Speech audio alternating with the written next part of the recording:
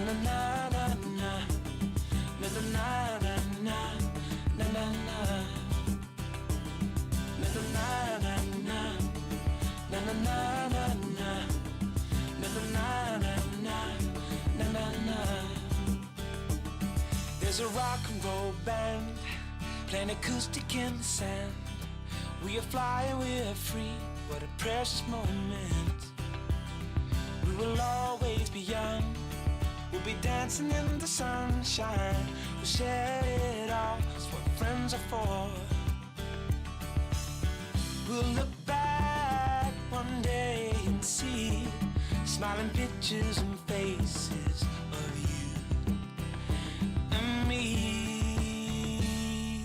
That's what friends are for. That's what friends are for. That's what friends are for.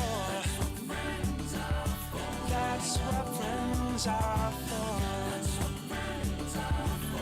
That's what friends are for. That's what friends are for. Yeah, yeah. That's what friends are for.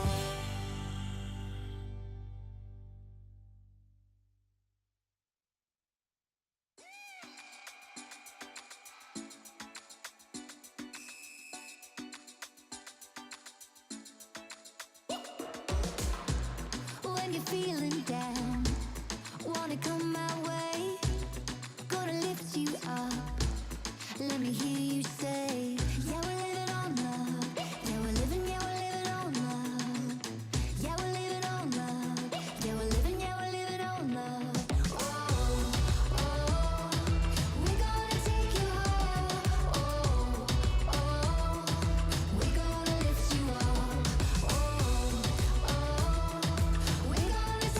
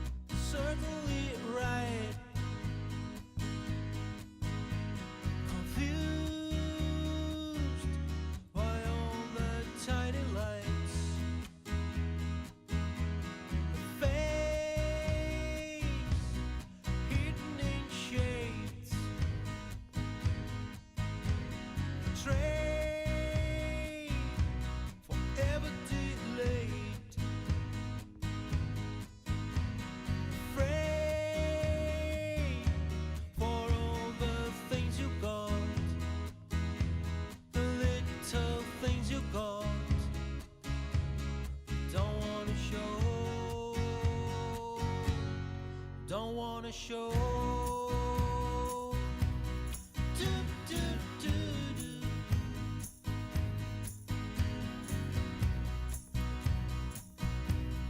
Do, do, do. Say life is not fair. Hey, not easy to share. So pray for all the things you've done, the little things you've done. You don't wanna show. Don't wanna show.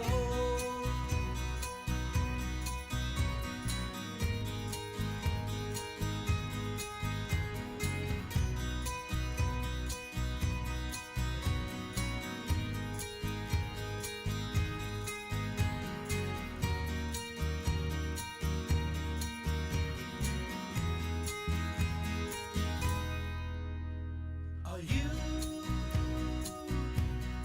kind of my type? Fool, probably right. Confused by all the tiny lights and all the things you bought. Don't wanna show. Don't wanna show. Do, do, do, do. Don't wanna show. Do, do, do. Don't wanna show.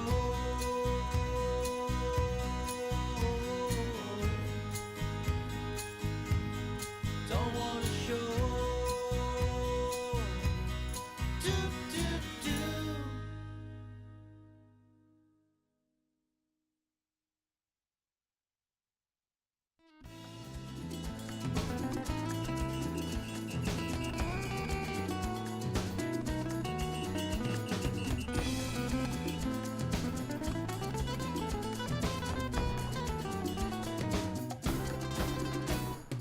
Anything she wants, you would gladly give her, blushing like a fool. Cause she caught you staring, watching every move. Is she taunting you? Is this a sign you need to stay cool? You feel like you can't deny. No, you're not in control. Once you connected, you feel the fire. And she's pulling you close, you close. The dance of love, aye, aye, aye. The dance of love, aye, aye, aye. The dance of love, aye, aye, aye, aye, aye, aye. The dance of love, body language. Fumbling for words, you feel so naked. You wanna tell her, but you don't wanna blow it. She can't hear the words that you're saying. The music's so loud, so let your body say it. The fact that you can't deny it. Yeah, it's taking control. Oh, it's so intense and she feels the fire. And she's stealing your soul, your soul. The dance of love, aye, aye, aye. The dance of love, aye, aye, aye. The dance of love, aye, aye, aye, aye, aye, aye. The dance of love, body language.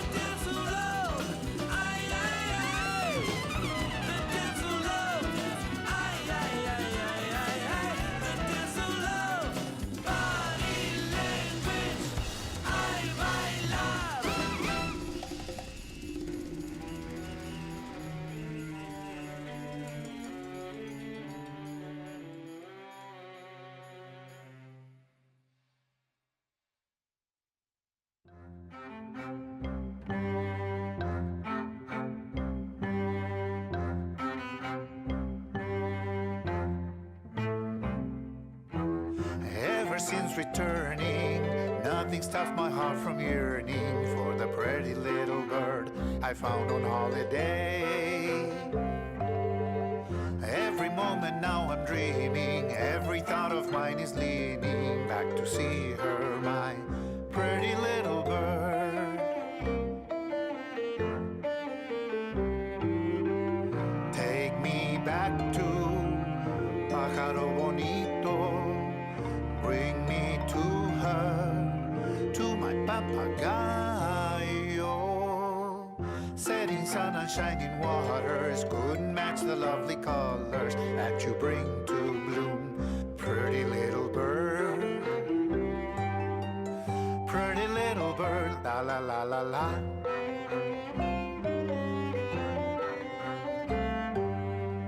Home among familiar faces, but my thoughts are other places, far across the sea with my little bird.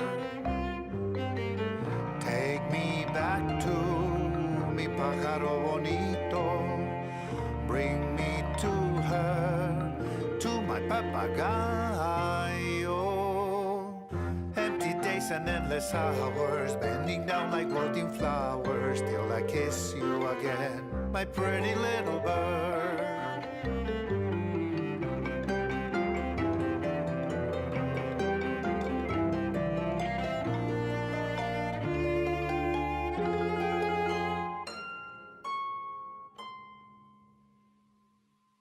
Fly to me, love, to my arms, love.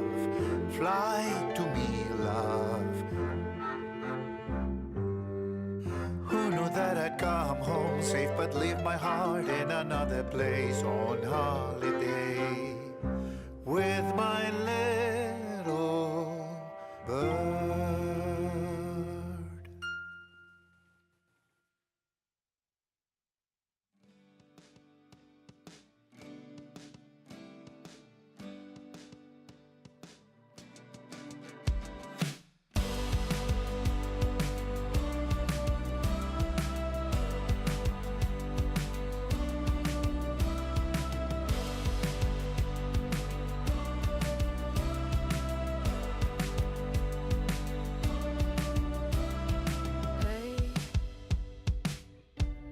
Come fly away with me. Think how we could be free. Stay up all night. We can last forever. Oh, we'll dance together. Oh, stay up all night.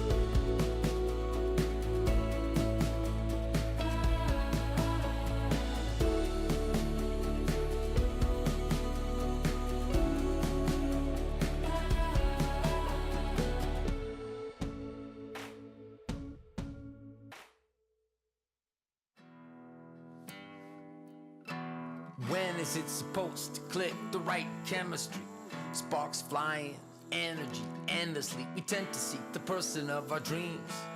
You might find you've lost your mind. Love may not be what it seems. Listen.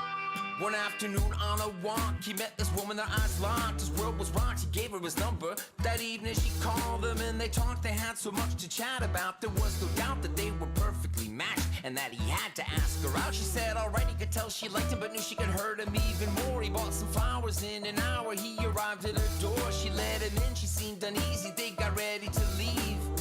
He began to wonder if he and she were meant to be. He thought, when is it supposed to click? The right chemistry, sparks flying, energy endlessly. We tend to seek the person of our dreams. You might find you've lost your mind. Love may not be what it seems. When is it supposed to click? The right chemistry, sparks flying, energy endlessly. We tend to seek the person of our dreams.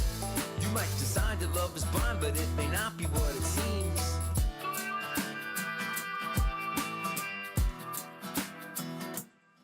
She laid eyes on this guy and was overwhelmed with attraction. She saw he had the exact same reaction. It felt right from the start, but if he played her and broke her heart, she knew she'd never recover. She promised to wait for a man who truly loved her. She said yes to a date. At 8 he came to her place. The club they danced and embraced. It was so fast-paced, her pulse raced. Then he pulled back like he needed some space. Her heart sank, she quickly thanked him and went home. Turned off her phone and spent the night in her comfort zone. She might have known he wasn't the one. She did the right thing by deciding to run. Or was she a jerk and it could have worked? A cruel fate, she found a soulmate. She wanted to believe she'd been naive, not deceived. She thought, when is it supposed to click? The right chemistry, sparks flying, energy endlessly. We tend to seek the person of our dreams. You might find you've lost your mind. Love may not be what it seems. When is it supposed to click? The right chemistry, sparks flying, energy endlessly. We tend to seek the person of our dreams. You might decide that love is blind, but it may not be what it seems. When is it supposed to click? The right chemistry. When is it supposed to click? The right chemistry. When is it supposed to click? The right chemistry. When is it supposed to click? The right chemistry.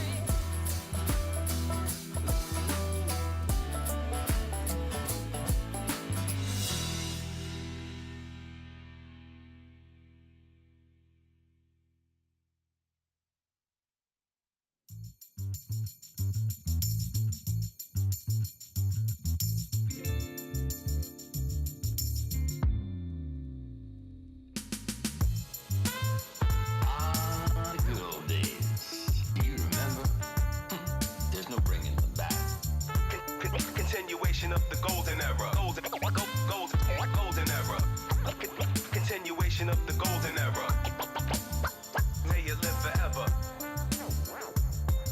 Late 80s, early 90s, it came into its prime.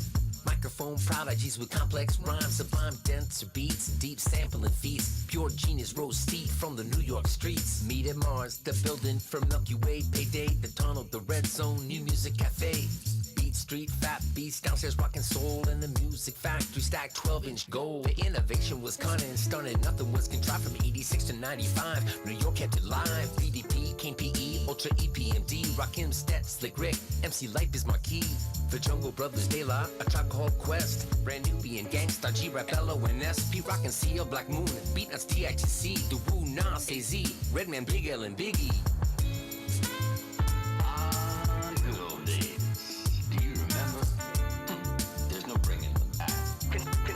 Continuation of the golden era. Golden era. Continuation of the golden era. May it live forever. You see, the elements converged into spoken word and hit a divine note that human ears had never heard. It emerged to what the mainstream considered absurd. They laughed at it, now it's generational, they're all addicts. 40 years later, now we reminisce, cause through all the shape shifts, it hurts us deeply that it hasn't been the same since. Large pro walking through that front door to cherish or neglect the black sheep, the choice is yours. Case Solo spelled it out for you. The Fugees kept the score, nice and smooth, made it funky for the junkies abroad. The Outcast elevated it. While Dre let me ride, he kicked me out. I had to start running with the far side. Lost my breath. All I need from Mary and Meth is ice water. Please give my full regards to the chef. Watch son get wrecked, cause all they rickety really want is effects. Gucci link shine, stretching Bobito 89 Tech 9, y'all.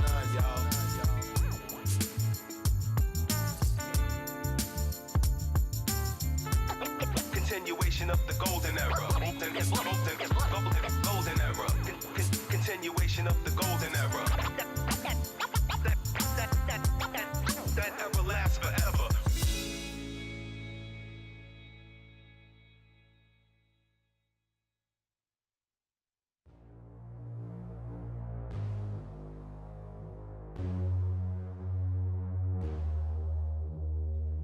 I just want to tell you it's alright while I'm smiling through the tears in my eyes.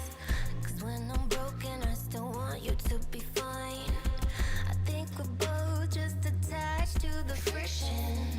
If you need me, I'll be pacing through my mind, and I can be the one to get you through the night. I lose the battle every time you pick a fight. Too afraid to combat this addiction.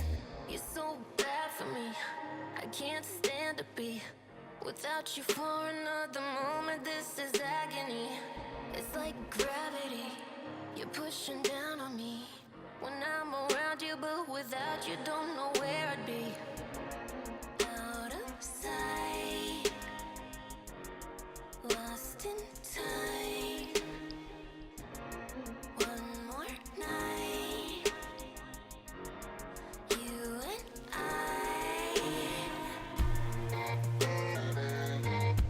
Friction. Friction. Friction.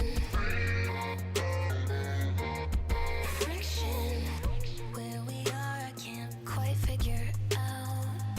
I wanna take all of the blame from you now. No matter what, I've gotta fix it somehow. You only know how to play it like the victim.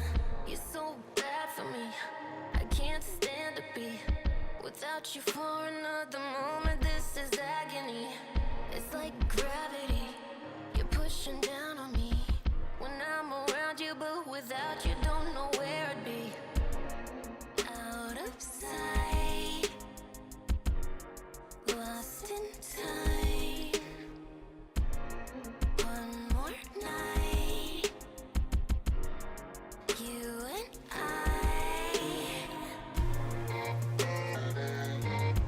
Friction. Friction. Friction. Friction.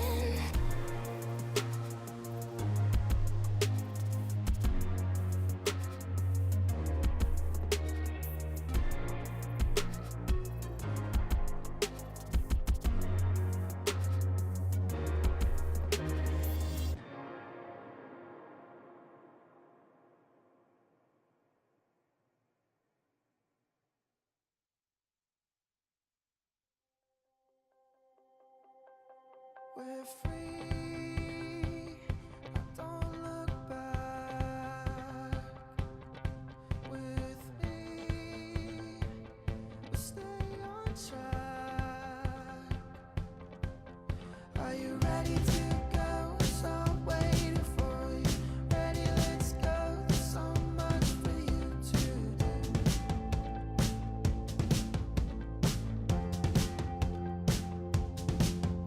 Are you ready to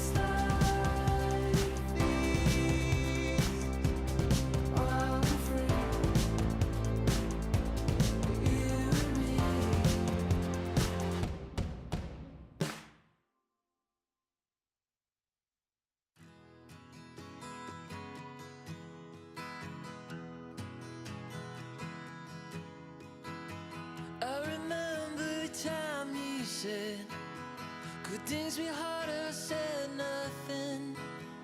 Heard from a friend that I hadn't spoken to in a couple of years or so. It would be alright as long as the sun keeps poking its way on through my curtain light.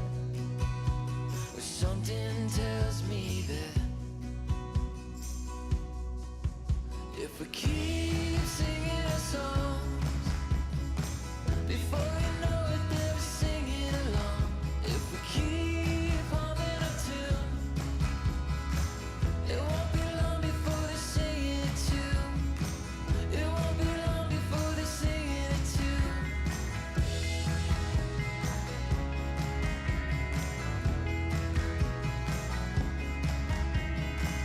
Look out my window and all I see are flowers blooming on empty streets.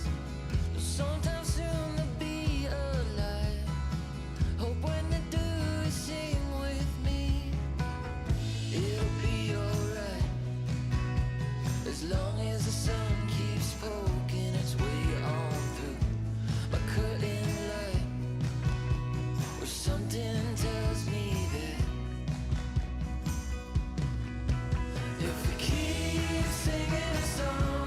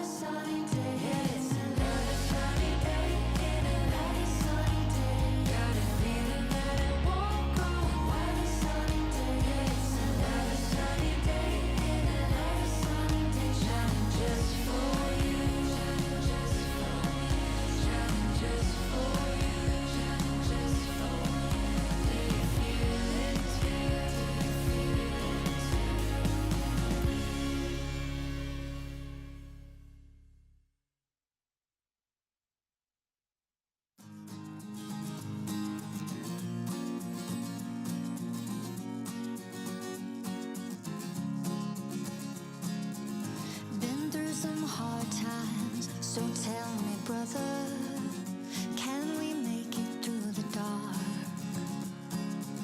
Let's try to be there for one another, though the road seems very far.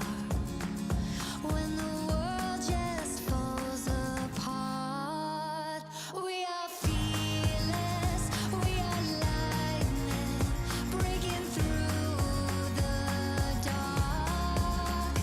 We are fearless, we keep shining, let love be the spark. Look for the clear skies, it's getting better. Just believe it in your heart. Let's try to hold on, it's now or never. We can make a brand new start. When the world just falls apart, we are fearless, we are lightning, breaking through the dark. We are fearless, we keep shining, let love be the spark, let love be spark, let love be spark, let love be spark, let love be spark. We are fearless, we are lightning, breaking through the dark. We are fearless, we keep shining, let love be the spark, let love be the spark, let love be spark, let love be spark, let love be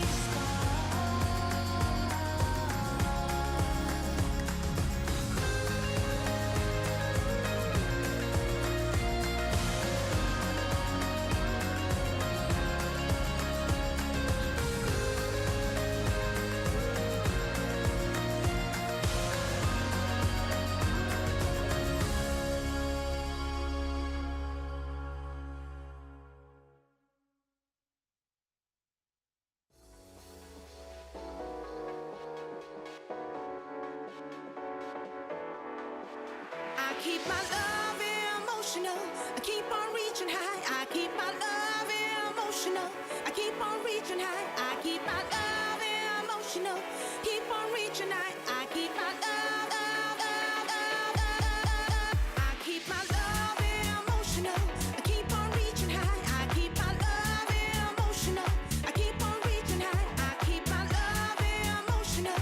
I keep on reaching high. I keep my love emotional. I keep on reaching high.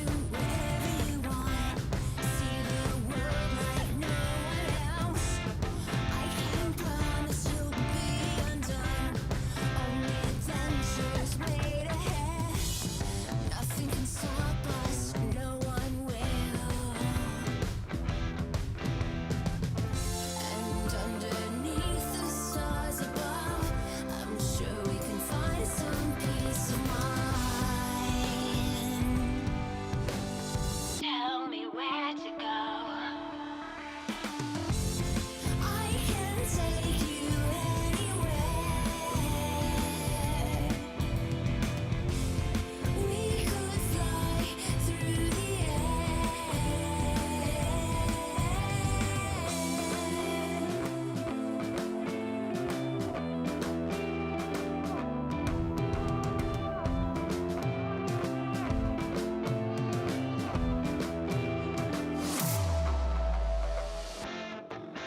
This ride could blow up your mind.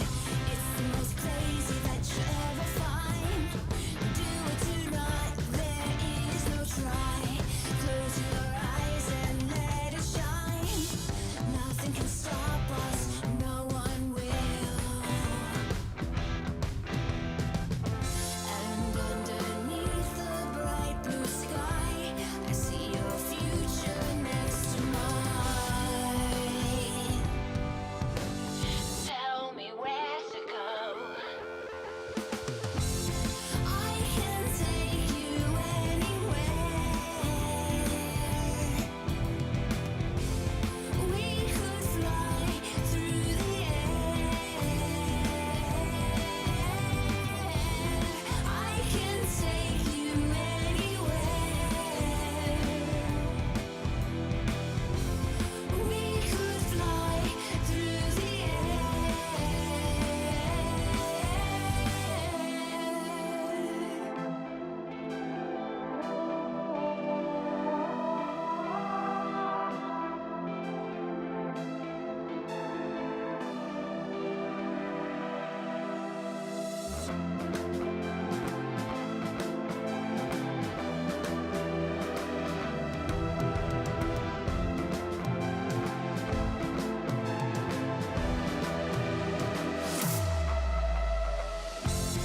I can take you anywhere.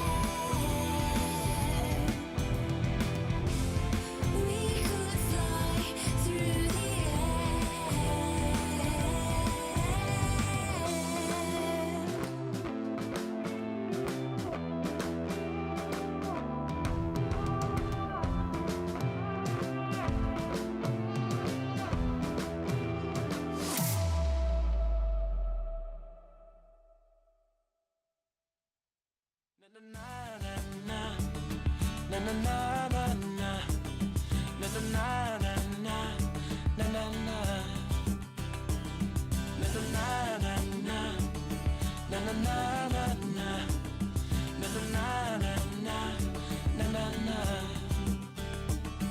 We got time on our hands, gonna have fun, we got no plans. We could party on the beach like we just don't care. We can follow the sun till the night has begun. We'll share it all, that's what friends are for. Na na na na na na na na na na na na na na na na.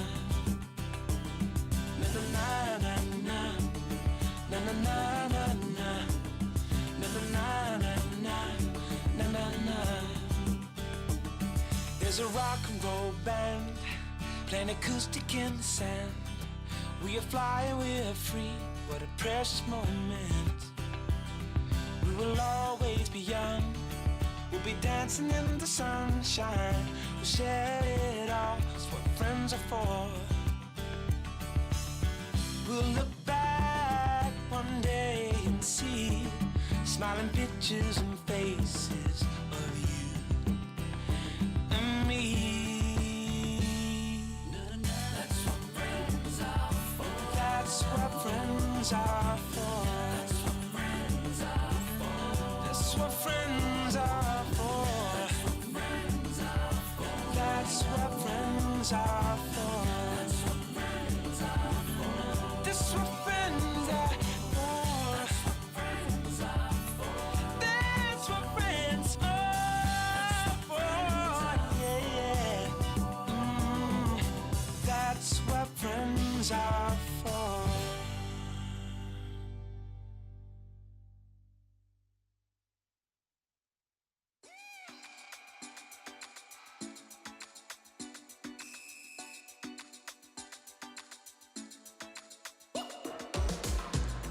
when you're feeling down. Wanna come my way? Gonna lift you up. Let me hear you say, yeah, we're living on love. Yeah, we're living on love.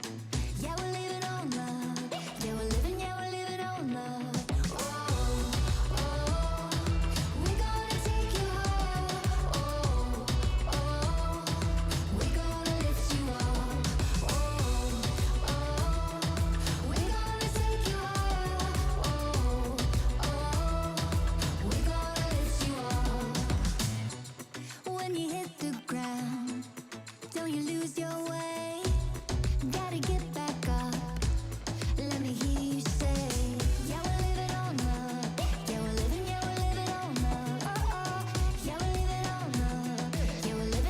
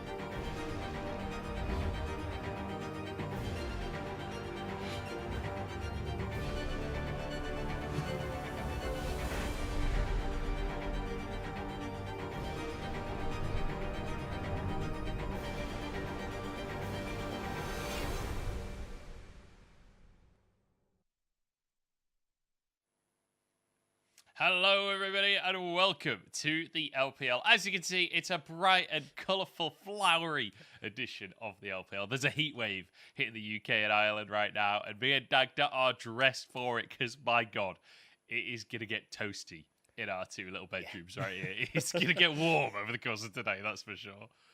Yeah, we had to go all summer out, all flowery out for this, especially since it's going to be our last cast of the regular split together, Mr. Munchables. We're coming up to an end.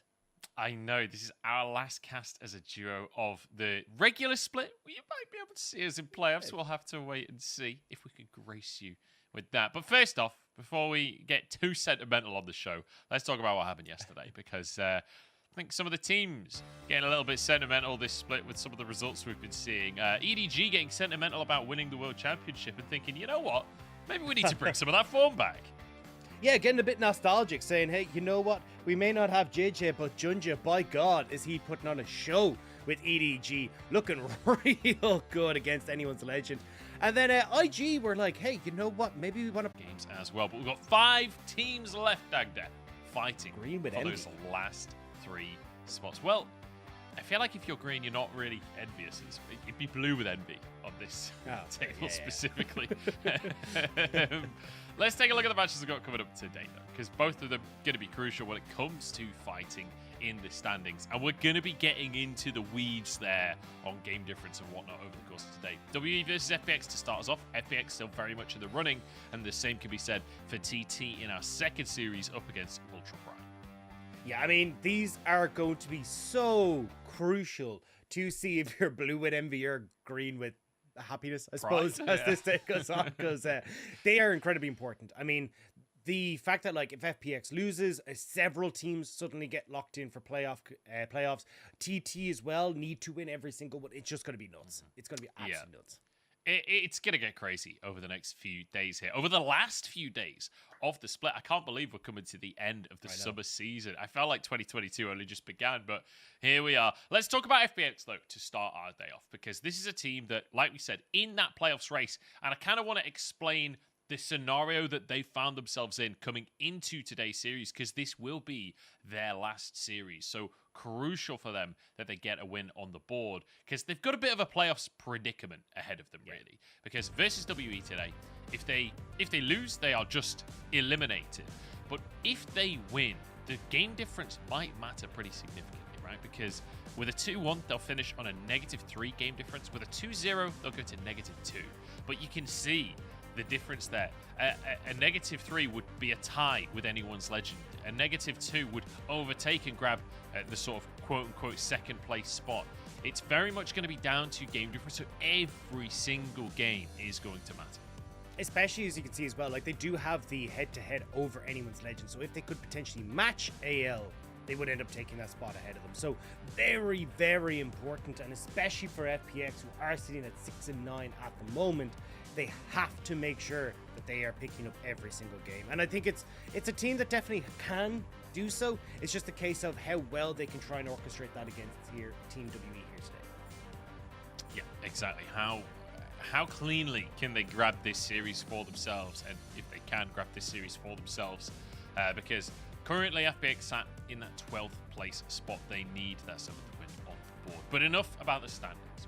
What you need to take away from this is FPX need to win 2-0 if possible. Yeah. That's their best way of making it towards playoffs.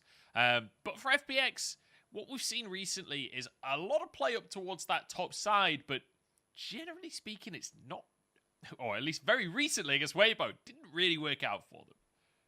No, I mean, for Weibo, definitely hasn't exactly been too hot. There was a bit of a top gap coming into this situation where, unfortunately, someone got a bit of diff, not only from the Shy, but also when you look at the horn usage, it was actually an Angel. It looked like the better top in that game as well. So a little bit unfortunate for Summit, as you look at these team fights, Angel's ultimates were just so much better, and it made massive difference for FPX. It's why they currently lie in their current playoff predicament, is they weren't able to pick up any of those wins against Weibo.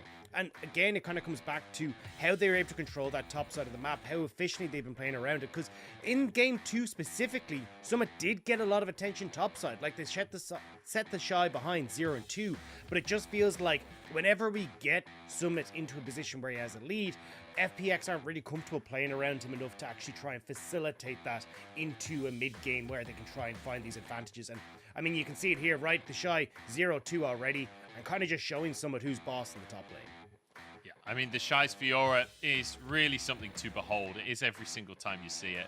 And great to see the mechanics on show, but crucially, that was while he's 0-2, right? And that's the point that you're making, is that they got some at a lead, but FPX couldn't convert that lead. The Shy still managed to take over in the side lane. So we need to see a bit more coordination, and more crucially, I think we need to see FPX playing towards the bottom side here, because LWX is posting some serious stats. He's playing aggressive AD carries, but the kill participation is 20th in the league. This team never plays towards LWX.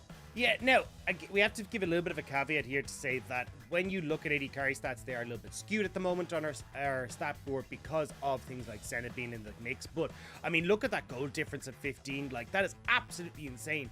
And when you are looking at playing champions, like Lucian, like the Callista, these are champions that need to have been facilitated in the early stages. You want to be playing around them in the mid game, but we just never really get it for FPX. And I don't understand when you have LWX posting up these insane figures from the laning phase, him and Hong taking over so well against their lane opponents continuously, why we don't see FPX leaning more down towards that bot side, especially on patch 12.14, when dragons are so important. It does not make sense to me that when you're on Lucians and Callistas, you're not just forcing dragons, forcing early skirmishes around this bot lane.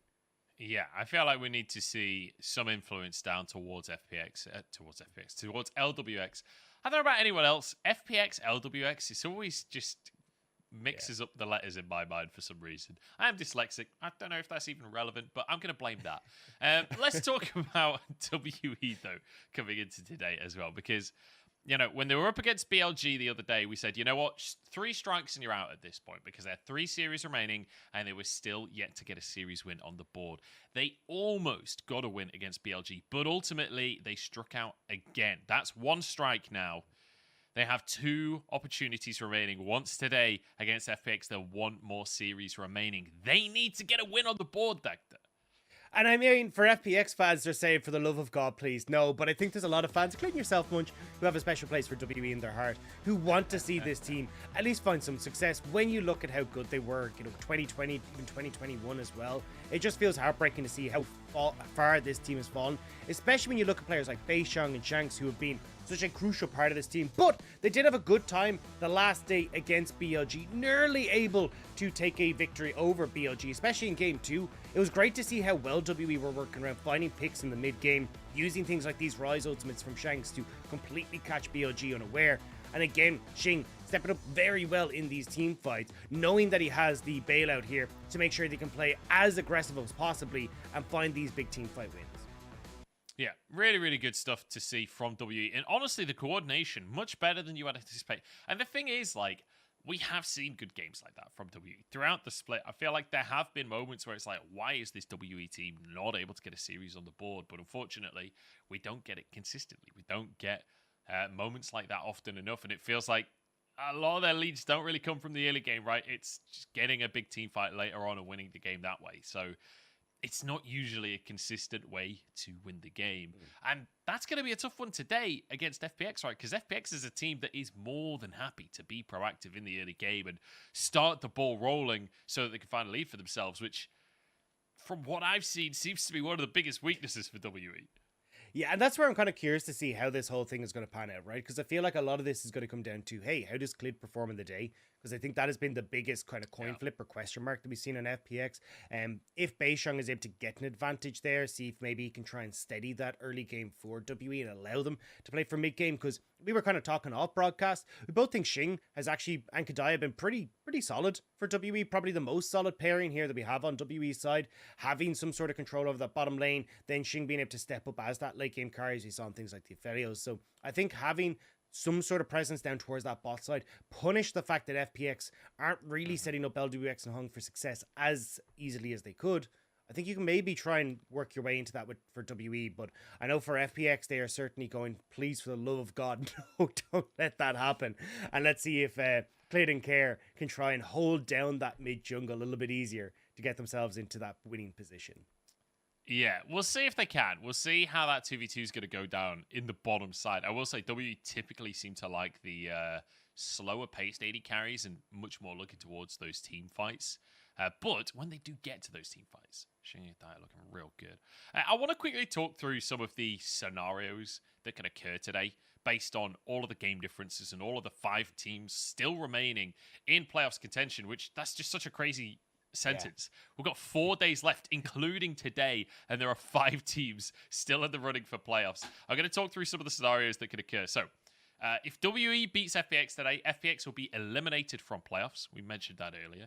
If Ultra Prime beats TT later today, TT will be eliminated from playoffs. That's because of the game difference. They won't be able to catch up even if they get to the 7 wins. If WE beats FPX or Ultra Prime beats TT, then LNG will be qualified for playoffs. If WE beats FPX and Ultra Prime beats TT, BLG and AL will be qualified for playoffs. And if FPX beats WE and Ultra Prime beats TT, FPX will be qualified for playoffs. Did you get all of that? I feel like I've thrown a lot of team names and a lot of scenarios at you very quickly there. I hope you were all able to follow along. I hope that sheds some light on how complicated the scenarios are right now. Yeah, I feel like I'm in the Always Sunny in Philadelphia situation where it's like I'm trying to connect all the red lines to which red line means this, means that, means which. So it definitely a lot of things that are going to be happening today. So we will try and keep you up to date as the day goes on, because otherwise it's just going to get bedlam. Yeah. But it is nuts, as you say, that like we are closing in on the end of our season, and there are still so many teams that are in that contention, especially when you look at someone like Anyone's Legend that got off to such a great hot streak. Now they're struggling as well because, I mean, they were able to pick up a win against EDG. They now have to try and pick up a win against Top Esports if they want to guarantee themselves into that playoff spot, but also just kind of need a game in hand as well to try and help out against some of the teams that are hot in their tails. LNG sitting 7-8 as well with another game. Like, there are 2 teams there that kind of have a bit of an advantage where they have games that can bring them up to that 8-8 and guarantee them that spot. But otherwise, it is game difference galore. It is head-to-head scores. It all comes down to, well, did you end up throwing that one game that you really shouldn't have? That is ultimately the question, right? And the thing is, with, like you say, LNG and Anyone's Legend, and technically TT as well, it's very possible that we actually have our top 10 all on 8 wins. All of these tiebreakers could just go to the wind, but that would require Anyone's Legend beating Top Esports, which is you know, that's a task and a half. We'll see that over the next few days, whether or not that can occur.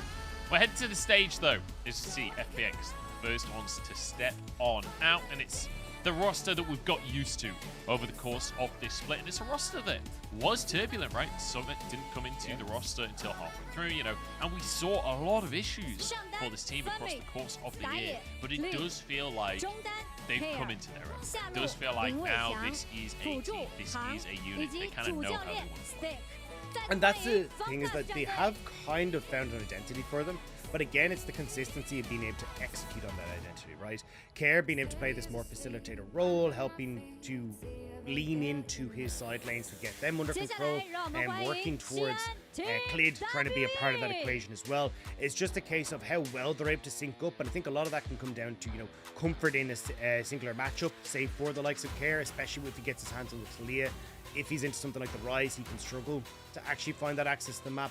I think Clid as well can sometimes get a bit lost in the sauce, essentially, when it comes to where he's supposed to be. He can sometimes go, oh, I should actually be bot side, but maybe miss the timing window that he should be. So I think it's about execution for FPX coming into today, and seeing if they can manage to get that 2-0 win against WWE.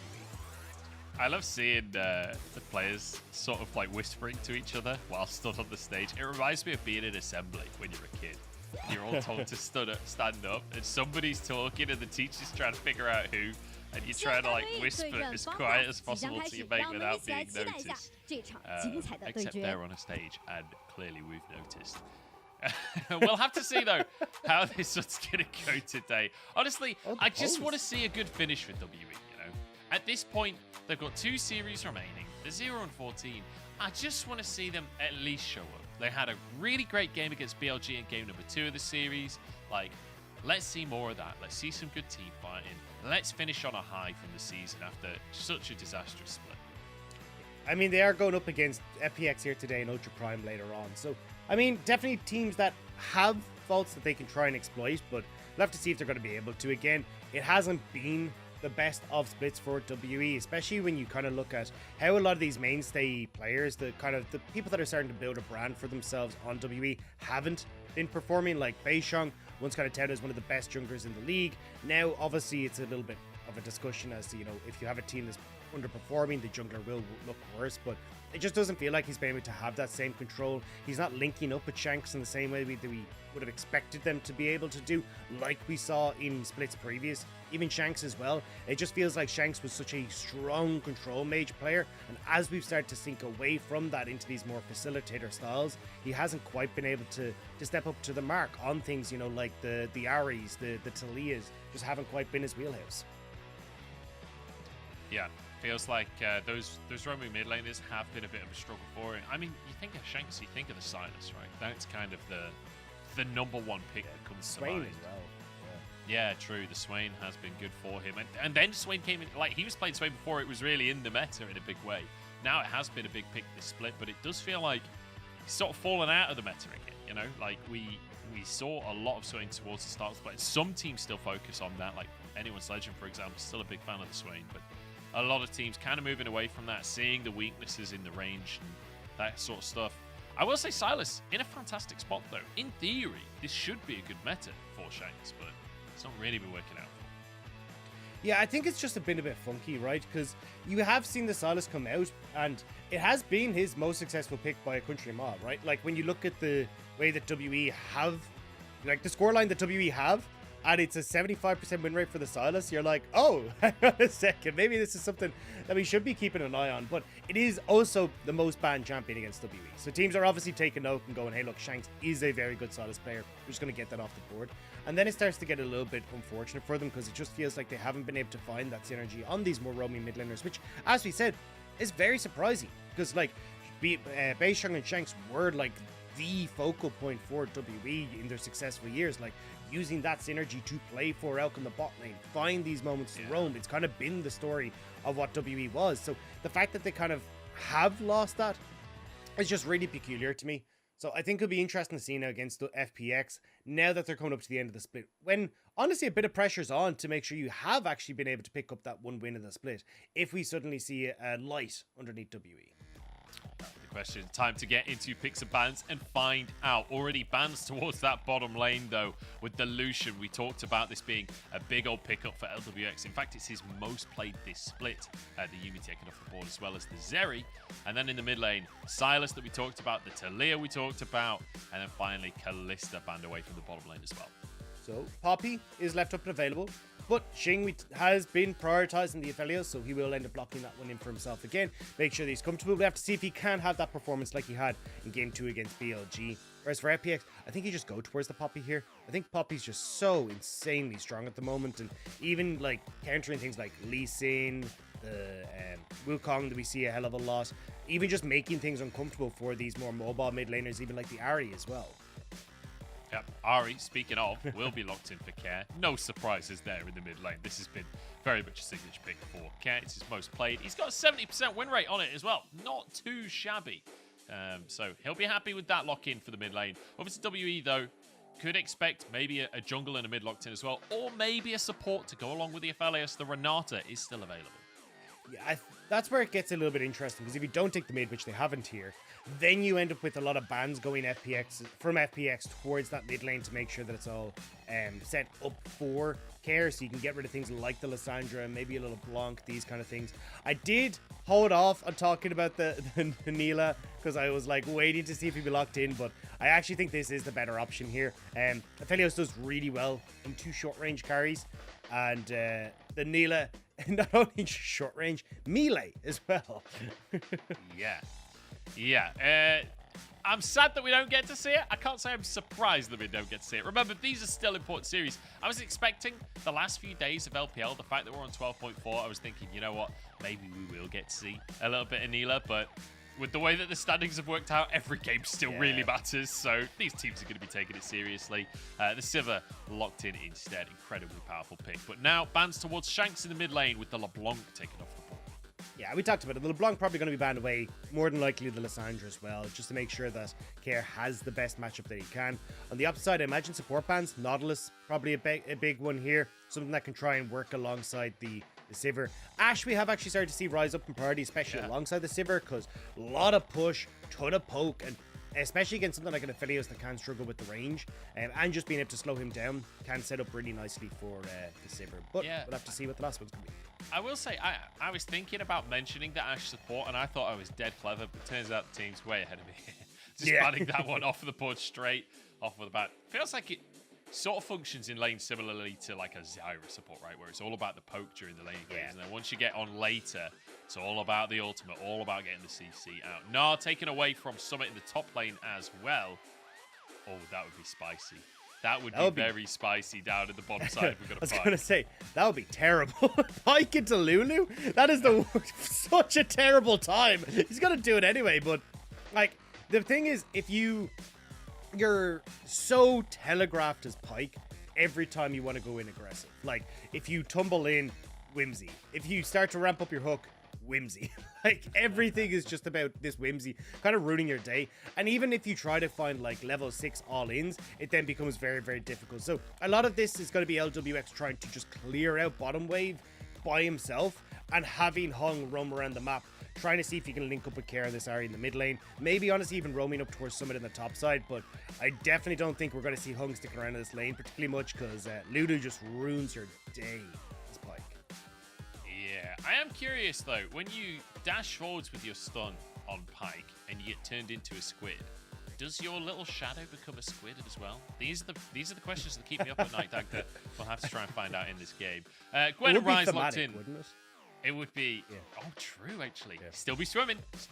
That's the key thing here. Is again locked in on the side of Summit. So, Gwen versus Kennen up in that top side. I will say, Demon has had a few struggles up in the top lane, especially during the laning phase, but his team fighting has been a highlight. So, hopefully this Gwen can be a tool for him to work with. Yeah, I think the side of FPX just have great matchups in top and bot side. Like Sivir, very good at clearing out the wave against the Felios, especially as you start to get a bit of AD into your kit and kind of blast these waves as soon as possible. Hung should be able to roam around the map. Summit has a great matchup in the top side. The only one that's a little bit of a difficulty is Shanks on this Rise in the mid lane against Caird. Like, you do have great push power as this Rise into the area and can look to try and roam, but I think Shanks is going to be under a lot of pressure from jungle, from support, making sure that he's not able to have as comfortable a matchup as he would like. Yeah, should receive some pressure there. Should be, you know, disallowed, basically. That's the ultimate goal, right? Don't let him get out of lane. Don't let him start using that ultimate and taking over the game. We'll see, though, because right now, I'm looking at the stats on the screen, Dagda, and it don't look pretty for WE. Like, the lane matchups don't look too nice. I will say as well, Hung, like, you know, you talked about the matchup against Lulu and him getting out of that bottom lane. Well, Hung already loves to roam. This isn't a 2v2 player. Yeah. This is a guy that wants to be in the mid lane, basically making kills happen anyway. So, honestly, I feel like Pyke might just be his perfect champion. He's got one game of it this split, 100% win rate. We'll see if he can keep that statistic alive here against WE. I will say FPX should be a heavy favorite coming in today, but there have been glimmers of greatness from WE. Can they get a series is the ultimate question. That will be one that is going to be on the mind of everyone, to be honest, because WE have definitely not had the best of times at all this split. It has been a long, arduous road for WE, and look, they have had, as you said, moments where we're like, hang on a second, this team maybe can take a game, maybe can find that win, but they've just been so few and far between, and especially against FPX, they've come out with this incredibly strong team fight composition that'll work so well against the short range on WE. You have to be so careful as to how you approach this. It feels like View and Shanks need to get so much control over this mid jungle so they can try and enact their will on the map and get themselves off to a quick lead. Yeah, I will say View at least has a very good matchup, right, with the Trundle into the Poppy. We've seen View playing Poppy recently, and I'll be honest, it wasn't a good look, so I'm glad to see him on the Trundle side of that matchup, to be honest. Summit, though, getting a little cheeky. We'll be able to get a deep ward, or at least just walk up and see. Right, why ward it when you can just use your own eyes and spots out where View's going to be starting off. So Clid playing with full information here, but View will be too in just a second as Clid going to start his red buff up, and you can see there's a blue ward just there. So junglers on an even keel to kick us off. Yeah, I was actually curious to see what Clid's pathing was going to be, if he was going to try and respond to the fact that, you know, there was a ward on his red buff, because he saw that everyone had invaded, but just going to take it nice and easy from the get-go, and just both junglers with full information here, both pathing bot. I'm watching View, though, to see what his plan is going to be. It looks like he will just go for a full clear. There are times we can go for that, like, 3 camp into some sort of early presence in the mid lane and see if he can get a gank off, but not going to be the case here. Looks like WE taking control of this bottom lane, should be hitting level 2 soon after just a couple more creeps here. And you can see FPX fully respecting that. This is a 2v2 that have been extremely good in specifically that 2v2. So you can see the lane prowess there, just knowing that they need to back away. Xing and Kadaya, though, a 2v2 that, like we were talking about before, they have shown some good stuff, but they might be in trouble as they're pushed up in this lane, trying to trade aggressively. Clid did walk over that ward. He'll see the ward die, though, and realize it's time to back off. Yeah, great ward from WE's bot side, just spotting out, hey, look, if Clid tries to go for any sort of weird early pressure, we're not going to fall for it. And I think it's going to be a kind of a tale of two lanes here, as View is going to look for the invade. But, I mean, smite on both sides here. It's a smite off. Who can get the smite? It's View! Just goes for the chop, goes for the smite. Nicely done there. And gets himself on out to safety. Hunk slightly wide on the hook. And View will even get a scuttle crab for his trouble. So nice little start here for WE. You can see big CS lead building up in that jungle. Yeah, I mean, definitely View has had a better time in the clear because, as you say, like, Blue stolen away, got the scuttle on bot side, but also just the fact that Clid did waste time trying to move into that bot side means that he is going to be a little bit behind. So you can clear it. This Raptors instantly reset with his 28 camps and move back into this bottom side of the map to finish off his Krugs if you'd want to. And I think that's probably your best option here because you need to try and hit this mid lane as soon as possible here for View.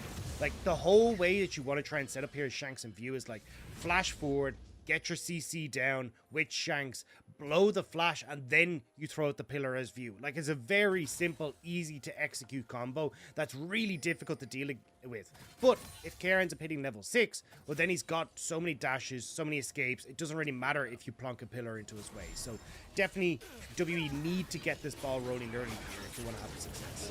Hook onto Kadaya, Ignite used as well. It won't be enough though, and Shing trading it back onto LWX. He's low on HP. There's no There's no Ignite on the side of WE, but FPX might just get dove here. View moving over. He's pretty tanky too, but Kadaya and Shing are fairly low. I think they've decided this ain't a play that they want to go for this early on.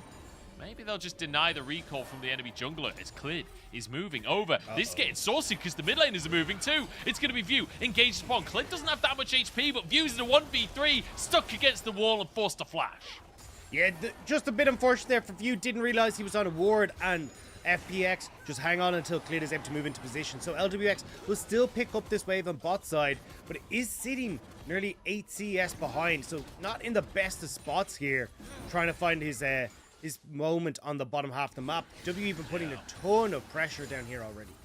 Yeah, and crucially, up on the top side as well, look at the CS difference. Yeah. It's a big, big lead for Summit. And I think there is a wave under the tower currently, so hopefully Demon should be able to sweep up some of that. But even still, it's going to be, what, 10, 15 CS in favor of Summit as you watch him literally deny creeps before our very eyes. Domination in the top lane from Summit so far, and that's exactly what we were requesting from FPX.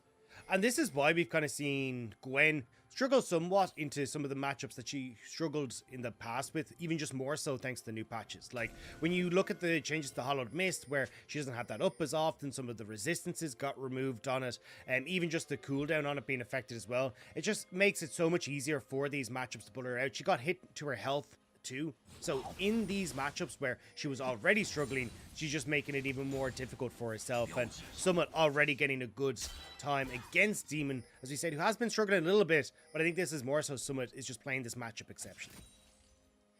Yeah, Clid now going for an invade or maybe a tower dive on the top side. There are no camps here currently, but just going to drop a deep ward. Demon moving over. I think he knows something's up. The blast cone not going to be procced here. Demon pushed towards his tower. As Clid doesn't even take a hit in return, I'm pretty sure, during that trade. Now another Ignite. No, it's not an Ignite. I thought I saw an Ignite go down. But Kadaya just going to get chunked out.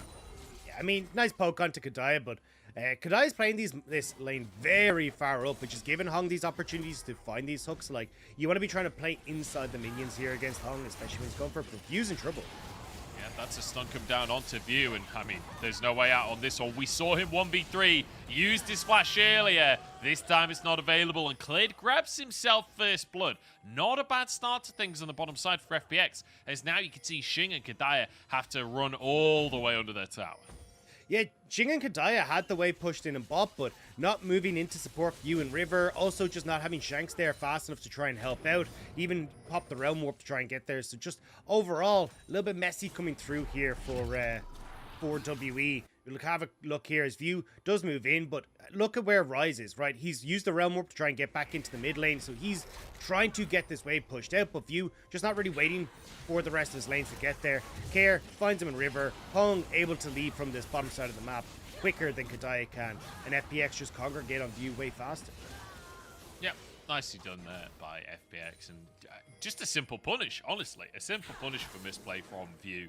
And it's led to them having 1,000 gold lead with the massive CS lead up in the top side, which Summit, by the way, 30 CS up and currently catching a wave. Like, that is disgusting, the lead that Summit has for himself up there.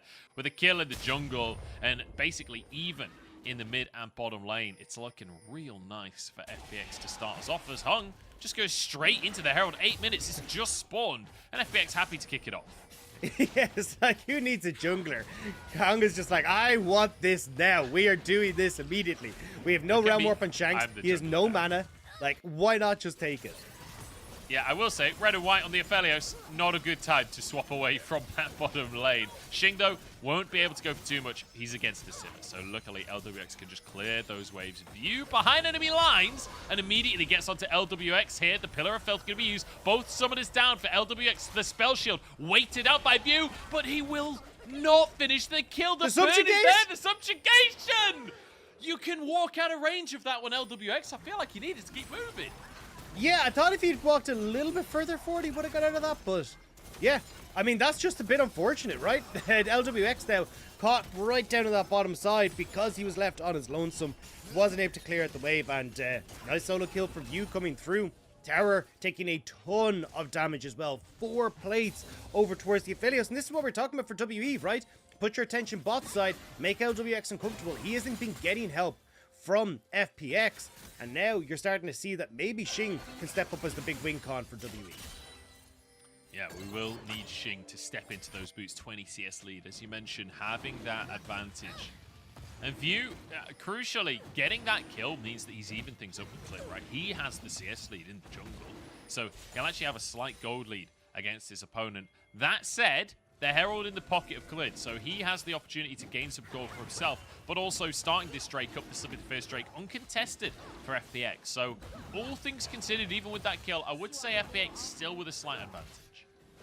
Yeah, I think FPX definitely do, especially as you say, like they can start to try and open up this map with the Riptail, but it's kind of a question mark as to where they put that, right? Because I think there is an option to like move it in towards mid to Care. Like Care almost has that first turret plate for himself already. Try and crack that open and unlock Care from the map, but I feel like with the way this bot lane is going, like getting this Sivir back online is going to be so crucial because FPX are 100% going to be looking for team fights. Like that's why you have a Kennen, that's why you have this Sivir. You want to utilize that AoE damage, but if your main damage dealer in the Sivir is gone and isn't really at a point where she's relevant, you're going to have problems here for FPX, but especially with how fast Xing has been accelerated.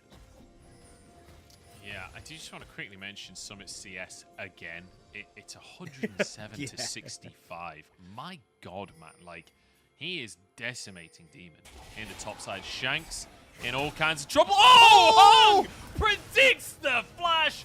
What a shot from him. Shanks will survive. The damage just wasn't there, unfortunately.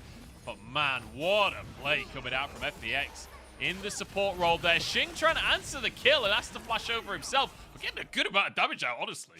Yeah, it was a nice attempt there from Xing. Thought he might have tried to go for the... Yeah. Oh, Demon. Oh, no. Oh, my sweet poor boy. child in the top lane. He's going to go down and Summit. He's just having a feel. He's rinsing him in the top side. It's a bit of a top gap. Gotta say much. Like, this has just been domination from Summit. And when we highlighted how he hadn't had the best of times against the Shy, I think Summit came out here with something to prove, making sure that he's able to get that massive, massive lead for himself. Summit... Actually, I think he let that turret plate die in the mid lane, so won't be able to pick that up here for FPX, but we're just going to get a replay here on the top side. I mean, Demon just playing this lane way too far forward. Like, there wasn't even need to be that far forward. Like, those creeps weren't really going to die, and Summit just finishes them off. Very, very well done. Beautiful little snipe at the end there, and as you say, the Shroud used too early as well, right? So then immediately Summit just pops the ultimate, finishes the job. 50 CS lead for him up in the top side as of right now with a solo kill on top of it. Kadaya loses half of his health in exchange for literally nothing. Unfortunate there for WE as they try and move into the river here. Drake not up for another 2.5 minutes. This is about control of the map. Yeah, it's about trying to see if they can keep this Sivir honest and trying to get control over River so they can get that turret on bot side. 1 plate left. They would love to be able to secure that, but FPX are actually just going to plunk this Rift Herald in the top side.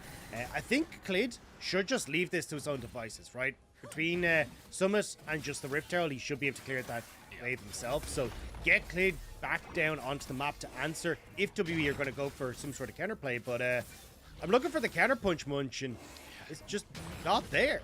You're going to have to keep on looking, buddy, because it ain't happening here from WE so far today. I will say, though, it's nice to see Summit dominating the top lane, basically without influence from Clid. Obviously, dropping the Herald there. We did see one roam up towards that top side from Clid earlier on. But, you know, in recent series, it's been Clid ganking multiple times in the top lane to be able to make something happen. That doesn't seem like the story for FPX here today. On the Poppy, Clid trying to more proactive around the bottom side of the map as View trying to protect his red buff here. Both level 8, both with smite available, and the keeper's verdict comes out from Clid. Thank you very much, he says as he just snags the red buff away.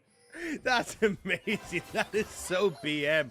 And even getting the Trundle out of this bot side as well is actually going to be pretty good. Because as you can see, LPX, now with the Kraken Slayer, is getting to a stage where he can just continuously push out these waves on bot side and start to put pressure onto the bottom tower. So having Trundle with less reason to stay on this bottom side is going to be great. But he sees LWX and he thinks, you know what? That seems like a pretty solid reason for me to still be here.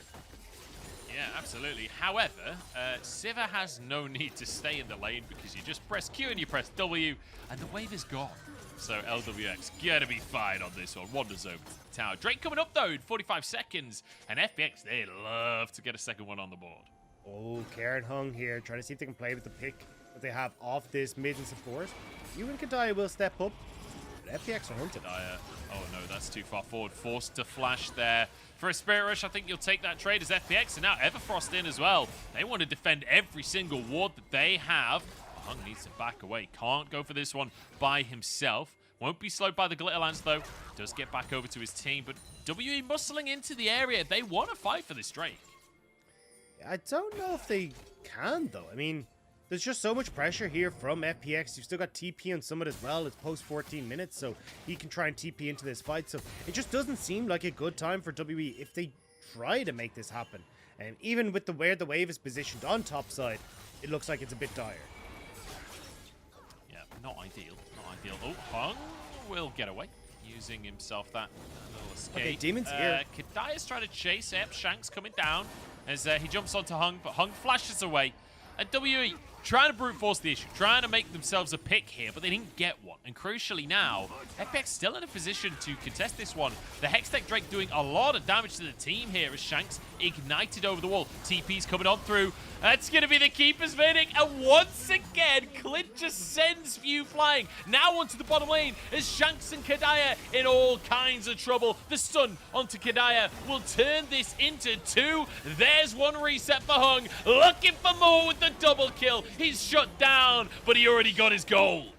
Poppy is waddling her way over, though. They want to try and get a bit more. Good pillar from View will shut that down, but FPX, I mean, we called it, right? They had everything that they needed there. TP available for so much. Great ward control over the area. And even that Keeper's verdict again from Cleared. This is why this Poppy is so obnoxious to play against. The numbers advantage is there for FPX, and it's kind of just lights out. Like, we'll see it here. I mean, everything just went wrong for W. Even Shanks not having the flash because he just burnt it to try and get that pick on Hung. Yeah, I mean, everyone getting caught out here. Like you say, Shanks, no flash available, and then Hung just managing to find death from below on two different targets. That's a lot of gold for FPX. Now View's caught. Care with the Spirit Rush, but I think that was his third charge. Summit tries to finish the job, tries to predict with the Shuriken. Can't quite find it. But even still, another fight for FPX. And look at the gold difference. They were, what, 1,000 gold up before? Now it's almost 5,000. Yeah, I mean, you've got a bounty on the mid laner here for Claire as well. 150 gold on his. FPX going to pick up the next Rift Herald. So all objectives belong to FPX here. And it's been pretty good so far from FPX. We saw WE try to make one or two moves in the early stages. But once we kind of got past the 6-minute mark, 7-minute mark, it's been FPX all the day long. And it just feels like now with WE, they're trying to see if they can hold on, see if they can wait for that scaling to come through in Aphelios, but FPX aren't giving them the time. No, absolutely not. WE trying to crash this wave at the bottom side, but Summit should, in theory, be able to play the wave. I don't know, he's 1v3 right here. Needs to be cautious not to step up too much. I mean, that's the thing. He does have that slicing Maelstrom. I'm still scared of Kennens in a 1v3, but it will be the tower going down. So WE at least get themselves an objective bounty, but look at the mid lane Dagda. It's just going to be traded because the Herald went down in favor of FPX. And mid tower, 9 times out of 10 is more valuable than that bot lane turn, and this is definitely one of those situations. So FPX doing a really good job now. We'll get the second charge here as well. And overall, again, it's just complete domination here from FPX. Look at the vision control that they're starting to establish across the map as well. Like, this like straight line right through WE's jungle. So no matter where you try and exit out into river on WE's side, you're going to be spotted, which is why Summit feeling totally happy as Larry to start poking at this bot lane turret. And you got Sivir as well, who's going to start moving in towards this mid lane. Claire is here as well, so looks like they might even try and catch out members of WE who have overextended in this mid lane, but Kadai and Xing might have sniffed it out. I will say WE playing pretty respectful. Not respectful enough, though, because Care will just Spirit Rush and flash across the screen. And another prediction from Hung as well. Why not? Kadaya cannot get a flash right against Hung because this guy reads minds. FPX don't want to be respectful. They don't care who you are or what you're doing. They're going to take you down where you stand. Beautiful stuff. And here, Demon, I'm real sorry, bud, but it's not going to go well for you. No, even Cares here behind enemy lines to try and finish the job. Ooh. Electrocute almost finishes it. TP coming in now. Someone's on the wrong side of the play. Does not have flash available and just gets taken down. Shanks with a big kill there. That was a bounty as well. So a big influx of gold. Maybe an opportunity for WE, but I mean, the gold lead is still extending ultimately for FPX. I mean, they got the mid lane turret and they got a kill. So yes, some of the gold going back into Shanks is nice, but I mean, Shanks is a entire needlessly large draw behind. Like, yeah, it's just so much that you have to try and overcome here. And Dragon in 50 seconds, Summit with TP again, vision control already established by FPX and River. So WE going to try and push in this mid wave, see if they can get control over that area once more. But I mean, with the wards available for Summit to go wherever the hell he pleases, you got to be so careful here as WE. You absolutely do, and FPX are more than happy to brute force some of these plays because Hung is feeling it today. We saw the pike locked in, and instantly it was like, okay, this is going to be a fast game, but straight off of the bat, we said WE, their weakest part is their laning phase. FPX will want to find advantages early. They absolutely have, and they want to keep that ball rolling if they can as well. Next straight coming up in 10 seconds, and WE trying to play to the top side in answer for that. They will grab the tower, grab themselves that bounty as well. But Summit now, there to defend, there to clean up some waves, and, you know, the resets will be too late. This will be traded for the draw. I mean, the fact that they're not even going to try is very telling of where WE are at the moment. Like, this is going to put FPX onto Soul Point. A Dragon now is... The Mounted Dragon is probably the most OP one at the moment, but FPX Summit is in trouble. Summit is in trouble, but maybe can turn this around with the slicing maelstrom onto Demon. That is so much damage. Flashes over the wall as well. It's answered by View. A kill for Shanks here. WE do find something, but look at that bottom lane. Look at the tower here. Care trying to finish this as fast as he can. I don't think he'll get it in time, but Shane gets charmed. Okay. Hung! Wait. Look at Hung! He's going for the execute! Oh, he missed it! Death from below did not connect with the flash. So that Hung wasn't able to get it, but as you say, bot side, you did have the push coming through from Care, but Shin Kadaya able to cover that one. But yeah, things are getting a bit spicy. We'll see it here on the replay. Flash over the wall, tries to connect with the Death from below, but just able to get away with the skip and slash there. Yeah, just about a close one for Demon. And honestly, you know, Demon not been having the greatest game ever, but at least he's only died once, right? It could have been a lot worse considering how one-sided that laning phase was. Summit with a couple of deaths here, and it does feel like that's the strategy for WE, right? Just overload whichever side of the map Summit is on. Yeah, I mean, it's trying to pick off whoever is that lone person pushing, but they are still losing out on the rest of the map. Like, a kill is nice, but it's not really going to bring back the towers that you lost. Like, the pressure that Care was able to get on the bottom side, and the fact that you lost Dragon as well for that play, don't forget. So, a huge amount has been given across for these plays, and it's just not really netting enough back. So, they were trying to slow down the pace, but FPX just aren't having it. No, they are certainly not. And I can't blame them. I can't blame them, honestly. I feel like if I was FPX, I wouldn't be having it either. Just try and finish things off here. It's not like they don't have anything on the line or anything, you know? Yeah. Remember, every game matters. This isn't just about the series for FPX. Like, they want a 2-0. And you can tell in their gameplay, right? Because they're not going too aggressive either. They're not doing anything crazy. Even with this Pike draft, we've seen teams go much crazier in the LPL than what we're seeing from FPX. This is somewhat reserved. Just basically, I'm going to be totally honest, I feel like most of the plays have just been hand stiff from FPX in this game. Yeah. I mean, a hands diff, a better understanding of kind of how to play the map as well. And just a vision control again. Like, look how much of that map is red. Like, even on the blue side, that map is significantly more red. And FPX have been finding their advantages as a result. Care, not quite able to connect with the charm there, but still searching for it. And I think WE kind of know, hey, look, at this stage, FPX going to start up this this Baron whenever the hell they really want. There's so much pick potential, so many things you got to be worried about as WE trying to move into the pit that it's really hard to contest. Yeah. It will be tough to contest Sorry, on this one. I did want to finish off a little bit more, but I started to cough. So to be Yeah, fair, I was like, you did sound mid-sentence. I was No, like, yeah. okay, I guess that's the end of Sorry. that one. So, for anyone who doesn't know, I have not bad hay fever, but I definitely have some hay fever, and it's too warm to not have my window open, so I am struggling a little bit at the moment. WE bit of hay fever because they sneeze and the tower falls down, but they've been surrounded. Summit's in behind enemy lines, Care alongside him.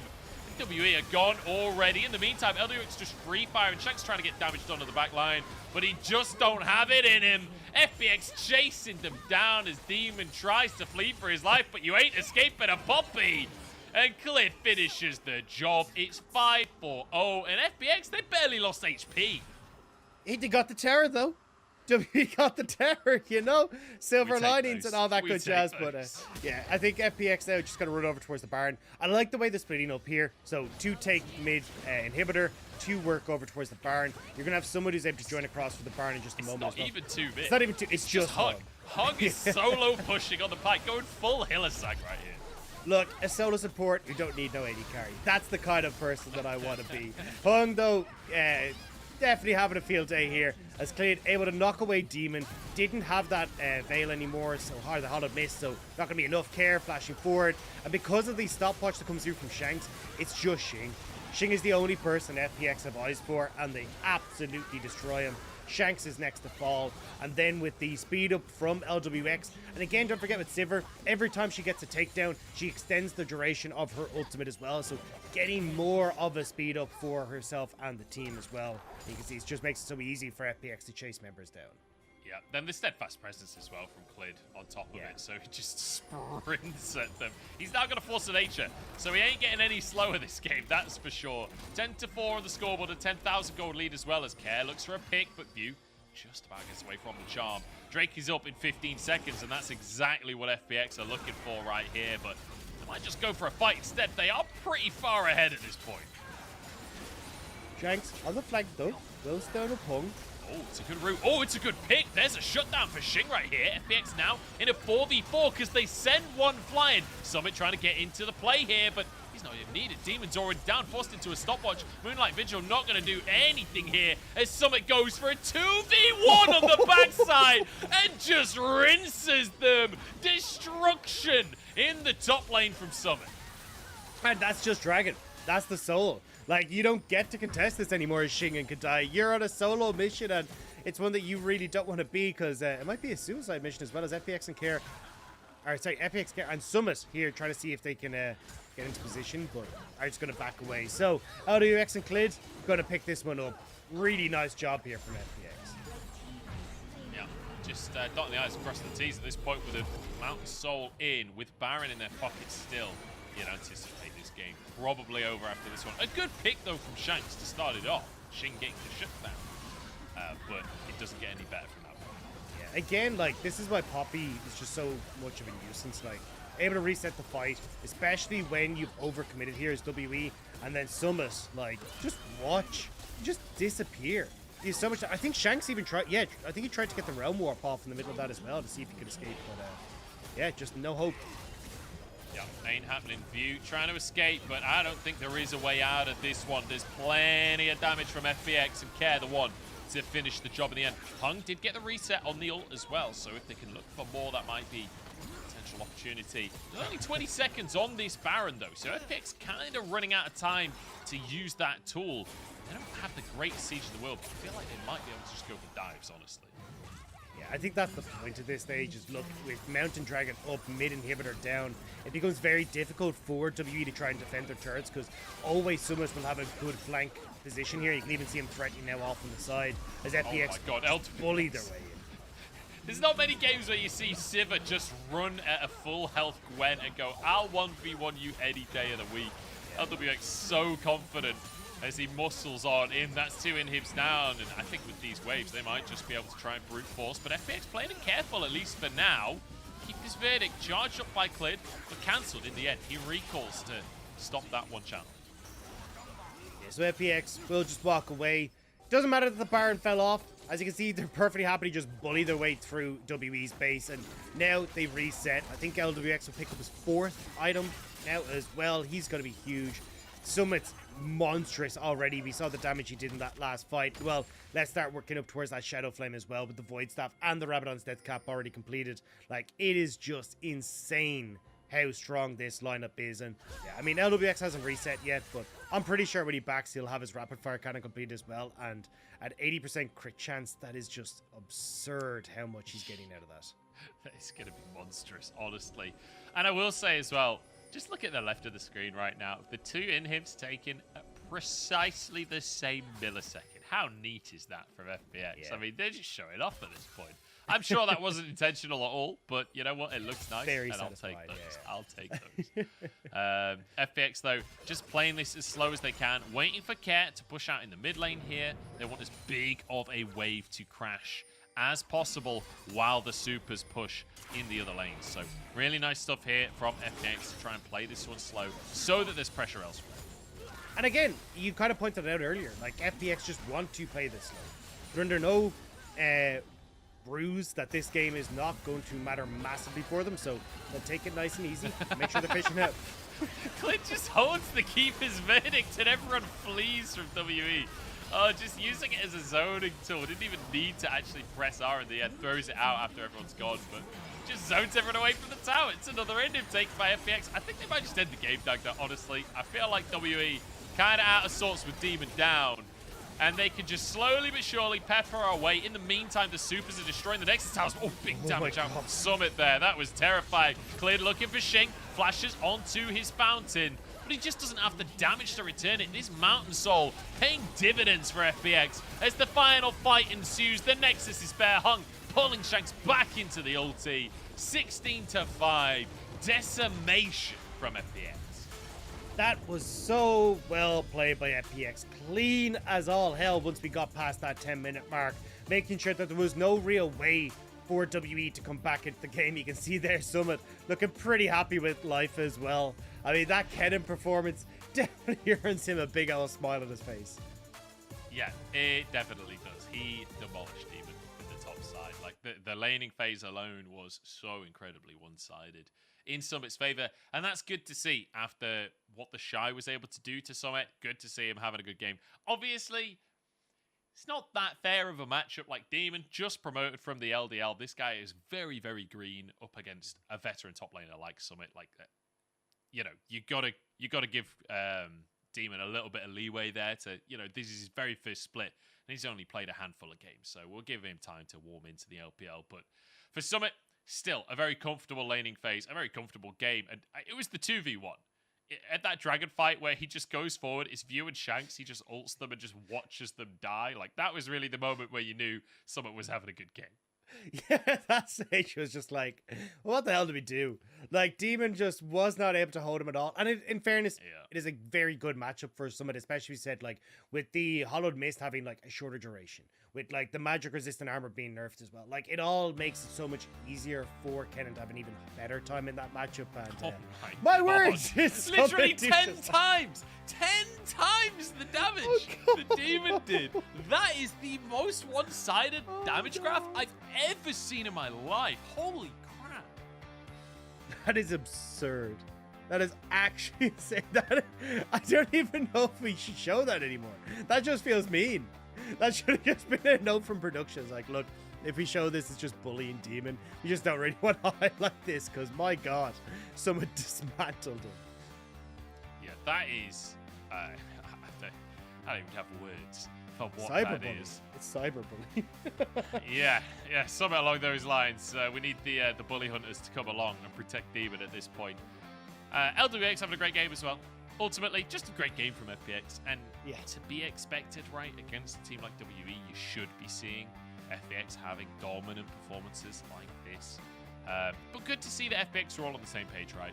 Like, clearly had a plan, clearly had a strategy that they were all working with here.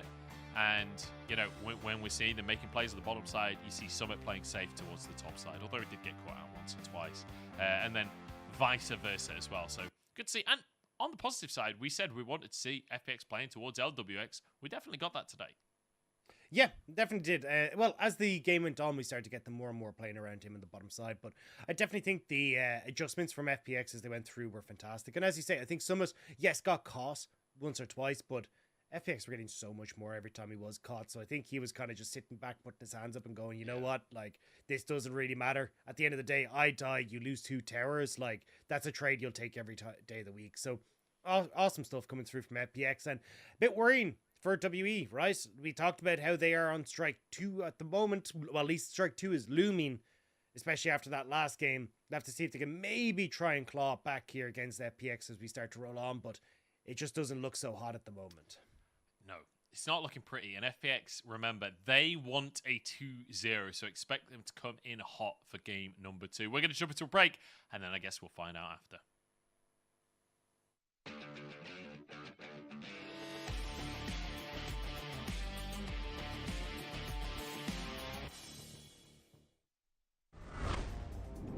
Specifically as a result, I'm not sure if we'd see nearly as much bot pressure if it's still... Whoa, Strife! Just gets deleted! One-shot him! You're heavily reliant on Clean, who is still flashless to get some of these great plays off. Just look at top. I mean, it keeps happening. Grand Challenge close to getting through. I want to see that fight as he goes in under turret the shy.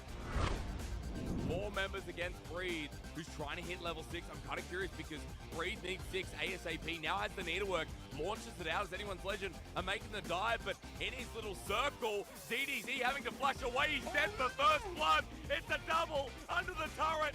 Chocho also almost next.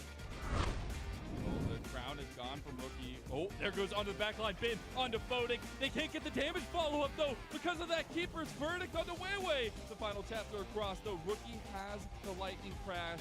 As the Ultra Shock laser comes out from Doggo. Doggo stepping up here. Rookie can go over the wall as the lightning crash uses it. Tries to go back in on the Weiwei. Doggo has to get out. He's almost out of mana at this point. You've got to be really careful. That's already Weiwei down 2. Doggo, you got to find a way to carry. Icon, somebody. Doggo's got 1. Can Doggo clean it up? Doggo's got 2. He's trying to find the miracle play. He's got him. No. Crisp goes down, and a triple kill is not enough. And V5 slammed the door on BLG.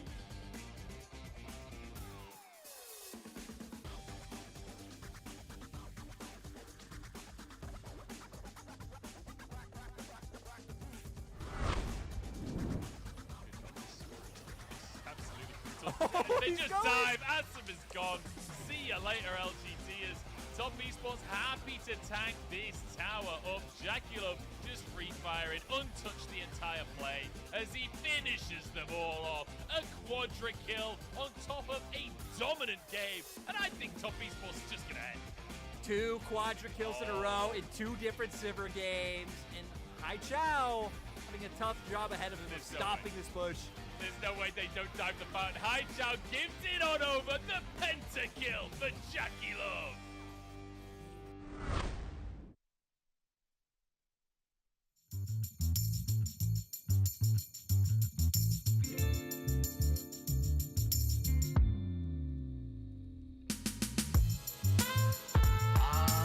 Good old days. Do you remember? There's no bringing them back. Continuation of the golden era. Golden era. Continuation of the golden era. May it live forever. Late 80s, early 90s, it came into its prime. Microphone prodigies with complex rhymes, sublime denser beats, deep sampling feats. Pure genius rose steep from the New York streets. Meet at Mars, the building from Milky Way. Payday, the tunnel, the red zone, new music cafe. Beat Street, fat beats, downstairs rockin' soul. In the music factory, stacked 12-inch gold. The innovation was cunning, stunning, nothing was contrived from 86 to 95. New York kept it live. BDP, King PE, Ultra EPMD. Rakim, Stet, Slick Rick, MC Light is Marquis. The Jungle Brothers, De La, A Tribe Called Quest. Brand Nubian, Gangstar, G-Rap, Bello, and SP. Rockin' CL, Black Moon, Beatnuts, DITC. The Woo, Nas, AZ, Redman, Big L, and Biggie. Good old days. Do you remember? There's no bringing them back. Continuation of the golden era. Golden era.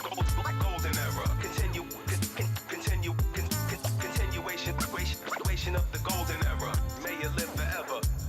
You see, the element elements converged into spoken word and hit a divine note that human ears had never heard. It emerged to what the mainstream considered absurd. They laughed at it, now it's generational, they're all addicts. 40 years later, now we reminisce, cause through all the shape shifts, it hurts us deeply that it hasn't been the same since.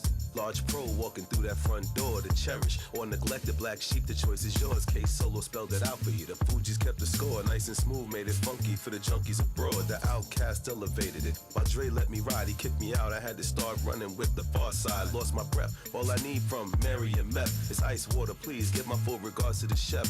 Watch son get wrecked, cause all they rickety really want is effects. Gucci link shine, stretching Bobito, 89 Tech 9, y'all.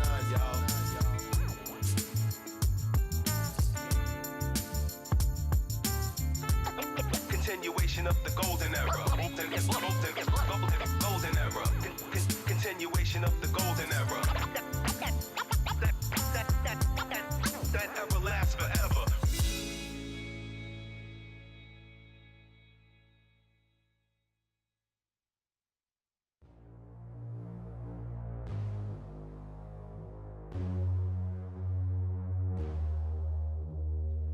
I just want to tell you it's alright while I'm smiling through the tears in my eyes. Cause when I'm broken, I still want you to be fine. I think we're both just attached to the friction. If you need me, I'll be pacing through my mind, and I can be the one to get you through the night. I lose the battle every time you pick a fight. Too afraid to combat this addiction. You're so bad for me, I can't stand to be without you for another moment. This is agony. It's like gravity, you're pushing down on me when I'm around you, but without you don't know where I'd be. Out of sight, lost in time. One more night, you and I.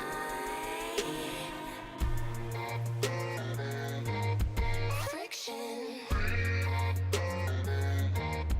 Friction.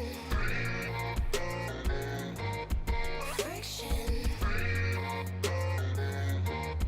Friction.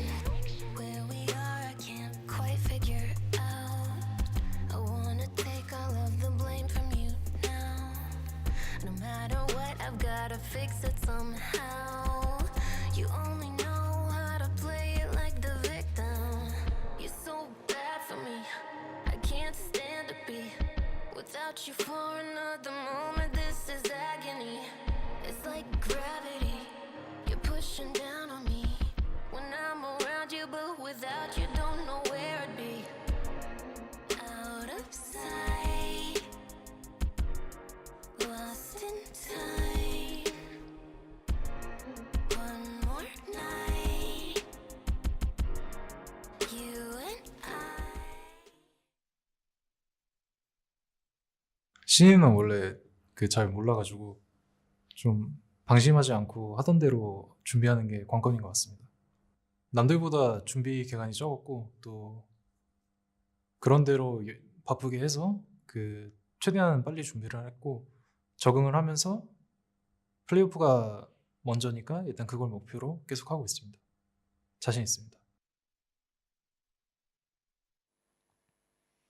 Welcome back, everybody, to the LPL Unwatchables, joined by Daggers McGee once again as we head towards game number 2 here between FPX and WE. And we had a little bit of a top diff up in the top side of the map here. Summit doing okay against Demon. I think he had an all right game. I don't know about you, Rob.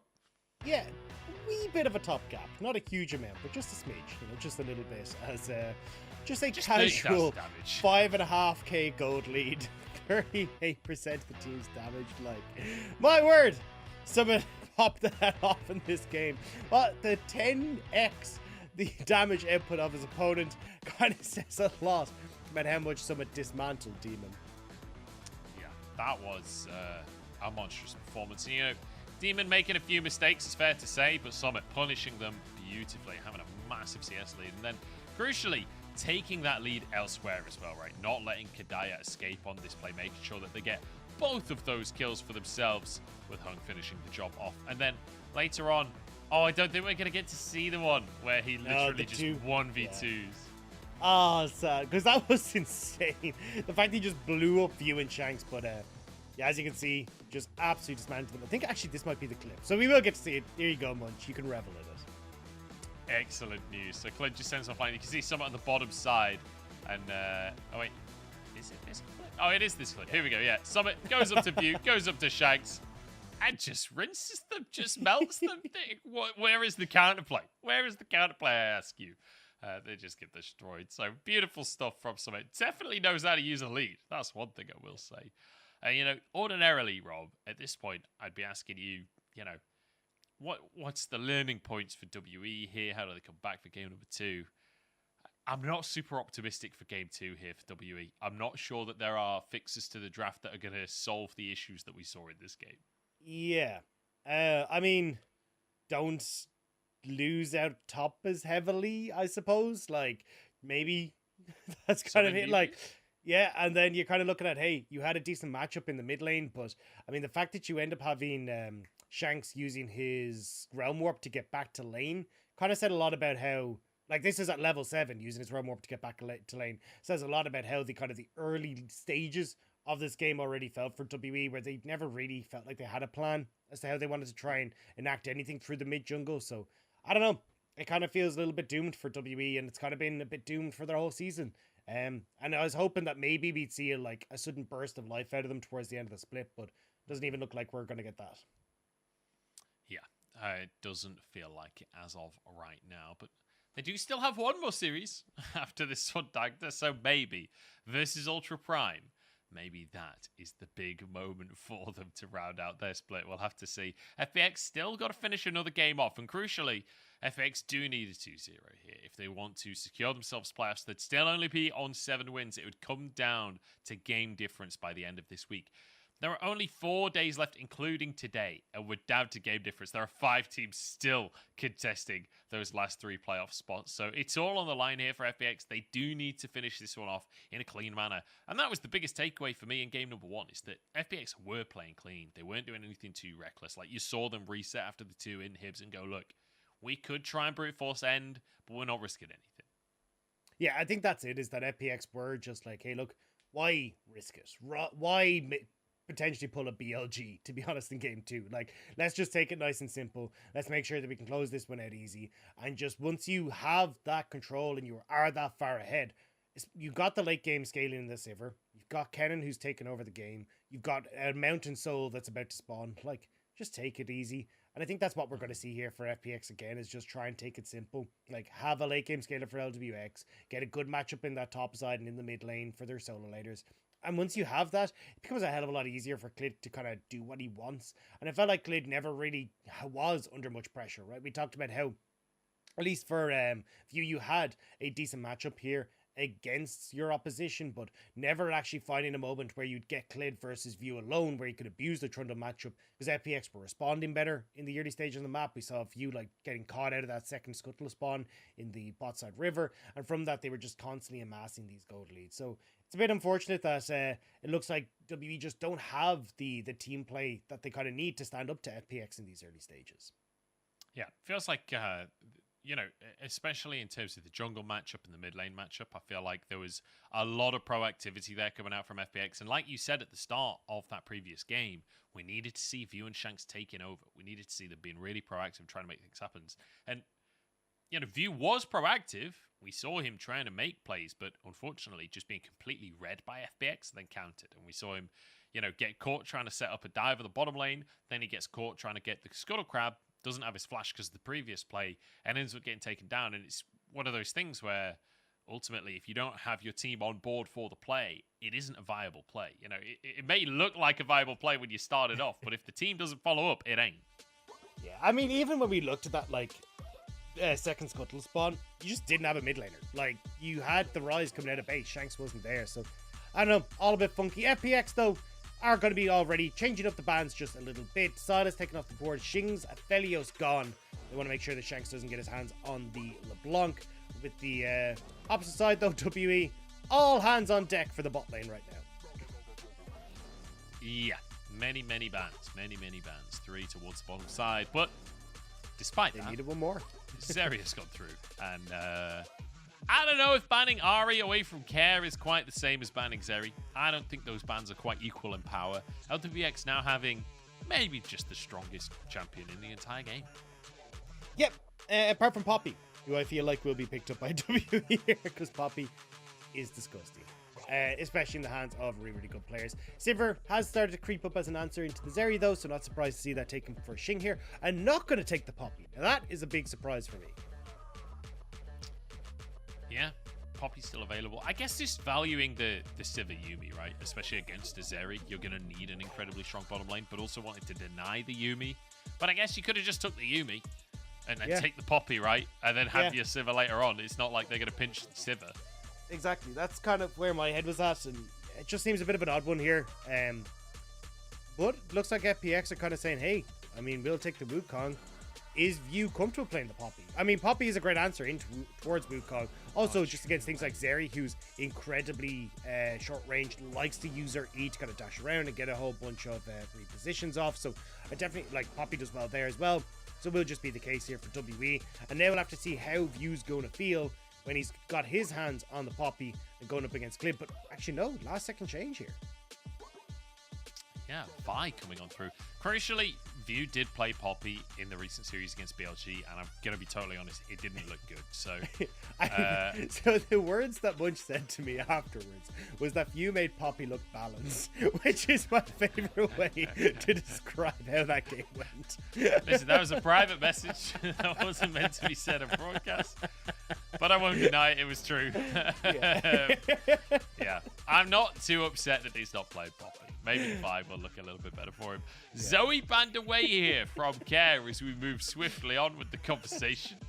Over to FPX for the bad phase. Yeah, I feel like we're going to get... Well, FPX focusing on top side because someone will have to blind pick, so trying to set himself up for something comfortable.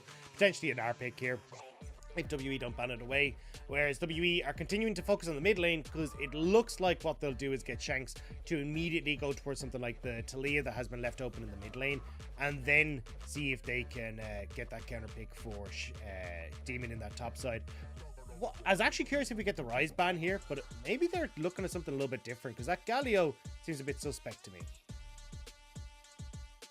Yeah, Galio ban. I guess Care was a big Galio player, right? We have seen a bunch of Galio from Care historically, but I mean, it's not exactly been a priority pick for FPX in recent series. Silas already taken off the board though, Ari taken off the board. It's kind of forcing him into like either Talia or Swain, or I guess maybe LeBlanc is banned away. I think it's like a Kali maybe, Lysandra. Yeah, that's where I'm just kind of curious as to exactly what the plan is, because like I feel like when you have Galio banned, like you want to, okay, they're actually going to go towards Talia, because I was going to say like the Talia can struggle against things like the Rise, which Gara's been able to bring up before. It doesn't really struggle against Galio, because like Galio again is like massively telegraphed on if he's trying to go in, so you're able to throw down the Unraveled Earth very, very easily and just keep him in order. So a bit of a strange one, but yeah, looks like Care will go back towards the Rise here into that Lysandra, and then I think Gnar works out well here for FPX on that top side. Looks like they're actually just going to take it first here as they buy a bit more time to think about mid lane. Yep, Gnar being the comfort pick for Summit across the course of this split. Double the games of any other pick for him as they'll lock in the Gnar once again. Care can pretty much go for what he likes. We saw the Rise being hovered to Leah. These would just match the roaming available from Shanks. Or you can just go for something like Victor, which is, you know, able to clear the waves, able to do a lot during those team fights later on as well. But plenty of options for FPX despite the bans coming on out from WE. And it will, in fact, be the Swain locked in for Care. So I actually like this. I think when you look at WE, like very short range composition, all want to be up in your face. So having a bit more of a bruiser or AP bruiser mid lane is going to work out pretty well. It means that the only person that Kong really needs to worry about with the likes of the heals, the shields, and the wild growth is going to be this Zeri, to try and keep her safe whenever you tries to have that cease and desist on top of her. So overall, FPX very beefy, very team fight orientated composition that will spike massively in the mid game off of 2 items, especially for the likes of Care in that mid lane. Whereas WE, a little bit more options. Like, they can try and play off towards side lanes. They have decent team fight as well. It's just a case of how well, again, they can try and play through this mid jungle, because that's the question mark for me. Like, Vi and Lissandra, great dive buddies, great gank buddies, but we got to see if they're going to be able to make it work. Yeah, I have just noticed like that WE's coach has a WE pin on his jacket. It's actually upside down currently, and I feel like that is pretty much the perfect metaphor for how this split has gone for WE. I'm being fairly negative towards WE, but you know what? They are 0-14. I mean, and it's look, not looking like it's changing anytime soon. That's the thing. Like, there comes a point where you're like, you keep fishing, and it's been 10 weeks at this stage. We've fished, we've tried everything to find something about WE, but this has just not been their split. This has just not been a good time, and there's no point in trying to like smooth it over anymore. They're on their way to match one of the worst loss record that we have in the LPL, which is set by V5 twice. Back with the 0-16. Now, again, they have a little bit more game wins, so technically they are better. They haven't quite managed to hit that same level, but There's that silver lining we will. But that's the thing. Do you really want your split defined by a technicality? Not Personally, quite I the wouldn't. worst of all time. That's a hell of an accolade. I will say the difference is that V5 roster had Mole on it playing Nico AD carry and Nico top and Nico jungle and Nico support. So yeah, you know, I could vibe with that a little bit more. Anyway, FPX, they are playing well. They are being aggressive. They are making things happen, and they are going for some early cheese here up in the top side. Demon going to move into the river. And he'll be fine. He'll spot out Summit. He didn't spot Clid, I don't think, but Clid's just going to go for a reset. Yeah, I mean, they wouldn't be able to get the kill really on Demon, and Demon isn't exactly going to leap onto Summit and try and, like, very quickly trade out. He'll try and start with the Counter-Strike for lane, so both members just going to kind of watch each other as they go about the business. Demon looks like he's going to move in to get a ward. Should be able to just spot out then what's the path is for Clid. Whereas at least View does get to start out, well, I was going to say, with a little bit less info given across, but looks like Care is going to do exactly that. Yep. So, mutual wards on the top side of the map. And you can see Shanks will know that Care's done exactly that as he walks back over. So, View on a ward here. Whereas Clid, at least for the time being, won't be spotted. But the fact that he's not starting on his blue buff will obviously be known. And he is on the Wukong, so generally speaking, quite happy to go for the multi-minion camps, as it were. Yeah. We'll have to see how the jungle matchup pans out and which direction these two junglers will go, because on things like a fire, you can get a little bit cheesy. Yeah, I don't think we'll get too much cheese in the early stages, though, from View. Just because at least you want to have Shanks hit the level 3, so you probably want to do a 3 camp start anyway to try and match that. Also, generally, when Vi is clearing, she wants to start with the Daunting Blows, the W, so then she can at least get the max health damage off. Then her E, so she can get the shield and keep herself nice and topped up. And also, again, like, reapplying that W, getting as many of those procs off. And then moving over to her Q, so then she can actually have gank pressure. So, definitely think we'll see at least View take a little bit of time, but maybe he is going for some sort of play in this top side, at least judging from Demon's health bar. Yeah, that was getting a little too close for comfort. Flash is still available, but look at Demon's health right here. Summit now with the range advantage again, but does need to be cautious, because as many are, if you do step too far forward, Jax will all in and finish you off. View moving in, no ward here. Demon forces the hop out from Summit. Looking for the counter-strike, but Summit pre-flashes that, knowing exactly what was going on. Yeah, don't know if he actually spotted Vi there, but definitely had an inkling that there was something a bit astray going ahead, so we'll just back away. Now it looks like he's going to get the reset in anyway. Clid on this top side as well means that he will get the Scuttle Crab, but you can see View, like, this is where, because Clid has just been clearing the whole way through the jungle, he's in a bit of a better spot, whereas View has to go for the quick reset, will only be able to pick up a longsword, and now has to clear its entire bot side, and also that Scuttle Crab to try and match up to where Clid is. Yeah, got a lot to clear here, and as you say, I'm not sure if they actually saw him up on the top side, but regardless, has a lot of work to do. Clid just moving straight down towards the bottom side, though. Yeah. Maybe he wants to contest for the crab, but he's going to be too late for that one. There's a ward dropped by View as well. I think Clid's just going to end up going for his Krugs in the end. Yeah, trying to spot out exactly where this Vi is. So we'll see her on the blue. Care had control over mid lane, and that actually forced Shanks out of that mid lane. So that's why Clid was like, okay, maybe we can try and force something towards this scuttle if you hadn't moved in immediately to river. But as you say, we'll now just move over, clear out the Krubs on the bottom side, reset, and probably look for some sort of play on top side with his camp spawning up there. Because realistically, no flash on Demon. You have someone who can always help to close the gap there as well. So maybe we get some sort of play on towards Demon. It's very possible, especially with how much Summit dominated that top lane in game number 1, right? Like, if I'm Clid coming into this game, I just want to get Summit going again. I just want to get this guy set up because that was just decimation before. And if you can, especially in a ranged versus melee matchup, if you get the Summit a nice big lead for himself, he's just going to take over the game. So feels like a good opportunity for Clid. View moving up once again. Remember, no flash on either side of that top lane. And they both have a timer very conveniently because they both flashed at the same time.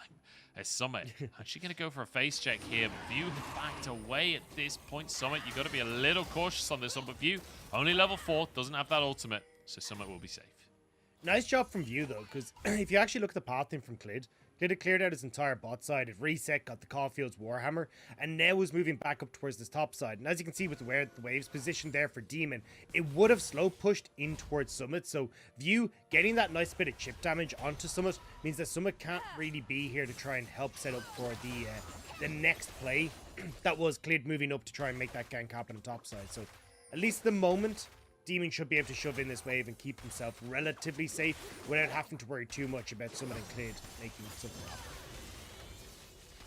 Yeah, let's see if they can find any opportunities here. View's trying to move in. Clid is there. Summit is there. We were hoping we wouldn't have to worry about Summit and Clid making things happen. Well, Shanks is here to stop them. There's a nice little first blood for WE. A good start to things, and Summit can look for some honey fruit alongside Care. Surprised WE don't look for more on this one, honestly. I mean, they got what they came for, right? They got the wave pushed in topside. The view is very low. Don't want to try and over push it when they already have the advantage they want. So nice job. Again, View reading what Clid wanted to do super well and turning that one around with the help of Shank. So much better start for WE coming into this game than we had from the last one. Yeah. Nice start. Nice start here from WE. And View with this aggressive jungler, right? Working out. So nice little change of pace from WE. Shanks as well, with a tool that he can really set the game up on, right? A pick that he can roam very aggressively. And, you know, Shanks looked pretty good on the rise in game number 1 as well. Shanks has certainly not been a problem for WE across the course of this split. And, you know, when you think about when Shanks joined this team, hang on. Oh, Summit is trying to get real aggressive in this top side. Demon's going to be slowed down. The Counter-Strike will buy him a second here, but Summit can keep this going. The gravy train has well and truly left the station in the top side. Great visions of the Empire there from Care as well, knowing that there was no leap, no flash on Demon. So again, Summit getting a lot of attention from Clid, and this time it's paying off. Might be able to get a good amount of control up here in this top side as well, especially as you're looking at Rift Herald in 40 seconds. FPX trying to get as much damage as possible onto View before they clear on out of here. Yeah, and View at least he'll get some minions for himself, so a consolation prize in this top side for WE, but Demon going to start to fall behind. That's a 10 CS lead in favor of Summit. And this is one of those matchups as well where, as Nar gets a bit of range, if Jax doesn't play it well, it gets pretty brutal. Especially if Summit is getting these early leads. Like, having those early boots means he gets to kind of play at range a little bit easier, try to outpace Demon. You're looking at the ability to start setting up for the Triforce as well. And if you just outpace Demon to so many of these different items, it's just going to become impossible for Demon to play. The good news, at least for WE, is that because View is picking up these this CS and these creeps, he actually has a slight advantage over Clid when it comes to experience, and if he can try and bring that to the rest of the map, it could work out. But I mean, Clid just finishes off his rep up there, which will give him level 6, so will be everyone across the board here on the top side of the map on both sides having access to those ultimates. Yeah, which is kind of an explosive moment in the game, and I'm hoping from WE that will lead to something explosive from them, right? With Shanks one of the most powerful level 6s in the entire game in my mind, where when you're playing for picks alongside a Vi, you can certainly set things up. CC chain for days here in the mid lane. Care taken out here. The ignite is enough, and nicely done here from the side of WE.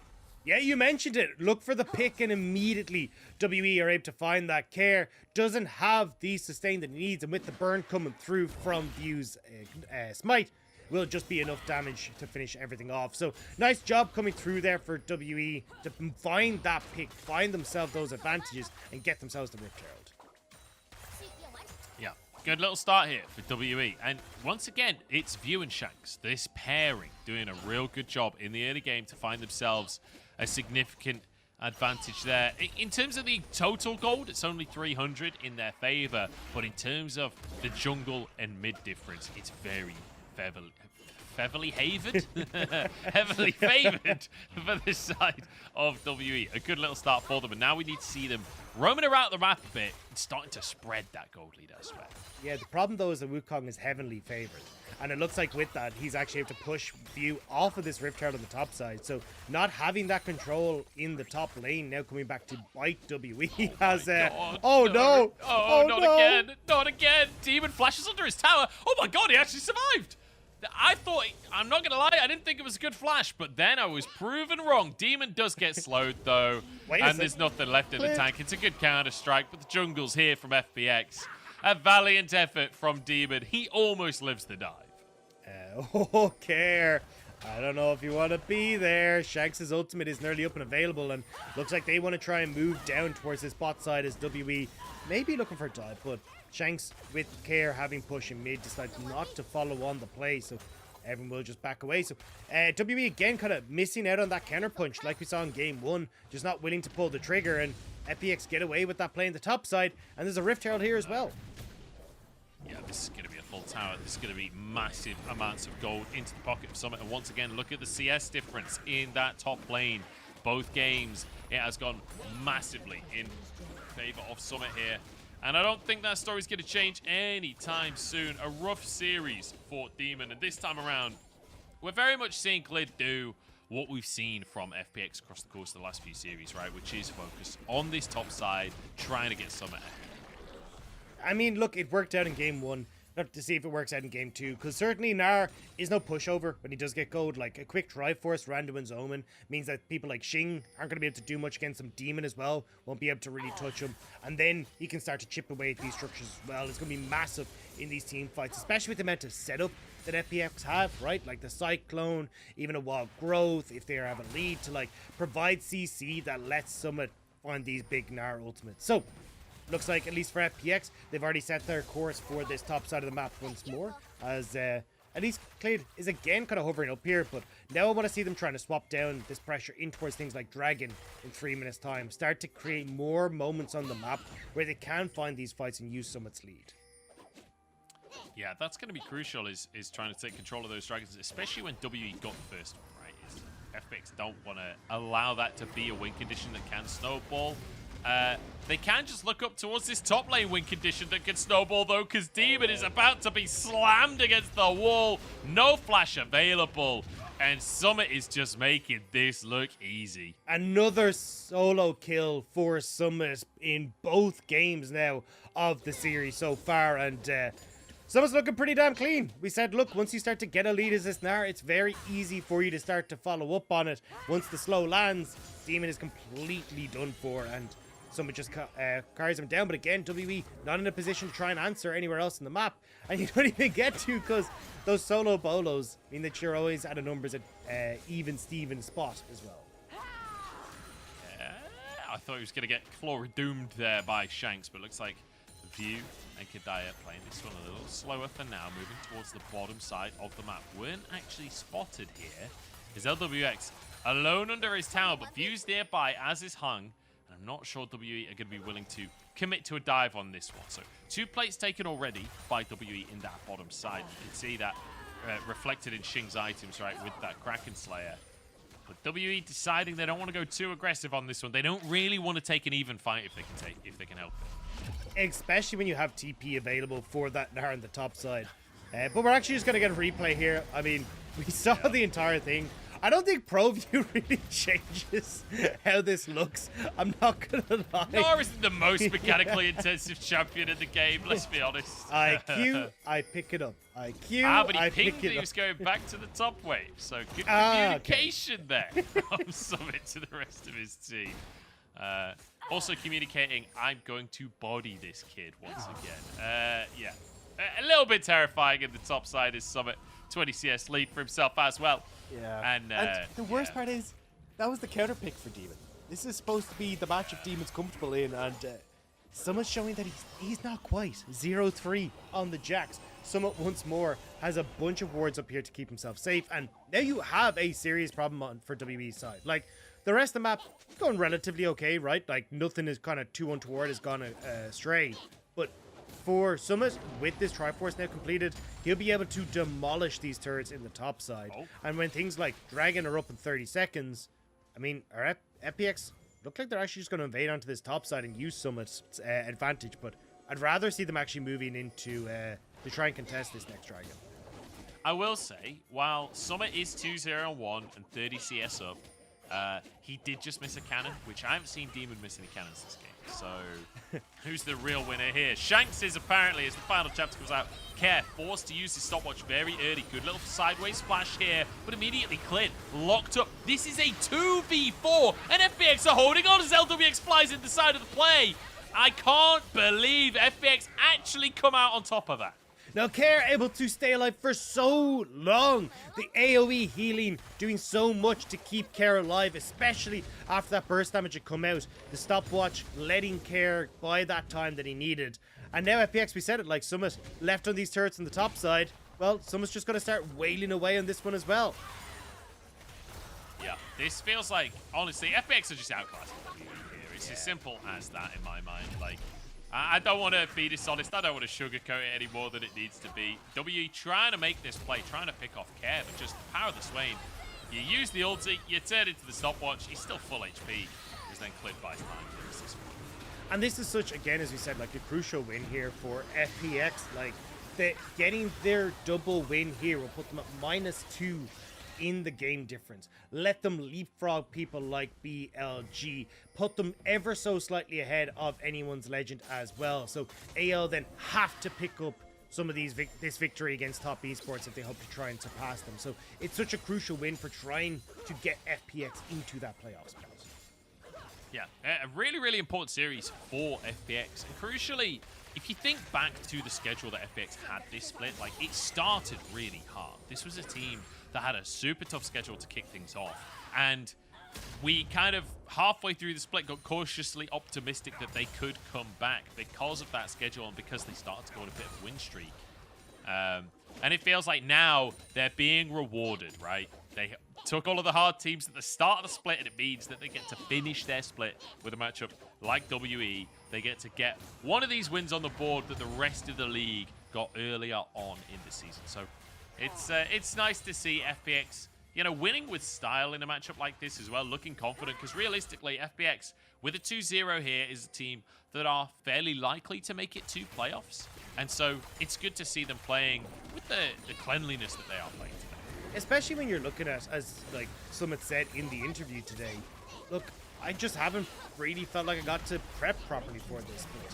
Especially because he only came over halfway through. The number of changes that have come through in the split as well have made it really tough for players to get used to. So the fact that you kind of got these kind of easier times for FPX now that they've got their proper roster in place lets them try and figure out how they want to play. Like, lets Summit kind of flex his muscles on towards people like Demon in the top side so he can gain that confidence, build what they need going into playoffs. Because, I mean, this victory here could be like the difference for them making it in towards playoffs. Like, it feels like this 2-0 nearly guarantees them that spot.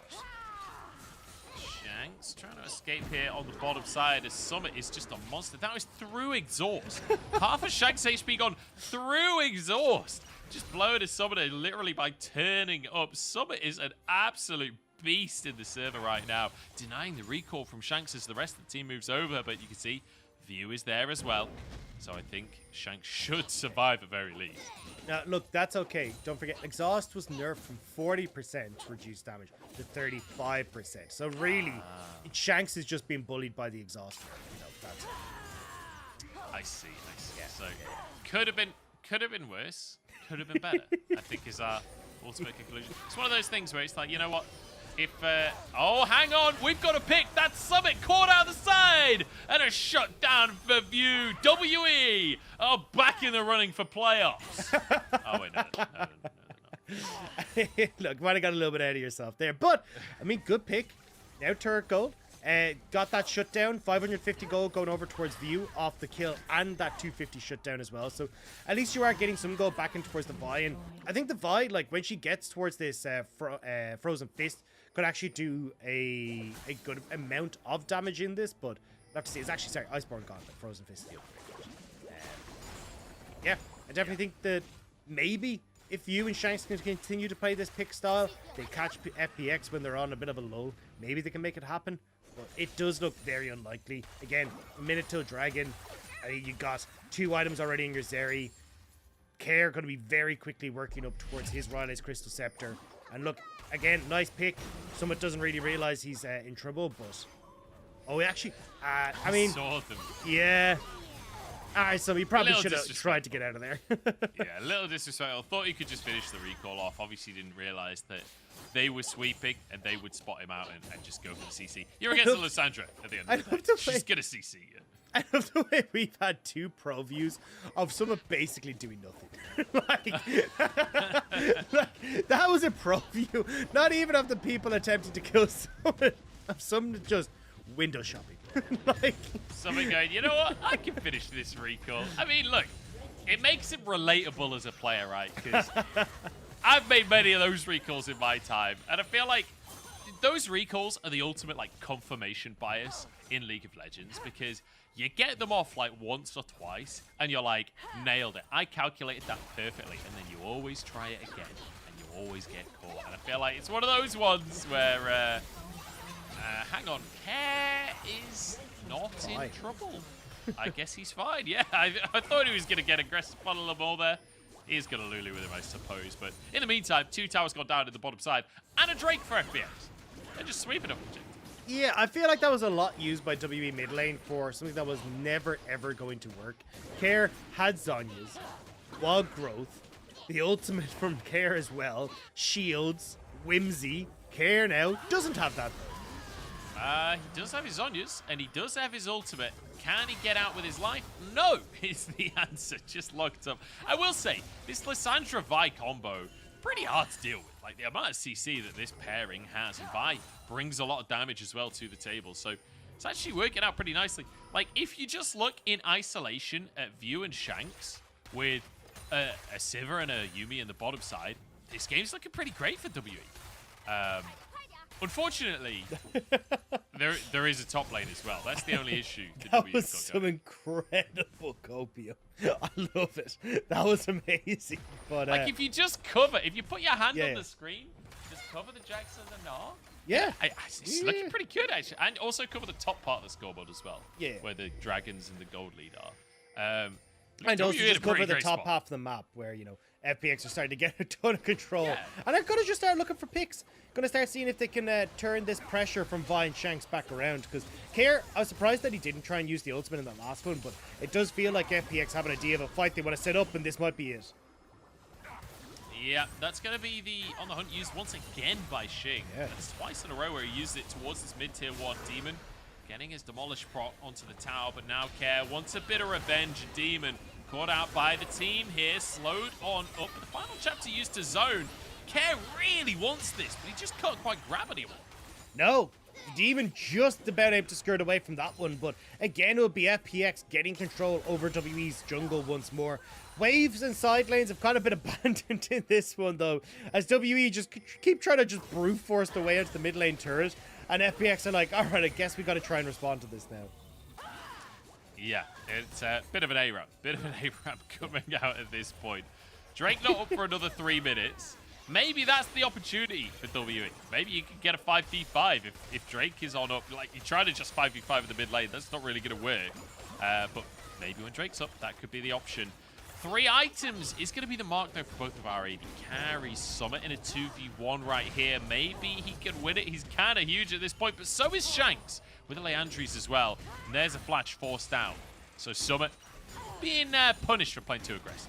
I mean, if you're drawing 2 people over towards this side lane, though, it does open up FPX to get a little bit more control on the rest of the map. Like, you can see there's a fairly sizable wave pushed in on that top side, and they're going to be able to shove in mid here as well. And with that wave top, they can either, you know, get control over the top side of this jungle here, which is where Klid's moving to, put some pressure onto this very low health mid turret, or even just move up and catch that wave in top and see if they can maybe get a pick onto Shanks, who has to try and clear that wave.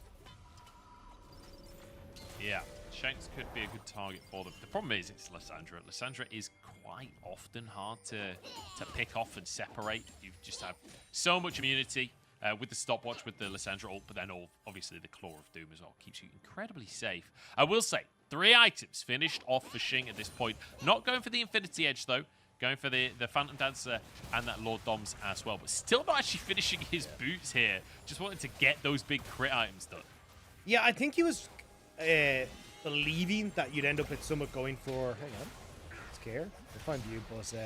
the very early random and Omen, so it was like, alright, I need to pick up this early LDR, but not really having much tanky stats coming through at the moment on either top or jungle.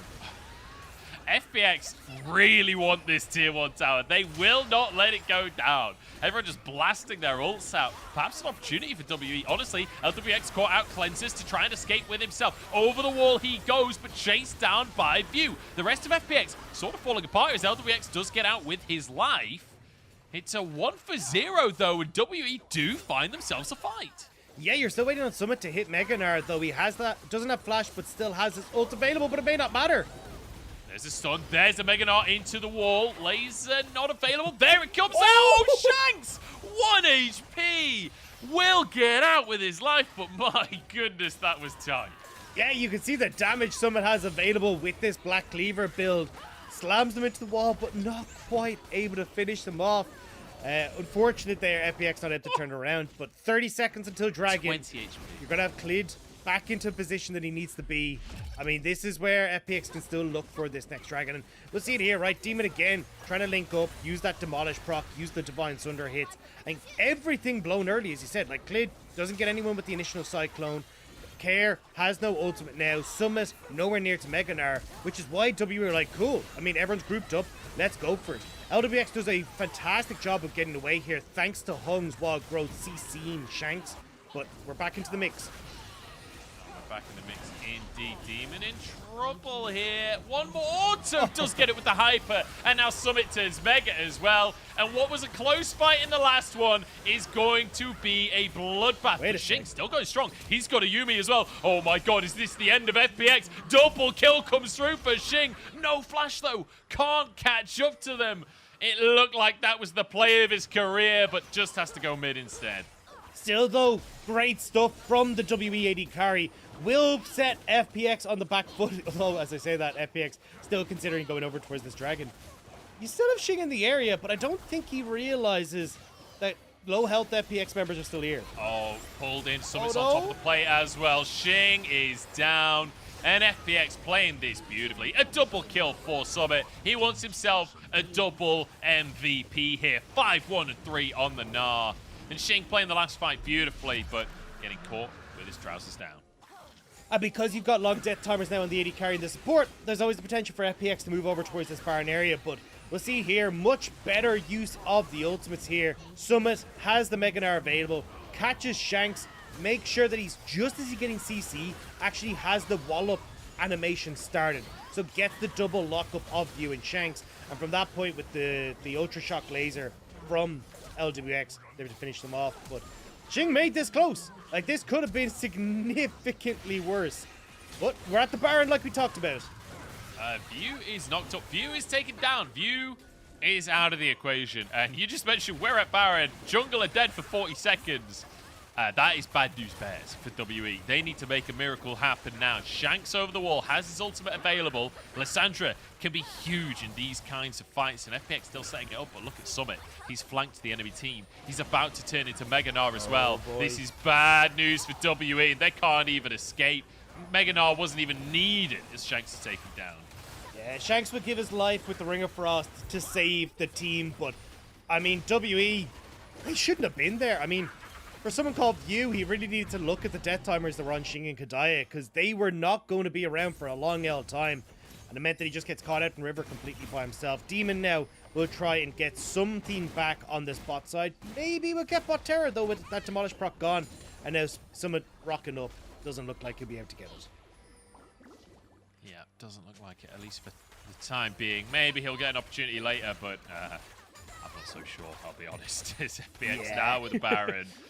It's only going to get worse. It's 3 items, Zeri, headed towards a 4th as well. And WE need to book up their ideas if they want to get a game on the board here. It's a 6,000 gold lead for FPX. Why was View there? Like, just for the bans, you know?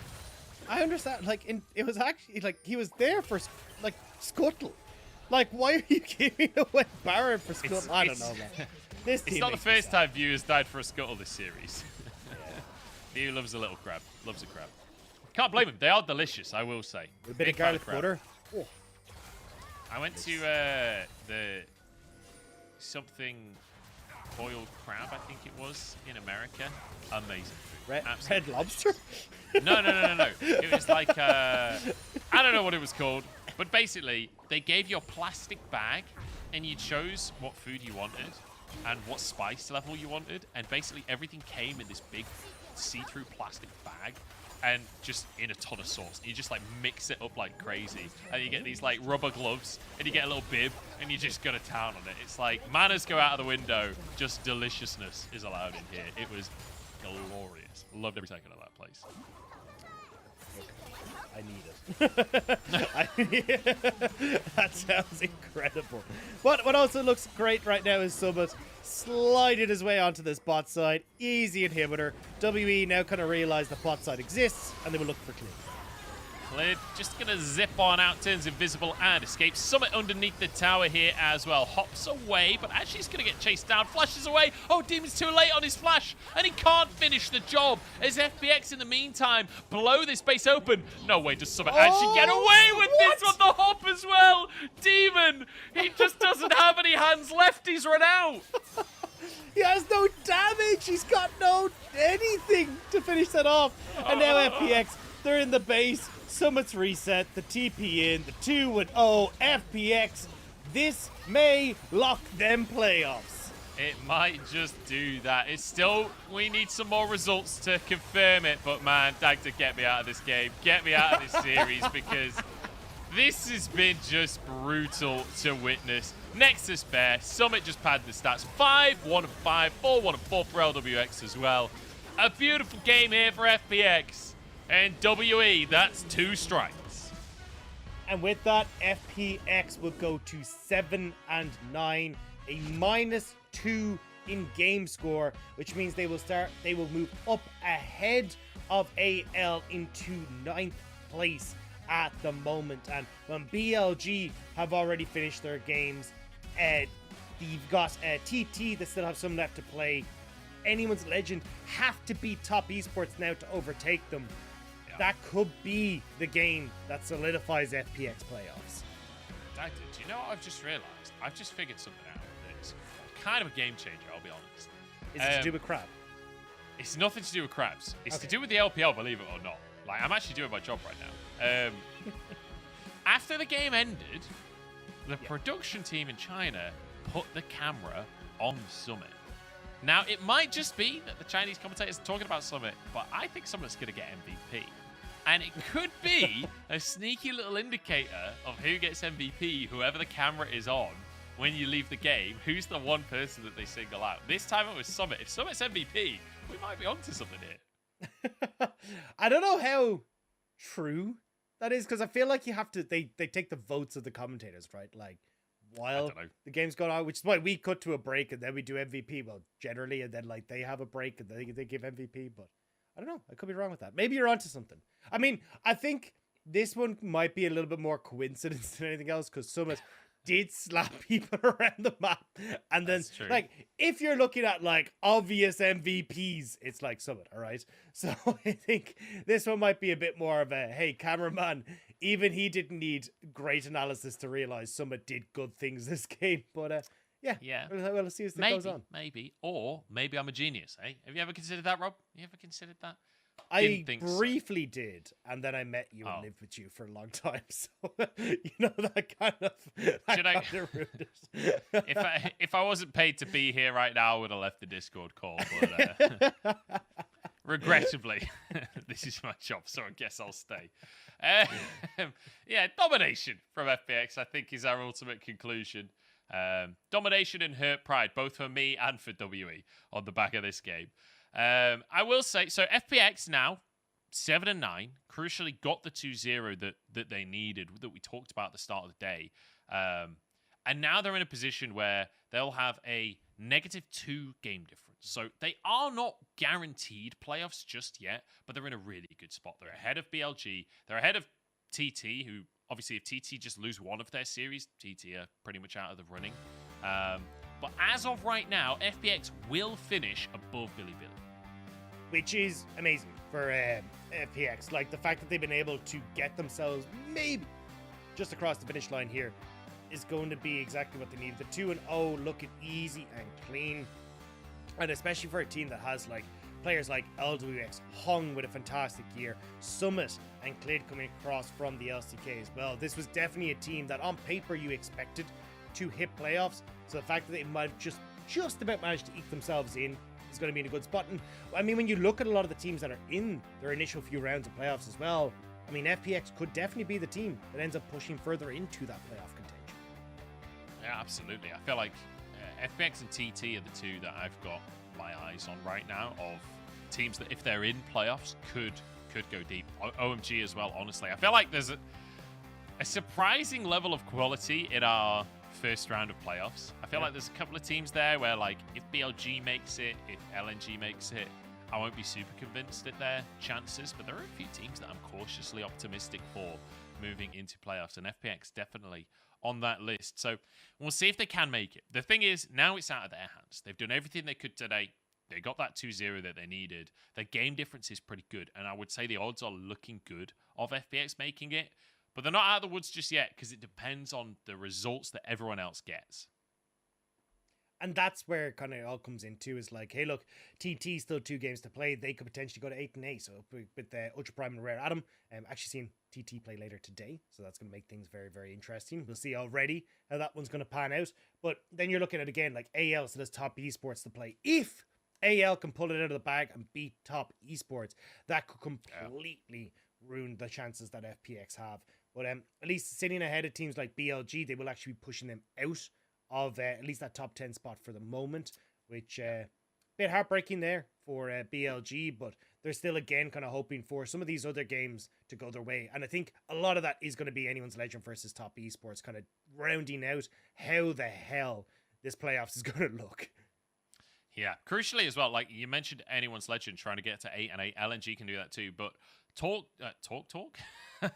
Talk down at the bottom side of our bracket right now. They're 6-8. Their game difference isn't good, but if they can just win their 2 series, it doesn't matter about game difference anymore. They'll make playoffs. They still have the ability to get to 8 wins. So for Thunder Talk, it doesn't even matter how good the series are. It just matters that they get the 2 wins on the board. If they only get 1 win on the board, they're pretty much out of the running. We'll go into the ins and outs of TT's remaining series and what they need after the break, because they'll be our next series against Ultra Prime as well. But Anyone's Legend, I think, at this point, looking like an underdog for playoffs, with their last series being top esports. It's likely they end up on like a -5, which would be probably curtains for them. They'd be below BLG at that point. So we'll have to see. We'll have to see. Still a lot to be decided. Still a lot up in the air, and that makes it just as excited as it was. Yeah, and that's the thing, like, again, it comes down to, in so many cases, hey, did you lose one game in a series that you really should have been able to take as a clean 2-0? Well, now you can see it comes back to bite you. And this is why it's always super interesting when we get to this part of the year, because so many times you kind of see, like, oh, you know, they dropped a game here or there at the start of the split. No, it's never going to matter, but it really does, especially in situations like this. Every single game counts over the course of the split. You cannot be dropping games realistically, because right now it could be coming back to bite you. Certainly could. Not biting Summit, though, because Summit grabs himself that He's MVP, definitely the one as we biting. all knew that he would. I'm just saying, the producers cut to an image of Summit after the game, and he got the MVP. So maybe I'm onto something there with my theory. 5-1-6. Another great game. Utter domination in the top side. Yeah, Summit just demolishing Demon the entire way through. Solo kills, massive gold lead. Actually managed to crest the 6k mark this time around. A gold difference at the end. Damage 40, nearly 43% on the Gnar. That is insane. Not bad. Like, that is absolutely insane. Summit just absolutely destroying Demon time and time again. You know, at the end of the day, this is a matchup that Summit is very comfortable in, even though Demon did go for the counter pick ultimately. Like, Summit has played so much Gnar this split, and he's looked so good on it. This felt like, I mean, when he came into the split, a lot of people were saying, Summit's good on Gnar, you just get him off a Gnar and you can beat him in the top lane. Obviously, that story's not ended up being true later on in the split. We've seen him have good performances on other champions. But then when you see him back on Gnar again, it's still true. He's still an absolute monster, and he brings that into the team fights as well.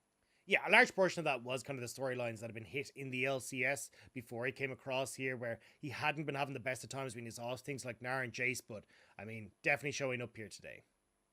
Well, it's time to head over for an interview. So we're going to go and speak with the mid laner of FPX. It's Care. Hello there, welcome to Postgame Interview. I'm Christina. We're joined by Kitter, the millionaire for FunPlus Phoenix. Congratulations on your win. You just ended your summer regular season with a W, especially against the WE. How did you guys change your mentality and your form before today's matchup, which is really important for making playoffs? 让我们再次恭喜 FunPlus 拿下本局比赛。我们邀请到中路选手 Care 接受采访。那么这一场比赛呢，对于 FunPlus 想要拿到季后赛的门票也是非常关键嘛。在今天赛前，你们是如何调整自己的心态和状态来应战的呢？特别是我看到，其实今天登场环节好像大家的精神面貌还是很好的，有看到翔哥还在很开心的笑。正常情就是大家都虽然是很重要的嘛，但是放轻松就好，认真专注一点。We know that this matchup is really important for us, and we think we should take it easy and try our best. Don't overthink too much things. Let's start with game one. I think everything went so smoothly from all three lanes. So, what was your focus in early game in game one? 接下来先从第一局聊起哦。顺便不好意思，刚才可能因为网络延迟有点打断 Care 选手。就是说到第二个问题的话，是在第一局的时候可以看出 FunPlus 整体都进行的非常顺利，特别是其实三线都比较拿到了一些优势吧，除了下路可能对面比较针对。所以你们在第一局的一个整体的前期策略是什么样，或者你们关注的重点是什么呢？就尽量不要让瑞兹游走，然后让下路发育不要被越塔就行。We tried to restrain from race from don't let her roam to the whole map, and in terms of our bowling we just hold on, don't be tower dive and take it easy, so everything went so smoothly. So compared with the game one, we tried so many times to seize opportunities to gank in mid to late game. So how do you guys deal with it? Especially I think their millionaire brings a little bit trouble for you guys. 那么相比来说，第一局呢，第二局 WE 在中后期，可能他们的中野一直在疯狂的游走，在找机会，在抓单嘛。不知道会不会对于 FunPlus 来说，这个点是怎么样去如何处理的呢？因为看起来确实有一点点阻碍了你们推进的这样一个趋势。就被抓起的时候，就是说大家都抱团走，就尽量不要在有视野的地方。So after we got ganked for so many times, we just think that we should go forward together, and with 5 players, don't go those plays we don't have vision. So that is really important. Final question for you: on a scale of 1 to 10, how would you evaluate your own performance in this regular season? And any words for those fans who supporting you for all the time? 最后一个问题，今天呢，FunPlus 也是像个2-0完美收官嘛。对于整个常规赛来说，那么你觉得从1分到10分的话，评价一下自己在常规赛的表现吧。以及最后一个问题呢，也是想把时间留给 Care，跟粉丝们说几句吧。打分的话，就哦，只有中规5分，中矩吧。只有5分是吗？那对。我可不可以追问一下，为什么这么谦虚，或者你觉得自己还需要提升哪些部分呢？因为确实有很多地方没有打好的地方。嗯。好，非常谦虚的 Care 选手，也是祝愿你们如果能进入到季后赛的话，不管然后也是会展现出更好的表现，给自己打一个更高的分数。So, after I asked on a scale 1 to 10, Care said only 5 points.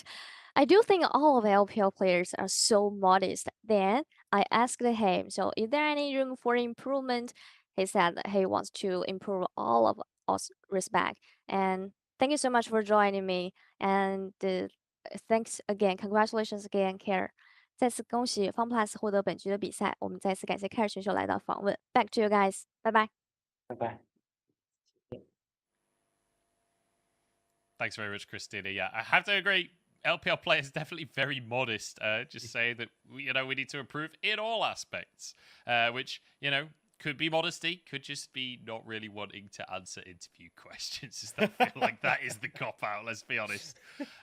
Good to hear from Care though. Anyway, yeah, not a massive amount to take away from that interview. To be totally honest, it does feel like all LPL players have the same PR training, which is just like say Don't that you need give to them do anything. The way we beat this team is by doing our best, playing better, and not making mistakes. Like that seems to be every single time the answer. Yeah, my opponent is really good, so if I just play quite well and don't let him win, then we might be able to win.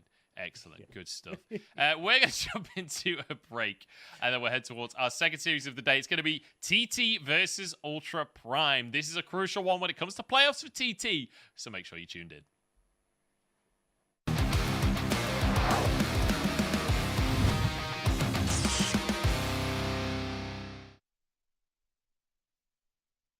Man, this actually leads into a really interesting discussion because we have LNG now, who only have 1 series left with Weibo, like sitting on 7 wins. We have Ox's favorite team, Anyone's Legend, sitting on 7 wins. They at least have 3 series left, but it's JDG, it's EDG, it's Top Esports. Like, I don't know. Is this going to be a split where maybe 7 wins gets you in? Is this going to be a split where neither AL or LNG get into playoffs? Like, what is happening? Why are these teams dropping the ball when they shouldn't? Like, AL was on track. They lost to FPX and OMG, their 2 direct competitors. This was supposed to be LNG's ticket in today. They lose to RA. I don't know. This scares me for TT as well, because TT has easy games, and I expect them to lose them now. I don't know. What's happening, guys? Who's going to make it? I don't know, man. I feel so. Normally, like for example, we had RNG when they dropped that series against WE, like the end of spring. Like I feel like normally it's like the top teams who take the foot off the gas a bit because it's like end of the split, we're locked in the playoffs, whatever. These guys, maybe AL, they were like sitting there up and forth, like guys, we're a top team. They took their foot off the gas. The loss to OMG and FPX is damning. But I feel like OMG are still in a good spot. I think we went through a graphic today where OMG play BLG and IG. They could definitely beat IG. Could probably beat BLG, honestly. I think they should.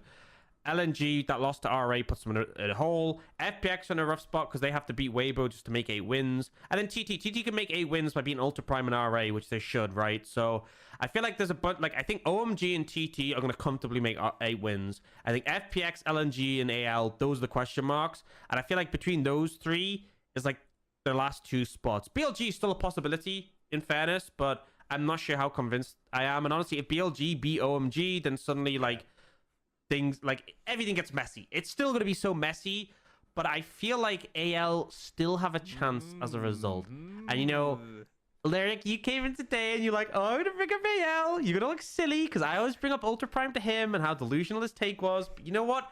I'm doubling down. AL are going to make playoffs, dude. They're going to upset EDG. It's going to happen. Top Esports a little bit too hard. JDG is possible, but, I don't really see it. I think JDG would stomp them in the early game. But EDG, dude, especially, if you saw that series today against WE, EDG did not look convincing. I think AL can take EDG, and they'll finish the split 8-8. They'll make playoffs, and they'll make a superstar run of Wills. Wait. So if you're doubling down, I want to know, because you said it, No, I was memeing about the Wills thing, but they are going to make playoffs. You said World Finals before. I want to know if you're going all the way. Come on. This is the start of the anyone's legend. Well, it will be called the Panda Dynasty going on forwards. It'll be the Panda Dynasty that will win the next 17 World Championships, and eventually people will just realize that they can't be stopped. No, okay, I'm even a bit. You know, I think AL will make playoffs. If they do make the run all the way to World Finals, which again was obviously a meme, I hope they hire you as either a coach or their support or like something next. Put you on their LDL team. Like, for how much you've been repping them, you deserve it.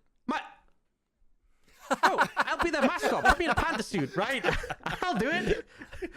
Bro, bring me to the World Finals. I'll just be there. I'll just be vibing. I'm so sad that AL don't have a Twitter for us to actually like ping them right now and be like, get Ox in a panda suit. Get him in there. Can we just do it anyway? Like, if they do end up making playoffs, can we like stick Ox on the cast and he has to cast in a panda suit? Or is that the bet? Is that if AL don't make playoffs, Ox has to cast one of the games in a panda suit? wait, no. And that could be the other way. If they do, me and Rob have to find panda suits. Yeah. There we go. There we go. Oh my god. Oh my god.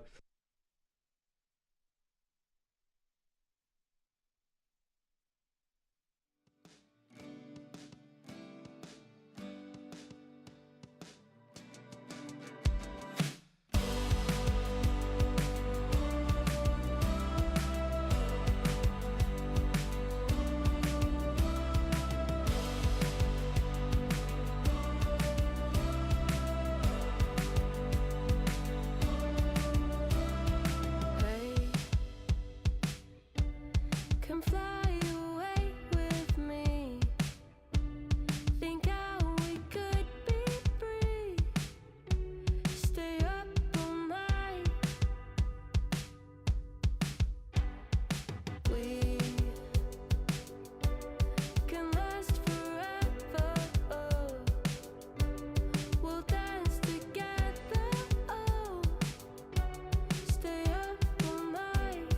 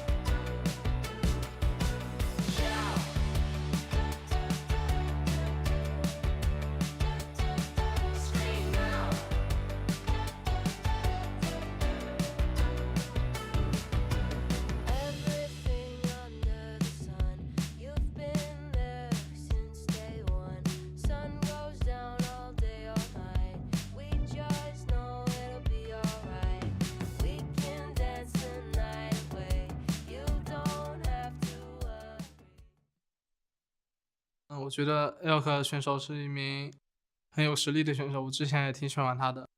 然后跟他们对线的话，就注意好细节就行了。UP 这支队伍的话，就前面的节奏也挺好的，我们也好，然后可能就我们后期会比他们强吧。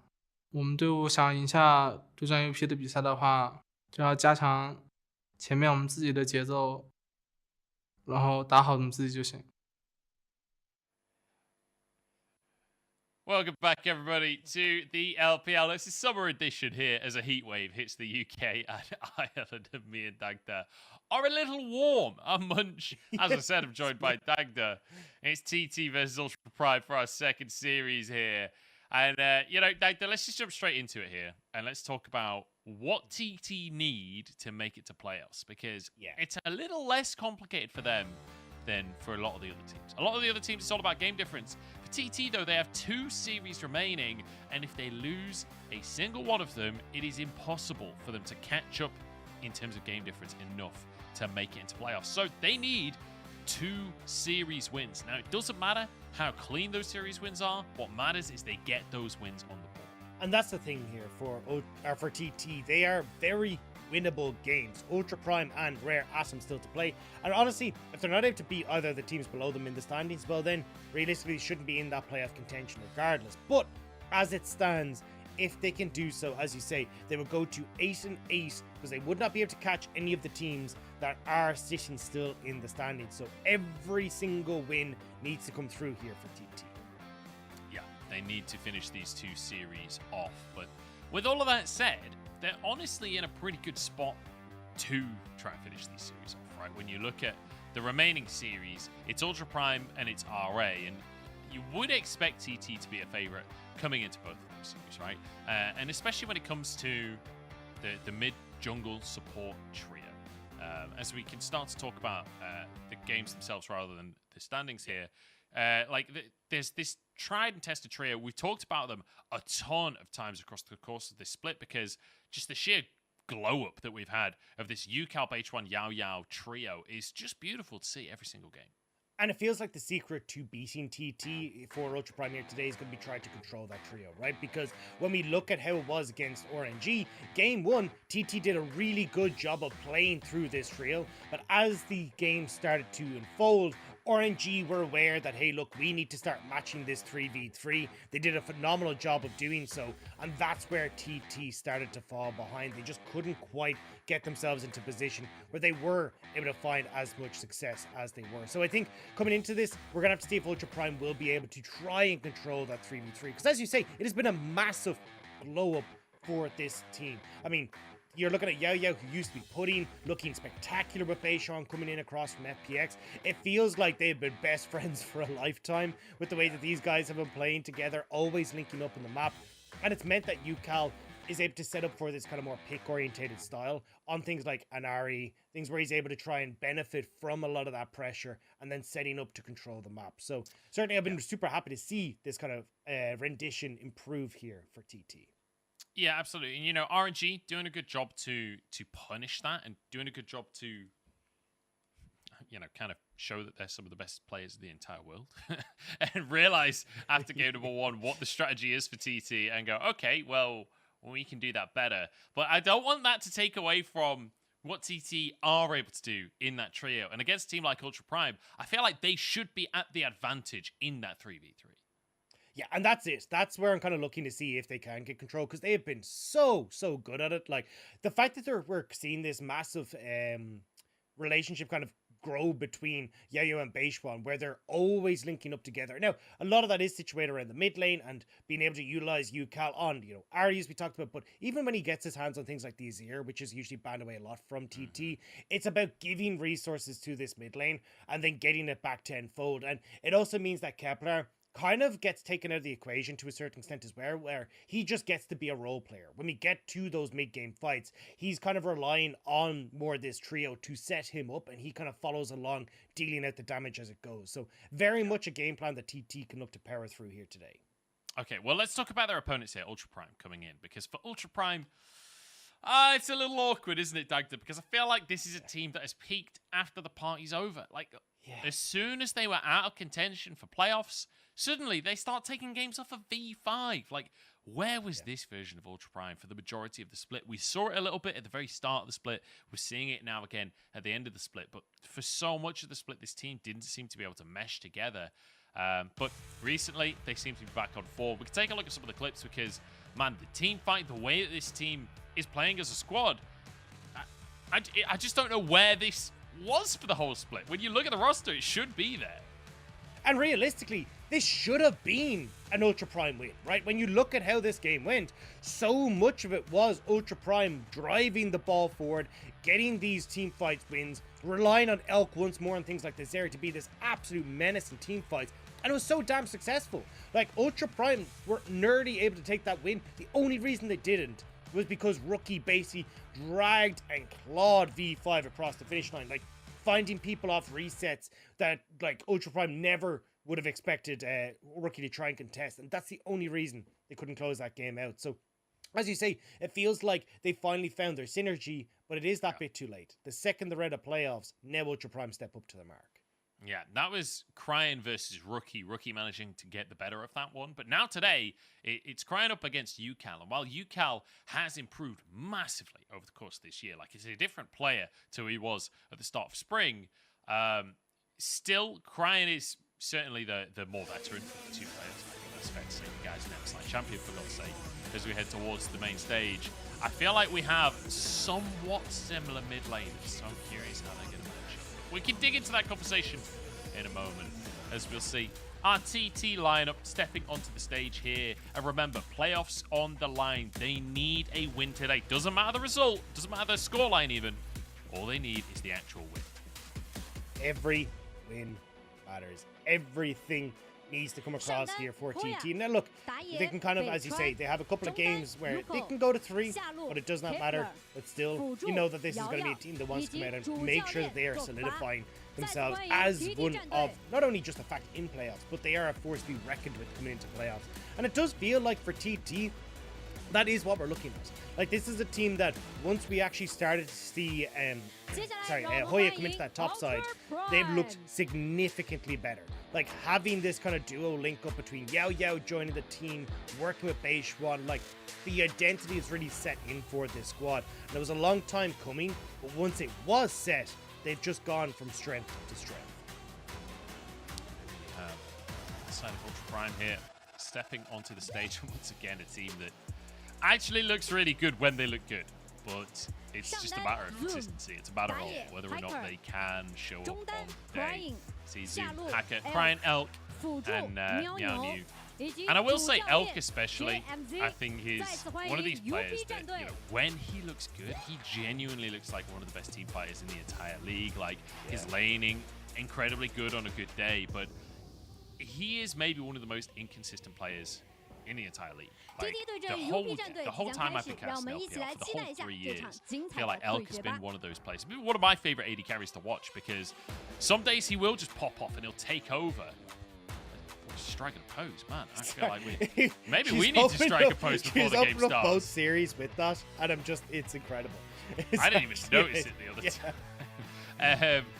Anyway, Elk, yeah, when he's good, he's just dominated. And sometimes he just looks like a poser, you know? That's how we bring it in. But no, I do agree, right? It feels like they are the most coin flip team. Like, even when you're looking at, we used to call it Jumong Madness back when he was on WE, because you would just get these games where he just flipped it entirely. And even looking at Zoom as well, Zoom has kind of been in the same boat ever since he's dropped away from Top Esports. It just hasn't, sorry, not Top Esports, from JD Gaming. It just feels like he hasn't had that same level of success. Yeah, okay.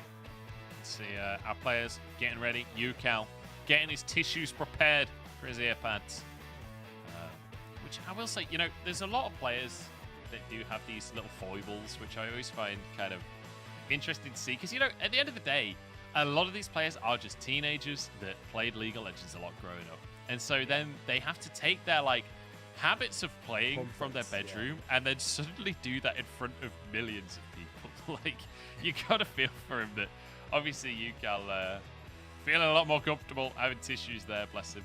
but inevitably, I'm sure Yeah, they'll and post I some know you Weibo used to about see that. like players bringing in like rulers and all that kind of stuff, so you can like Yeah. get your chair the right height and like away from like your armrests, or It's sorry, one your of the armrest Japanese to your players. yeah One of the to your DFM table. guys. It used to be done a lot in StarCraft as well.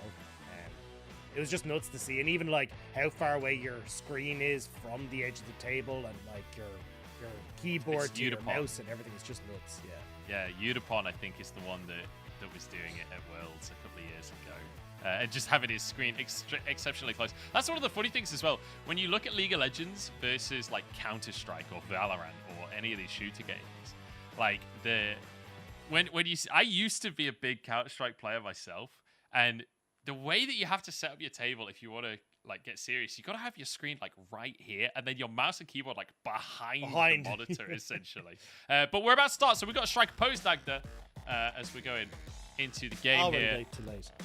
I think we so were, late. yeah. I think we were. Well, either way, it's going to be 2-8. Sorry, I didn't expect the tissues underneath the headphones. Yeah, Sorry. yeah, no, that's what I'm saying. That's Yeah. what I'm saying. Bless his cotton socks. Bless his cotton tissues, if you will. 380 carries banned away by TT here. Mid lane is being focused by Ultra Prime with the Silas and an Azir taken off the board. Yeah, a lot of focus towards UCal in the mid lane, and not overly surprised. We'll have to see if the Ahri gets banned away as well, as that has been his most played this split too. But definitely makes sense with an 83% win rate on the Silas for him, 100% win rate across 5 games for UCal on the Azir.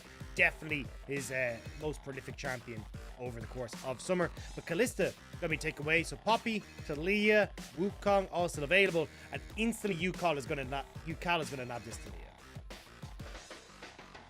UCal grabbing that one, gets the roaming. This is the style that's worked for TT. This is what we were talking about, right? The roaming mid laners. And Cryan, very much a classic if he goes for that Lissandra. If you think back to Cryan on RNG, it was all about the Twisted Fate, the Lissandra, and occasionally a little bit of Annie in there as well. The Lissandra will be locked in the end. Poppy available if they want to just go for a jungler.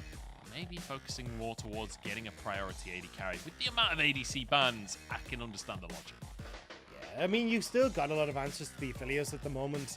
Like, we've seen the Jinx starting to rise up as, like, going back towards old school spring style if you want to. And I think that could work out well here for Kepler. It's Kepler's most played. He's happy to go for it. And then, yeah, I think grabbing the Poppy does make the most amount of sense here. Like, maybe Ultra Prime go towards the Trundle and they try and go for this, like, double Frozen matchup in the mid lane. But I still think for TT, you have a decent amount of control here to try and get UCal into a comfortable spot.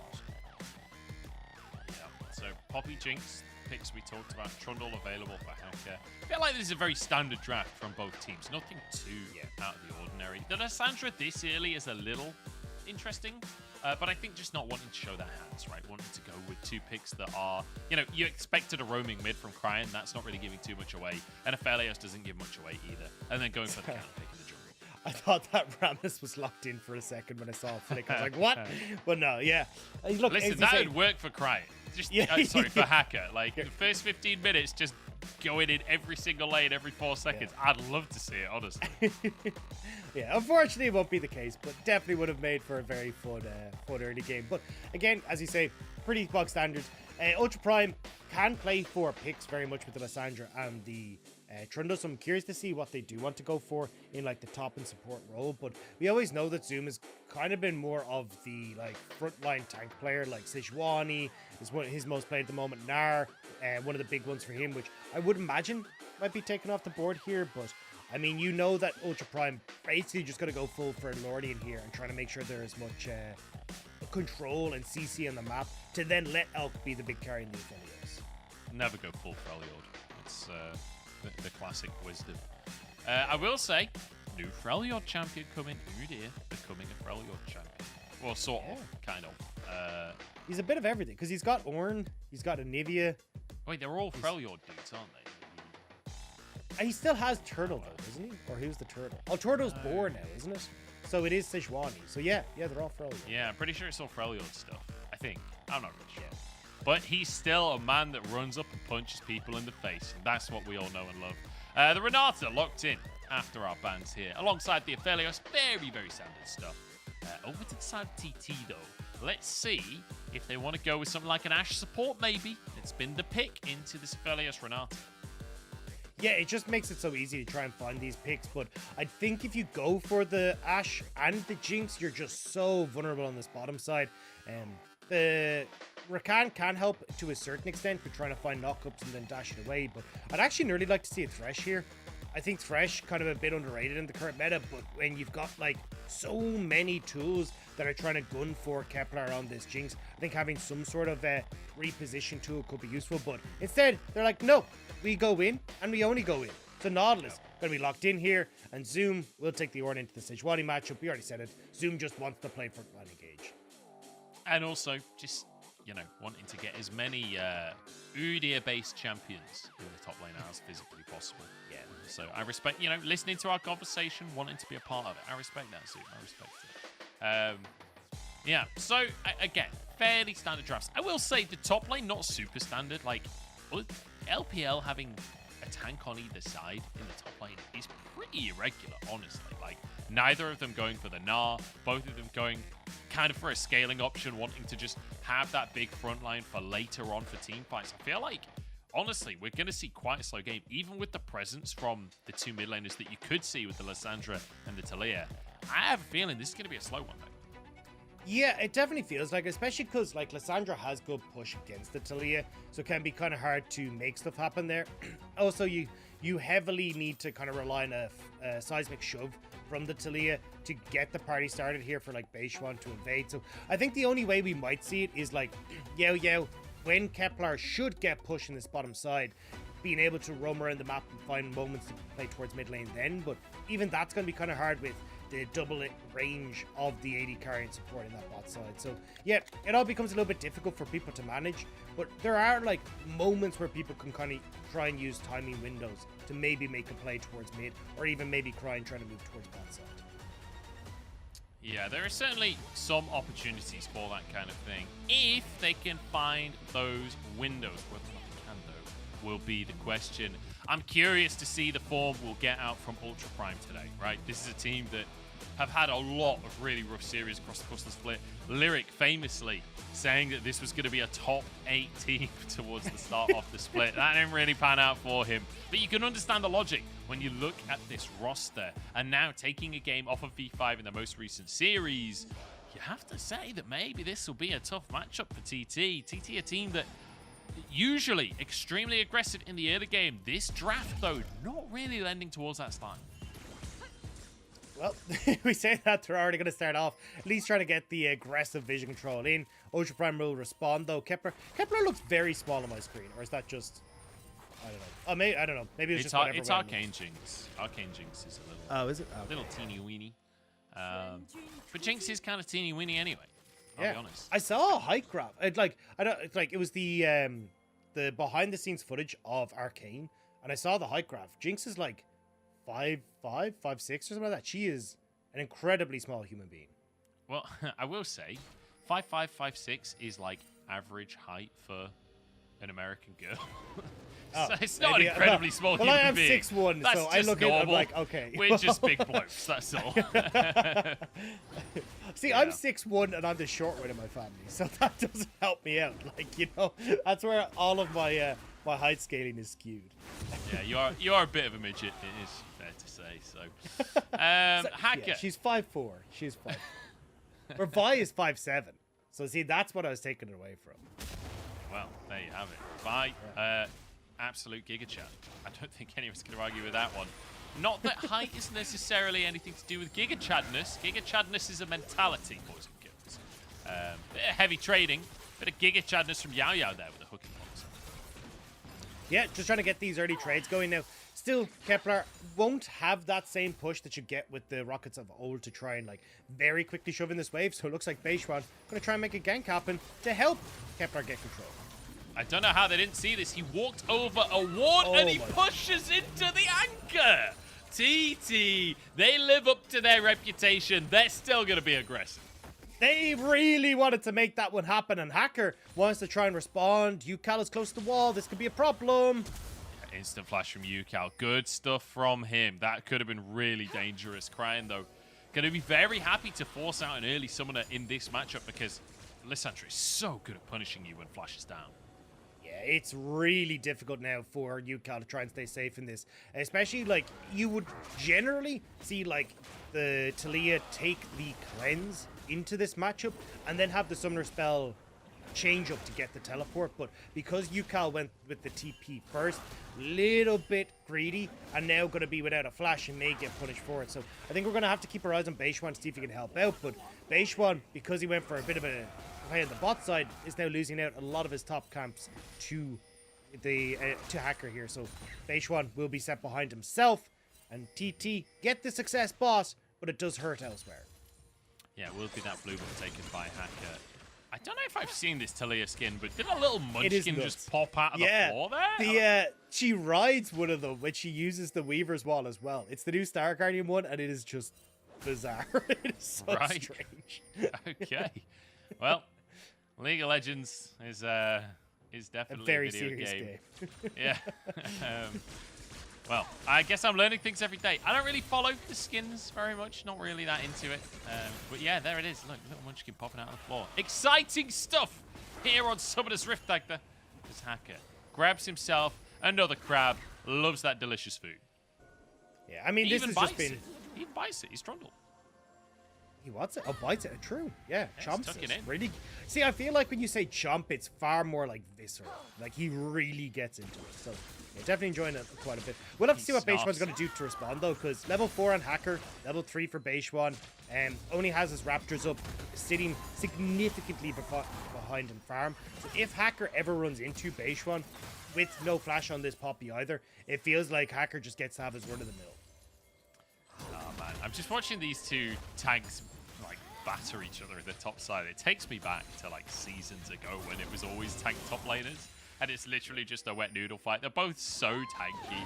And, like, they're getting each other low ultimately, but it takes so long to get damage down. Yeah. Remember the Mundo, Shyvana, Renekton? Oh, man. And it was like, then Trundle came in and smashed the trifecta because people were like, wait a second, this is just nuts. This is so strong. And then now Trundle's a jungler. At times have changed. He used to be a supporter while ago. He was one of my favorites. It's great. Yeah, that was back in the day. You know? I feel like that was very much a Korean support as well. I feel like the Korean teams were so good with Trundle's support, whereas a lot of the other teams in the rest of the world, not so much. It was all down to pillar usage, though. Like, nobody was good with the pillar back then. It's so long ago. Nowadays, like, everyone that plays Trundle, you see these pillars that are, like, the perfect knock-up every single time. Yeah, my favorite is just, like, running Halo Blades Trundle support, and nobody realizes how much damage you do with that one. We pull down. But we will see what Hacker can do at level 4, because we're going to have both junglers running into each other. It's going to be a brawl on the bottom side. Great little hook coming out from Yao Yao. Easily done. Wait, Hacker, you're supposed to help. Hacker, you were supposed to do anything. Even just put the pillar there. That's all you had to do. It would have been fine. Sorry, lads. I've got lethal tempo, not Halo Blades. You're on your own on this one. Why did he not put the pillar down? I'm so confused. I think just assessing that it was a totally lost play and maybe deciding he didn't want to be spotted or something. I don't know. I mean, ultimately, it was a really good hook from Yao Yao. Yeah. Because he did it just after the handshake, so it would still go through. Yeah, I mean, works out great for TT there. So now Kepler getting more help into this bot side. He's going to be very much accelerated. You can already see double longsword to just the Cole match for the Aphelios. He will be backing away now, so we'll have to see. I think he should only have enough for one longsword, but actually full Noon Quiver, damn. But yeah, at the moment, you're just getting the opportunity now for Kepler to get further and further ahead. You're going to eventually unlock Yao Yao as well to start playing around mid, which is why he, off reset, is now sitting here to see what he can do. Yeah, obviously the boots there for Kepler. Boots are way more expensive than people realize. Like, a lot of the time, especially if you're not running runes, which obviously Kepler isn't running the boots runes. He's got his boots too early for that. Like, the boots are pretty expensive. 1,100 gold. It's almost a Noon Quiver in of itself, plus 2 longswords. So the lead is bigger than it looks in that bottom lane, and especially champions like Jinx, they rely on the boots so heavily. Getting that attack speed, like when you're maxing your Q, is absolutely crucial. Yeah, and look, we'll have to see now if he's going to be able to get the damage onto the turrets with those attack speed boots, because that's definitely something that is super nice. UCal now roaming down towards this bot side. Nice timing here, just off the push that he had in mid. We'll have to see what they can do. Here we go. Yukal wants to continue the snowball in this bottom side. This isn't even about team play. This isn't about snowballing. This isn't about gold lead. This is about cyberbullying once again. Mianyu. It's about just sending getting railed. a message. It's about showing the LPL. TT are here. They are looking firmly at playoffs, and they want to make sure that they are picking up these victories. And Mianyu, unfortunately, is on the receiving end of that threat. Because right now, Ultra Prime, not looking so hot on this bot side. 0-3 for the Renata. 1,000 gold lead, and you can bet your cotton socks that all of that is on that bottom lane. I'm not betting my cotton socks on anything. They're far too comfortable. I don't want to risk it. But I mean, it's a bit. Yeah, brutal, segue out of this one, bud. Yeah, you can take yourself in there and segue Look, out. at this point, I'm feeling like Mianyu has lead socks because he ain't that quick at moving away from these plays. Yao Yao, his hook is an anchor because he's against lead socks, and that's how he's finding all of these hooks. Haha! I found Magnets. the segue. Yeah, we have to see. Segue out of that one, bud. Well, lead is very close to lead, and I will lead us in a different direction here as we're going to be looking towards the dragon that's going to be coming up. Beishwan would love to get his control over this one, but I don't think it's going to be the case. Kepler and Yo-Yo trying to get push on bot side. If you can stop reset here from Elk, you might be able to move up towards Rift, but it looks like TT aren't even going to bother. They're kind of aware, look, right now, Hacker will be stronger than Beishwan. Crying offers more in team fights than Yukal, so let's just try and turn this instead into plates on the bottom side. Yeah, gonna try and trade that one off here as Ultra Prime will grab themselves the Herald. Crying, though, might be punished for the play here. Beishwan doing good damage, but Yukal can't really follow up in a big way. Oh, Hack, he's here, does get the smite, does get the Herald, gets the local gold too, but at what cost? Still has flash available, locked against the wall, he ain't going nowhere. Pulled back, and look at the CC out of this three-man combo. Huge amount of CC from TT was set up that kill, but they were not that, are they just that slight bit too late to try and get in on towards the Herald. It does mean, unfortunately, they won't be able to contest that. Still, though, nice to get that kill back. Nice to buy a little bit of time and space for themselves, as well as Burn Yo-Yo. Oh, Elk. Oh, gonna be knocked up here. Yao Yao with an easy follow-up. The Flame Chopper's behind as well.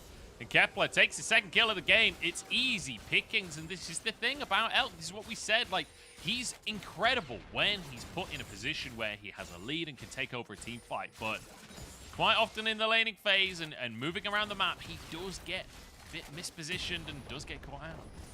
And it's the disaster for Ultra Prime, because remember what we said, when Ultra Prime looked good against V5, it was Elk who looked good against V5. It was Elk who was setting up in these team fights, but this bot lane has gone disastrously for them. And it looks, unfortunately, like with the rest of the team not really having the damage to carry this through, TT have put a wrench into the works for Ultra Prime, and Hoya getting good vision on this top side to make sure he's going to be safe and not become the next target. Okay, I feel a bit bad calling out Elk's history here, because that was pretty unlucky.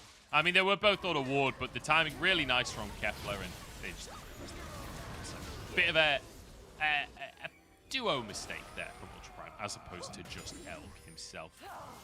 Beitron could be caught here, but I don't think Kran's going to go for anything. First Drake is on the map, and usually we're seeing it after that first Herald. The first Herald's been taken, and you can see both teams, massive amount of pings on towards that Drake. Yeah, immediately TT, though, get control over mid. Hoya's roamed down because he's been able to continuously push in top side.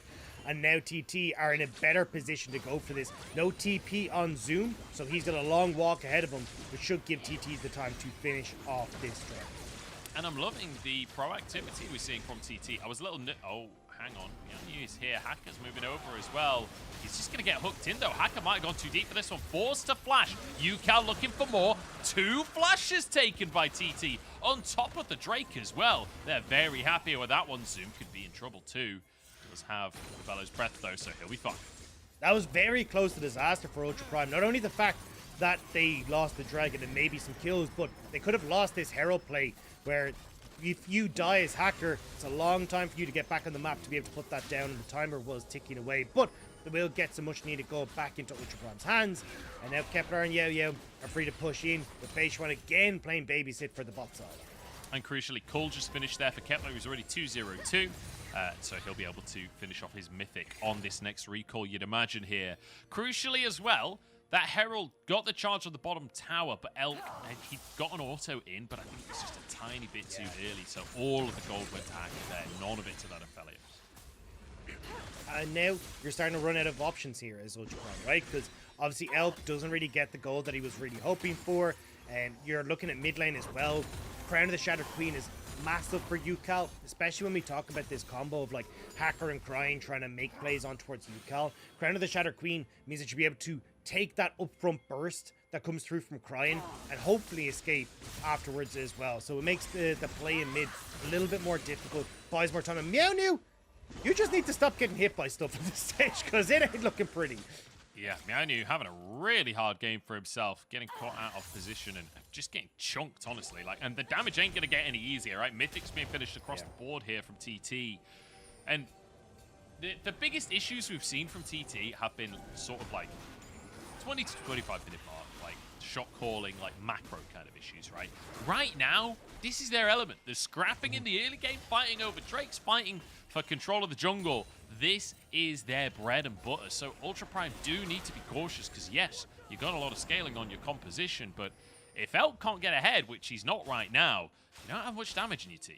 And it's composition that suits TT as well. This is a squad, as you can see right now, likes to get a lot of vision in the enemy jungle, look for picks with this 3-man unit we've been touting from the start of the day, and then try and push that forward into being able to control side lanes in the mid game. But as you say, Munch, like they really do struggle in the mid game when it comes towards things like the team fighting and that. Like that's where just I think the language barriers between like Hoya and UCal versus with the rest of the squad have been pretty evident for TT.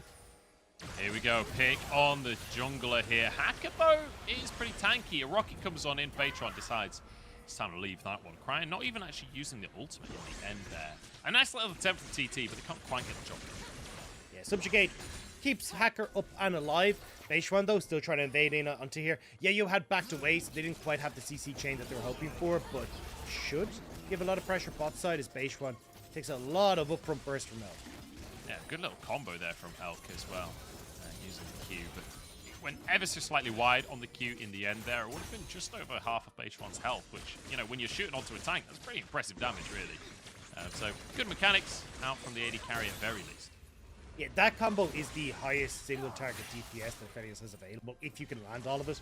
Like, the Q, when you land, just gives you just enough time to shoot out the ultimate, so you can get one auto attack in during the missile speed, like, as the ult is traveling across, and then you can get the follow-up Q as well. So a lot of very quick burst damage onto a single target. Unfortunately, just not quite enough, but we'll keep them safe from the bot side, which was all that you really wanted there for Elk. So he will manage to collect that wave, still keeping Kepler at least somewhat honest, but you can start to see already, like, with the boots fully completed for Kepler, now resetting for the Zeal as well, this Jinx is very quickly getting to a point where she's going to be an issue. And as long as Zoom and Crying don't get access to Kepler, this Jinx should be reasonably okay to try and carry these fights. Yeah, Jinx should be able to be in a really good spot across these fights, right? Because it's not just about where you are in terms of items, also it's in terms of the compositions. Like, Kepler has so much protection from the rest of his team. It's a similar story to Elk, right, where it's going to be pretty much front to back. You've got big tanks in the top lane, you know, tanky junglers there as well, and then you've got a somewhat peel-oriented and pick-oriented mid laner, and then a support that has a Q ability. That's the only similarity I've got there. But ultimately, the key thing is that AD carries can kind of just have a lot of space to pop off. Jinx loves those situations. So when you're this far ahead on the Jinx versus the Aphelios, and when you'll have that range advantage as well with no one really to punish you, it's feeling like a pretty good game for Kepler. It's also just the fact that Poppy can interrupt so many of the setups for Ultra Prime, right? Like, hang on, we're going for a dive here. The Weaver's Wall behind enemy lines. Hacker does have flash available, sorry. As the Herald will charge. I thought they were going to go a little deeper than that one, but looks like they play it relatively safe as Zoom takes a bit of damage. Bellows Breath to stop him being pulled in, but knocked up regardless here and forced to flash away. UCal over the wall, gets onto Hacker. Hoya setting it up on the backline, rocket in, and TT taking out Ultra Prime. TT destroying Ultra Prime there. Zoom not in a good spot at all as he tries to move across to join the team. And TT say thank you very much. Mid tower kills. Dragon will have it all. Lovely stuff here from TT. We said they were aggressive, and they prove it. Even with somewhat of a scaling composition, they are more than happy to be proactive. 7-0, 18 minutes on the clock here. And TT got themselves a 2,000 gold lead, got themselves 2 Drakes. This is beautiful stuff. And it just means that, unfortunately for Ultra Prime, they're slipping further and further behind. 7-0 on the score line. And there's just very little that they can do. Like, that's what I wanted to talk about coming into this, was like, as if Zoom tries to go for those engages, his or 2 counts as a dash. So Beishuan can actually interrupt that with the Steadfast Presence. Like, Cryin does not want to be diving in solo into, like, Yao, Yukal, Hoya. Like, there's so many things that can lock him up if he tries to dive completely solo into the backline. So not having the potential here for these Ornn ultimates to really come through and give room to Ultra Prime, it can actually cause issues to have access to TT's backline and make sure they're shutting down Kepler. Yeah, I mean, we've been talking about them trying to shut down Kepler. They don't even get to think about shutting down Kepler. They're all being shut down, right? So it's so impossible, or at least it has been with the way that these fights have been set up. Really great stuff from TT, and you can see them slowly but surely now inching that vision line further in. They've got the tier 1 in the mid lane, but yet to push in those side lanes. You see them trying to expand that control. I mean, it's very difficult for them to try and get side lane control. Like, Cryin can match up against anyone at the moment, to be honest. Like, Zoom is perfectly happy to just continue catching these waves. He's got TP to join in any fight. So TT are just kind of using that presence of Yukal on top side with the Weaver's Ball to try and cause a numbers advantage on top end where they can continue establishing this vision control. They'd love to get, like, as you can see, wave pushed in mid and then rotate up to the top end so Yukal can keep pushing here. And that's exactly what they've managed to do. Zoom does retreat here, but it means a tower taken down by Yukal, as you say.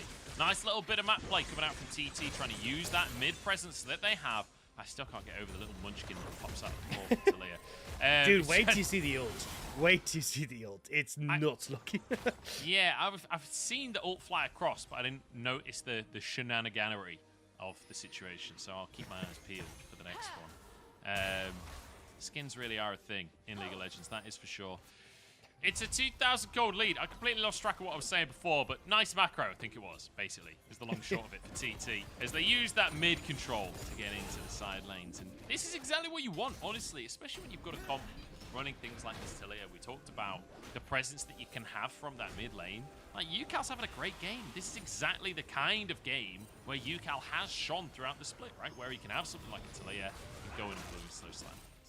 But I also think just for like a TT coming into playoffs, kind of showing a bit of a different style, right? Like heavily playing around this bottom side. It's not like bot to mid, it's mid to bot. Like mixing things up just that little bit. But then you actually have to be aware that TT at least can play elsewhere on the map. And we'll still be able to then find success with finding picks, you know, playing the map out correctly. Guessing more and more gold on towards key carries like Kepler here. It's good to see for TT that, as we say, if they win this series and their next series, will be guaranteed playoffs. And at least for game 1 of this series, they're off to a good start. Yep, they certainly are. Yeah, I mean, it's a flawless game almost with the one tower for Ultra Prime. Obviously, they did get the Herald as well, but still phenomenal stuff from TT. And for Ultra Prime, it's kind of like, you know, the games versus V5 were long. Like, Ultra Prime have been a very slow team across the course of this split, generally speaking. But it is a little bit like, come on, guys. You've got to be a little more proactive than this. I'd like to see more from Cryin in the early games, especially on this Lissandra, where you can be the one to move first. You can be the one to just sacrifice a wave. I mean, that was one of the things that Cryin was renowned for in the past, was just sacking waves in the mid lane to be able to go for roams. That's really not what we've been seeing this split. Yeah, I don't really blame Cryin, at least in this game, though, because honestly, I think much more of that is on Hacker for this one. Like, you saw Cryin, like, blow the flash on Yukal early. Yeah. And Hacker just never came back. Like, Cryin was just like, hey, look, bud, like, easy kill. You know, Yukal's just sitting duck. I got ult. Also just watched the play bot, right, where he kind of just watched behind you go in and die. It was like, yeah, you're on your own, buddy. I don't know, but it's been a weird one for Hacker. Like, some games Hacker looks amazing, some games he looks not so hot. We'll have to see how he's going to look here. Some games they muscle into the river and try and fight for Hex Tech Drake. Which, when I say some games, I mean this game, because they're doing that right now. They're into the river. Hoya on the top side of the play, though, trying to flank and threaten Ultra Prime. But he needs to be a little cautious not to take too much damage for himself, as there is a ward over that wall. But Beitron's still holding strong in the river alongside Yao Yao. Might have gone too far, but a great little steadfast presence stops any follow-up from Zoom. Yeah, Ultra Prime, though, know that steadfast presence is down, so now they can actually look to go for the engage with Zoom. That's why they're posturing a little bit further forward, but again, look at how spread out TT are being, right? They're actually making sure that they always have UCAL in a position where the Weaver's Wall can get value. Kepler just goes for a tower instead. Hacker's alone here and just sent flying. Beitron's like, you know what, we want the Drake, but the Drake actually reset here. This is bad news for TT. They used the Keeper's Verdict. It doesn't actually get them a fight, and now Zoom, locked up by Hoya just as the Forge God comes in. And now TT back onto the players. Hacker zoned off by UCAL on the top side, but the Dragon resets once more. Moonlight Vigil on the backside of the play. Yao Yao turns golden. In comes Hacker, but low on HP. There's one with the rocket on the backside as Kepler's looking to clean things up. Zoom, good Bella's breath here. In comes Crying to set the play up. Two come the way of Ultra Prime as they look for more as well. El desperate to get on the back line, but he can't get onto Kepler, who's free firing onto Zoom here. UCAL escapes with his life. Hoya being that front line. Crying turns gold as Hacker tries to get back on the play, but UCAL's got blue buff. He can keep this up all day long. Kepler over the wall! Zoom claps him into the floor and escapes on the top side. So much of this fight for TT was backpedaling, trying to keep Kepler safe, and they did it for so long, but they can't quite keep him safe at the finish line. Dragon will remain standing, which means we're about to do this when all these people spawn once more. But we'll catch it here in the replay. Like, watch how much is dedicated to keeping Kepler alive. Steadfast presence here from Beishwan denies the knockgun. Hacker trying to get access to Kepler as the ultimate from the Renata comes across, but again, cleanse there to keep him safe. Meownu sniped, gives Kepler the get excited that he wants, and then this is where people start to realize in TT are getting low, but a great steadfast presence once more, denies the engage. UCAL then backpedaling to keep Elk off of Kepler, which means that UCAL has to then flash away. You got Hoya to try and keep UCAL safe. The peel and the calls here from TT actually really strong to try and keep them up and healthy in this fight. I can't believe Hacker walks away from that Zoom. Just asserting dominance at the end of the play. Crucially, while we're in that replay, Drake was taken by TT. No contest from the side of Ultra Prime there. So TT, crucially, do get themselves onto Soul Point, and it's a Hextech Soul as well. So big moment there for TT. 5 minutes time, and they can brute force a Dragon Soul unless Ultra Prime do find a fight, unless Ultra Prime find that opportunity. But you'd expect in 5 minutes time, Elk might be on that 3 items. We might be getting to the point where Ultra Prime could fight back. I mean, you have that match for Jinx, and they want to find the pick on Elk, but TT may end up miscalculating a little bit on a lot of those spells, so won't be able to find that pick that they want. Good attempt there, but Elk using the Gale Force keeps himself safe, keeps himself alive. Ultra Prime fighting for control in the mid lane. I feel like we're getting a little bit A-Rammy here. I feel like both teams kind of just ignoring side lanes at this point and just going, do you know what? We need to fight for mid control and then maybe look at Baron. Beishwan's still trying to push off the flank. The thing is, Kepler has the range advantage. You're very short range in Ultra Prime, so they can try and siege up if they would like to, but I don't think that's exactly what they need to do right now. Like, again, I do agree with you. Trying to play sides with Talia, gonna bode a little bit better, but without the Weaver's Wall, maybe they are just worried about it. Excuse me, sorry, hiccups are happening. The quick engage coming through from Ultra Prime. You certainly can pull the trigger with a Lissandra and an Orb. Like, if you do get caught out, you're not good enough. Kepler almost has cleanse available. UCAL and Beishwan are two-manning the Baron, while Kepler just plays distraction in the mid lane. Hoya there as well. Yao Yao playing bouncer. This Baron's going to be gone. They're not even going to be able to check in time. Ultra Prime caught with their trousers around their ankles. They get nothing in response. Great play from TT and well read. I mean, they were like, hey, look, Ultra Prime are playing very defensive. They don't want to come into their jungle. We have full vision control in the jungle, so let's just go for it. And as you said, like, once you think, oh, we can see Kepler, there's no way they're doing Baron, but I mean, Rabadon's death cap onto this Talia, she does a lot of damage at the moment, and Kepler is able to come back over just as the Baron hits half health, so great call from TT. Yeah, really great stuff from TT and Ultra Prime. like I said before, they get absolutely nothing. There's no cross map. They didn't even realize the Baron was happening. So, like you say, great read from TT. And now things start to get a little bit tough, right? Because we just saw the somewhat ARAM style gameplay from the two teams around mid lane. Well, now you can play side lanes very comfortably from TT. And the amount of pressure that these Baron minions are going to provide is really tough for the side of Ultra Prime to deal with, because Zoom can't just clear the waves in the side lane. Brian can't just clear the waves in the side lane. So now the pressure can come out from TT, and it becomes a bit more difficult for Ultra Prime to just turtle up and try and scale. That's so difficult to do at the moment, though, is Beaver's Ball once more comes through. Poppycopter started as well. They're just looking to separate everyone, and Hacker, he's in trouble. Yeah, he's pulled in. Surely goes down on this one. Rocket available slightly wide, though, as Yao Yao just punches Hoya in the face with his giant anchor. But Grant's caught. Has to use his ulti over the wall. Can they finish it off? Big boulder in, but Yukal manages to get the cleave down. Flashes over for the double. Yukal looking to have the best split of his career so far. A triple kill comes in as they look for more. Permafrost available. Elk cleanses it away. Baytron gets the knock up. The rest of the team trying to get in, but it won't be more for now. Triple for Yukal, though. They will settle for the inhibitor, and that... Oh, actually, maybe they won't settle for the inhibitor. Hang on a second. TT looking to end. They're not settling for anything this game, Dagda. It's 29 minutes in, and TT find a window, open the game up. They steal that Baron away under Ultra Prime's noses and immediately take the game. A beautiful game one from Ultra Prime. From TT. Ultra Prime getting absolutely massacred here by TT. And we said, look, this was probably going to be a bit of a slower game. Not really expecting a huge amount, but Beishuan says, to hell with that. I'm going to play around this bot side. And with 4 kills in that bottom half of the map, instantly, TT are off to a great start. And from that, they just play around Kepler. They play around these objectives. They look for dragons. They're able to take it smoothly.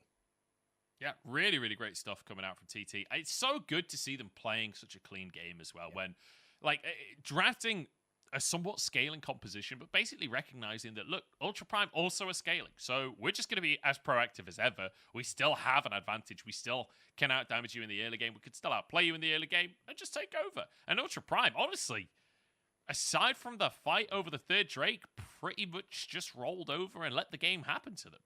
Yeah, I think we flipped the coin and we got Slacker instead of Hacker. Because honestly, Hacker, he had so many opportunities as to where he wanted to try and play. Like, you have the mid lane where you've already burnt the flash. You have the bot lane where you're sitting in the bush with your pillar to stop the engage. And you're like, nah, not feeling it.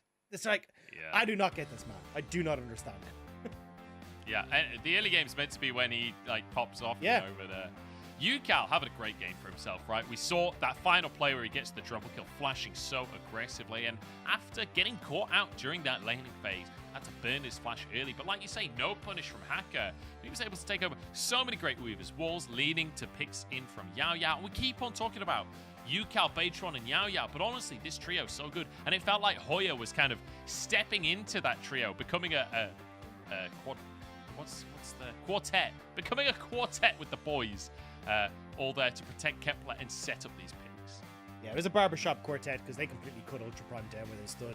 Elk, you got to look at his damage though. You can see he was trying to stand this, but again, Elk's fringe is still intact though. Look at that. What that a is true. switch. Yeah, yeah, he's able to style that whatever which way he wants. But that's the problem, is that like stylistically, Ultra Prime needed to try and play around this bot side. Like, they needed to make sure that they're able to get Elk into a position where he's comfortable. It's been their biggest win condition. And again, we're seeing that, like, they're just not willing to. And I don't understand why it's not the case. Hacker, again, like, he was there. Could have, you shut down Yukal in the mid lane. Suddenly you're able to play way more heavily around this bot side, but that wasn't the case. I mean, you can see there, 52% of the team's damage Elk was able to pick up. And just nothing. Like, he had the highest damage to gold ratio in the game, and still just can't do anything, especially when he's set that far behind in the early stages. Yeah. A tough one. Tough one for Ultra Prime. Tough one to try and get yourself back into a game when it's gone so badly in the early game. But from the side of TT, again, impressed. And I will say I'm a little disappointed at the stark contrast we're getting from Ultra Prime here. Yeah. When you had such a good series against V5. Like, you had such a great game too. The late game fights were amazing. Like, We didn't even get to see any late game fights here because they just fell so far behind from TT. Great proactivity from TT, though, to punish incredibly lackluster early game from Ultra Prime. We'll see if TT can keep this ball rolling. Remember, they need to win both of their series, and if they can play like that, it's looking easy.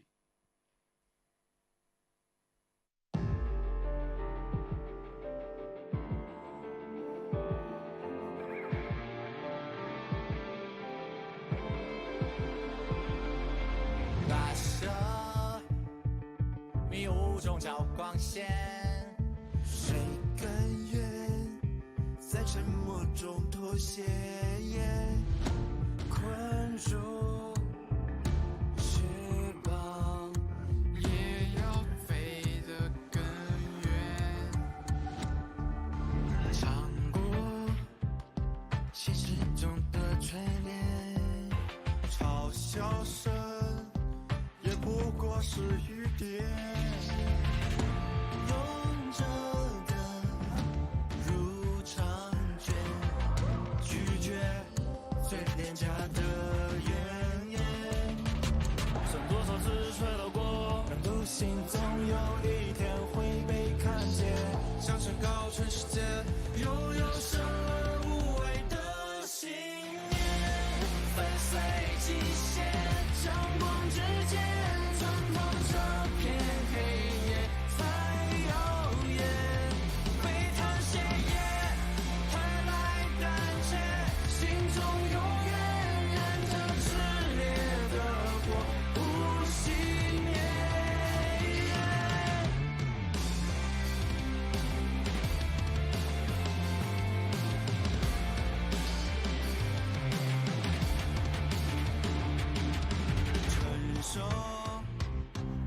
冷漠与偏见，接受不完美的缺点。聪明有多危险？不怕，只怕不够轰烈。算多少次摔倒过，人都心中有一天会被看见。想宣告全世界，拥有生而无畏的信念，粉碎极限，向光之间穿透这片黑夜，太耀眼，沸腾血液，何来胆怯？心中永远燃着炽烈的火，不熄灭。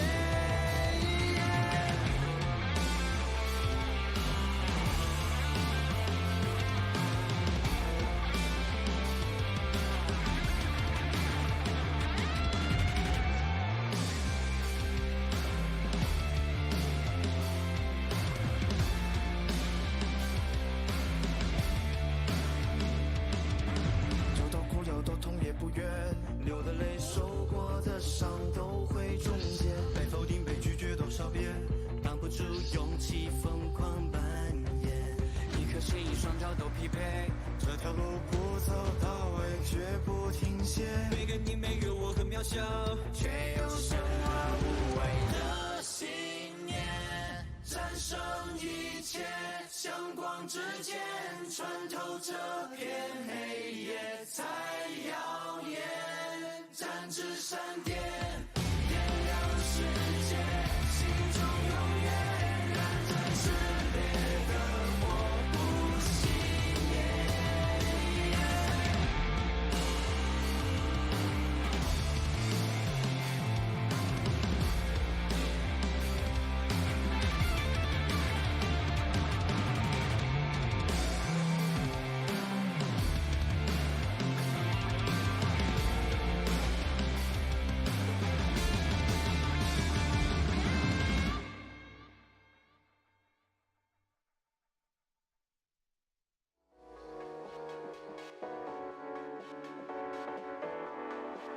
I keep my love emotional.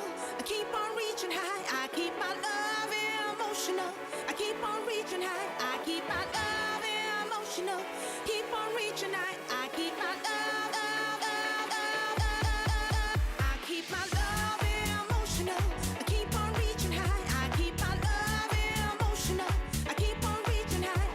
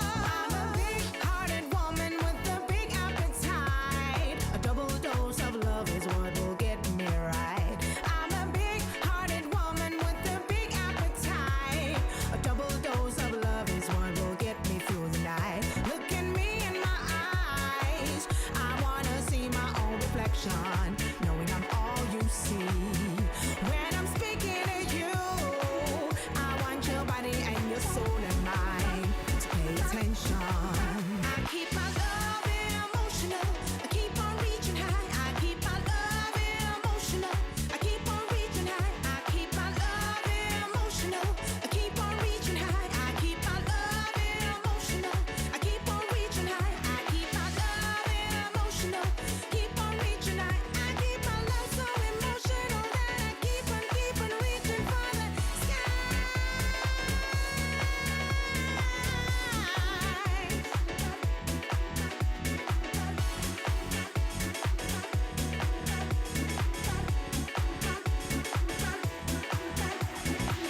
I weigh my love on high.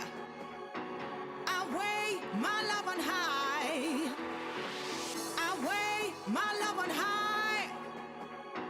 I weigh my love on high. I keep my love emotional. I keep on reaching high. I keep my love emotional. I keep on reaching high. I keep my love emotional. Keep on reaching high. I keep my love so emotional that I keep on reaching for the sky.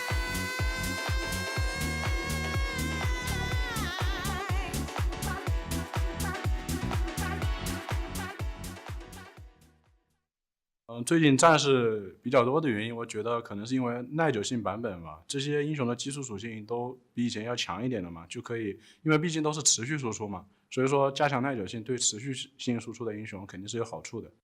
下赛马上就要结束了吧，整体看来，感觉这赛季还有很多地方做的不够好吧，然后剩下的2场希望能发挥出自己最好的水平吧。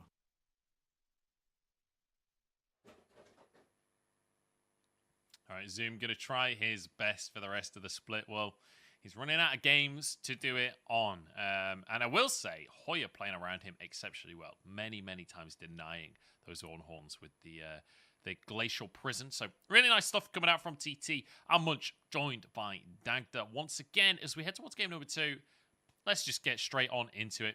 UCal, MVP, comfortably. Great Talia performance there.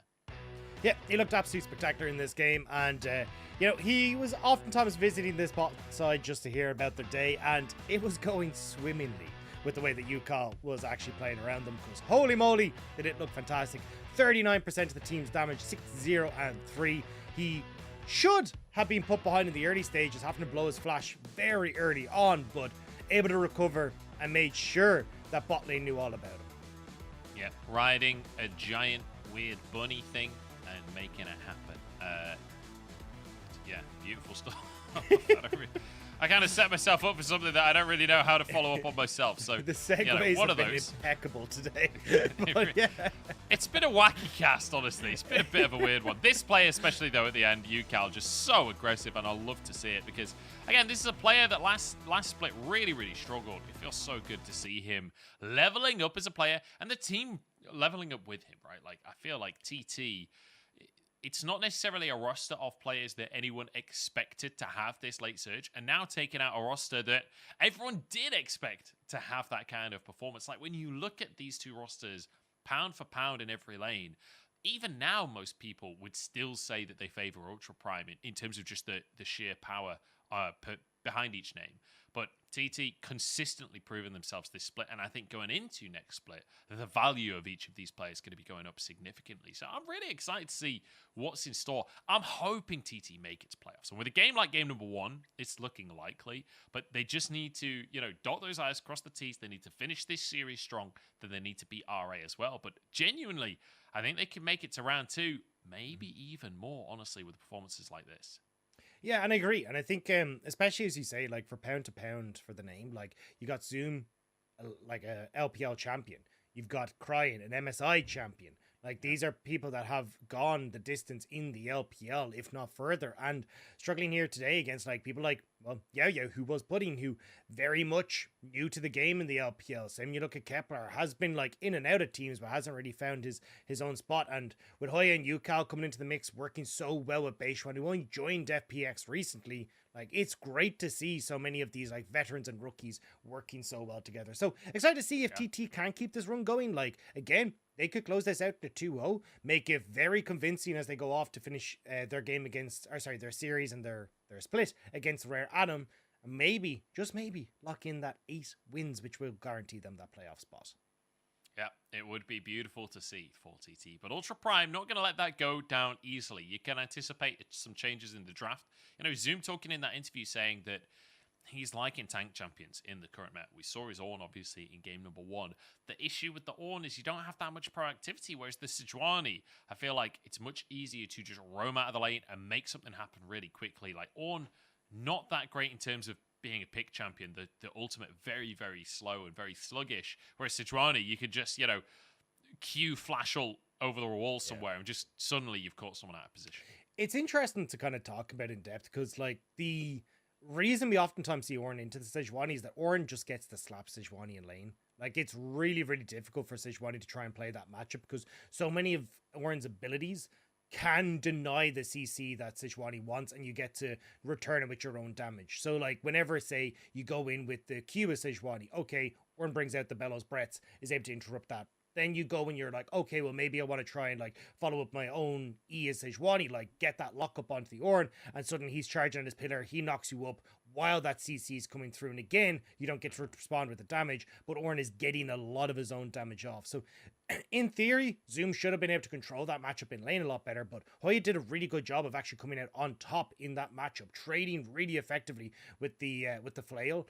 And that's why it became such an issue for Zoom, that he wasn't relevant in team fights. He was behind on TP plays, and why TT were the ones roaming to these early dragons first. So I definitely think, like, while Zoom, we've already talked about it looking comfortable on these tank champions, honestly, he just doesn't really look comfortable in some of these matchups where he should be.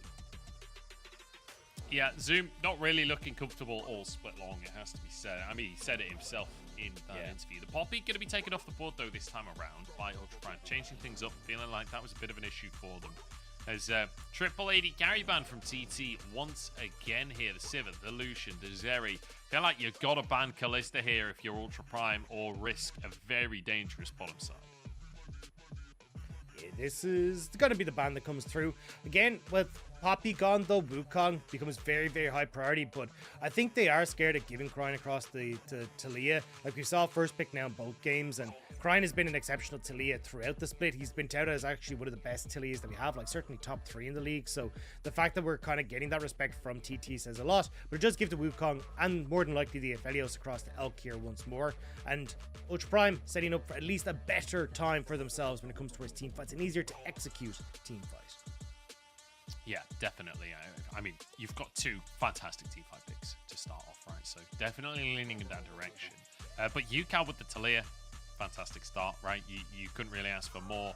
The Poppy taken off the board, though. Viego and Wukong, these were the 2 top junglers at the very start of the split. Obviously, there's been a lot of patches since then. Maybe the buy instead. A bit of aggression coming out from Beichuan. And the ability as well to lock onto that Wukong, try and sit him down. Kepler, though, once again gets that jinx. Quite happy with the matchup that they had in game 1. And why wouldn't you be, right? You ended up with the Talia to roam down, set you up beautifully. You still got a big advantage there. Also, with Crine now locking in the Lissandra, you can ban away the Renata, which was honestly making things a little bit tougher in that bot side. But I think Ultra Prime might try and do a similar thing here, like maybe ban away the Nautilus, make things a little bit easier for their own bot lane, or honestly just keep the Nautilus open and immediately lock that in from Meow New on the bot side. Yeah, trying to set him up a little bit. Because I'll be honest, after what we saw in game number 1, I feel like Yukal is going to be the one roaming again, unless something dramatically changes. The jungle matchup change perhaps could influence that, but I mean, I was definitely favouring Beichuan and Yukal off of the start of that last game, so we'll have to see. We'll have to see once we get Well, I mean, your Freudian slip definitely said that with the jungle diff, because I agree. Like, it was a jungle diff. Like, Hacker just really wasn't in place to try and carry this through. Now, again, on the Wukong, he can do relatively well, but Beichuan, at least in the early stages, Vi can play very aggressive in this matchup. So I'm curious to see how Beichuan is going to interact on the map if he starts to try and play through mid lane a little bit more, because if you are able to lock up this Lissandra with the Vi Q, suddenly all that extra damage from Talia becomes way easier to land. Yeah, it certainly does. It's a very nice little combo, isn't it? Vi just holds you still, and then Yukal batters you back into the rest of the team. Which, to be fair, It's pretty much what they were doing with Poppy. It came number 1. We saw the pick onto Hacker in Herald Pit early on in the game. He had flash available, just could never escape because of the amount of CC. Vi ain't going to change that one. Plenty more where that came from. But the Renata locked in here alongside the Aphelios, very standard from Ultra Prime. And Hoya, I mean, they're pretty much just rinse repeating on the side of TT. This is almost exactly what they had last time around. Curious to see if the Nautilus will be the pick here or if they will go for something else. I think mixing up the Nautilus here to something that can kind of play a little bit more of a defensive tool probably going to be the call. Just because when you look at like the composition Ultra Prime this time around, Wukong is very capable of diving the back line, can get onto Kepler, so having something that can try and peel a little bit better is going to be the call. Looks like they'll go towards the Leona, at least providing a little bit more of that follow-up with the Solar Flare first. Azum over the Shyvana might be looking to bring this one out against the Sejuani in the top lane. Would certainly be a different matchup to the Ornn, a very different look for what Zoom is bringing to the table here. But what we talked about with the Ornn and the Sejuani was, do you have Snap Engage? Well, no still from the side of Zoom, but certainly a powerful weak side pick here from Zoom. And we were asking for ways to target Kepler. Mordekaiser is definitely one of them. It's also safety for Elk in that bot lane as well, because if you try and dive in here as Vi, suddenly you get brought to the Shadow Realm. Your ultimate doesn't matter. You're not even in the same vicinity or the same world anymore. So now you're facing up against a very angry Mordekaiser for trying to threaten his AD carry. So I think there is definitely options here in Ultra Prime now where you've got great engage with Wukong and the Lissandra, brilliant follow-up with the Renata ult. Elk, as long as he's safe in the early stages, should be fine. And now I actually think that you might be in a bit of trouble here as TT. If this game goes even into the later portion of the game, you have so many ways for Ultra Prime to kind of distract or interrupt what you want to try and achieve. Yeah, it feels like there is plenty of disruption available. And honestly, on both sides. But again, it's a lot of scaling on the side of Ultra Prime. It's a lot of like, wait until the late game. And I'm a little cautious that that won't necessarily work after what we saw in game number 1. But perhaps they can control UCal. Perhaps Hacker can have a bit more presence towards that mid lane. It's going to be a lot down to that mid jungle 2v2. It's a totally different matchup this time around. And Ultra Prime need to get themselves a win on the board here. Whereas for TT, remember, they don't necessarily need the 2-0. They would definitely like a 2-0. But what they need is the series win to keep their playoffs hopes alive. Game difference doesn't even matter for TT. It's all about series difference. They need 8 on the board. Going to have to start here for them, seeing if they can start that campaign into playoffs. Ultra Prime still trying to play upset. Now, it hasn't gone particularly well for them, at least in game 1. But game 2, there's a shiny Mordekaiser that might be looking to make the difference. Real shiny indeed. Looks like something out of Blade Runner, you know, or at least the new one. The old one, not so shiny, I will say. I watched that in hindsight after watching the new Blade Runner, and it's not as good as people say it is. It has to be said. I might anger some old film fans there, but it's a bit all over the place, to be honest. It's a bit like a Batman film, honestly. With, oh, what? How does that not spot them? They were like totally out of fog there, at least on what Beichuan could see. But wow, that's kind of crazy. Doesn't drop the ward, though. Yeah, gonna just bait now. We'll now just back away. It looks like UCal is going to be the one that actually places the ward in there initially, as you can see, just on towards the Raptors to spot out where exactly they're going to be. So Vi going to start off as a solo clear on towards our top side, moving back down towards the bot lane. And Wukong as well, also going to start solo. So at least the moment, both junglers going to be a little bit slower on their clears, but will give the laners, I was going to say, the chance to try and push, which I feel like is what Ultra Prime are aiming for here, trying to get out control of the bot wave. But Kepler and Yao Yao should be able to respond here and match it. Going to try to. We're keeping our eyes on Mianyu as well this game, right? Because let's be honest, he was targeted by TT in game number 1 and sort of destroyed. Yao Yao decided to take a different matchup in that bottom lane, despite how well Nautilus worked for them in the early game last time around. Decided to change things up. So I am curious how Yao Yao will play out this new matchup with the Leona into Mianyu instead of the Nautilus. I'm curious whether that changes the way this bottom lane pans out, whether that sets Elk up a little bit better, honestly.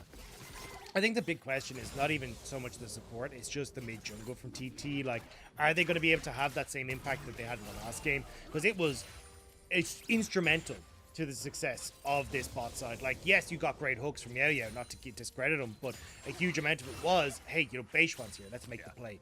Yukal's here with the ultimate, let's make the play. So as we get to see Beishuan moving in towards this bottom side of the map, doing the red, it looks like it'll be a gank off of this red buff clear.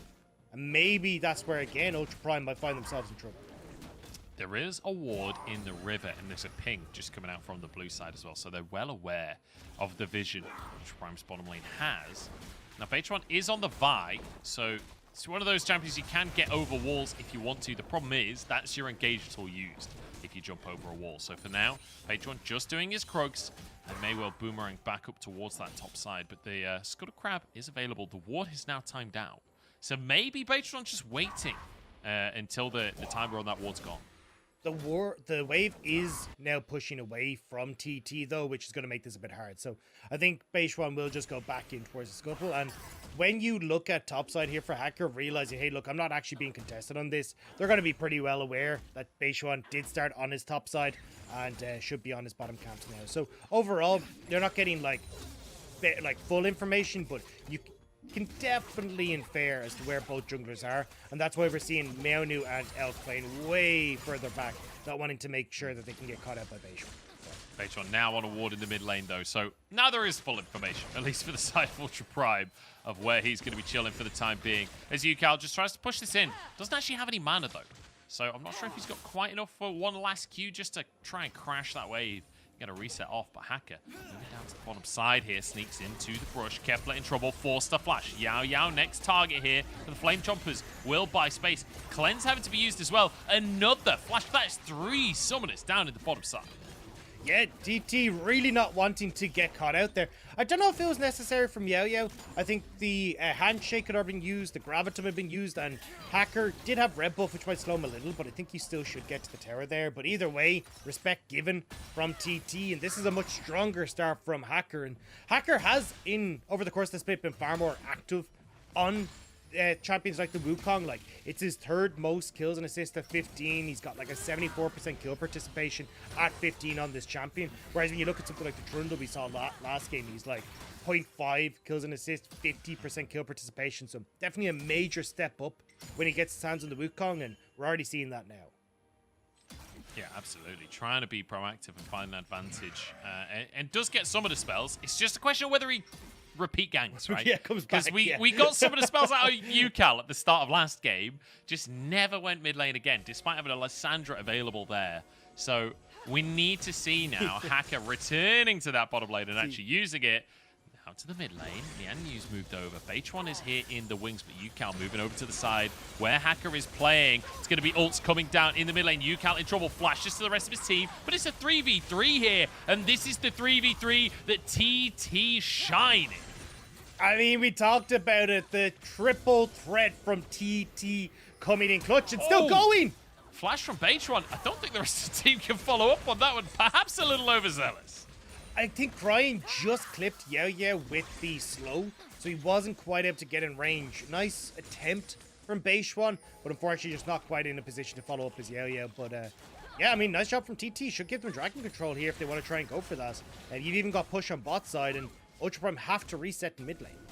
This would be a really early dragon comparatively to kind of the average at the moment. Elk being forced away from this tower as well. Even if they don't go for the dragon, which I think they will, but even if not, you're gaining a lot, right? By just Elk being zoned away, losing a bunch of minions to the tower, Kepler grabbing himself a plate. Just a whole host of good things happening here for TT. Yeah, it will give Cryin pushing mid though. He's had the quicker reset than Yukal, who's still on this bottom side. Now actually looking for a play, it looks like, as well. Oh, Elk still has flash available. Actually gets Mianyu as well, pinned against the wall here, but Yukal low on HP. Mianyu goes down. Bailout is there. Can he finish the kill? No, the ignite. Not quite enough. So close on the Renata. Beishuan needed to finish that, was worried of one more auto attack coming in, and suddenly that bailout would have been clicking through for Mianyu. But as we said, we'll give Cryin control over mid. So what is the response? You have Hoya spotting out Wukong, stealing away the blue buff, but it looks like Hacker is just going to walk away. I think he actually saw that, yeah.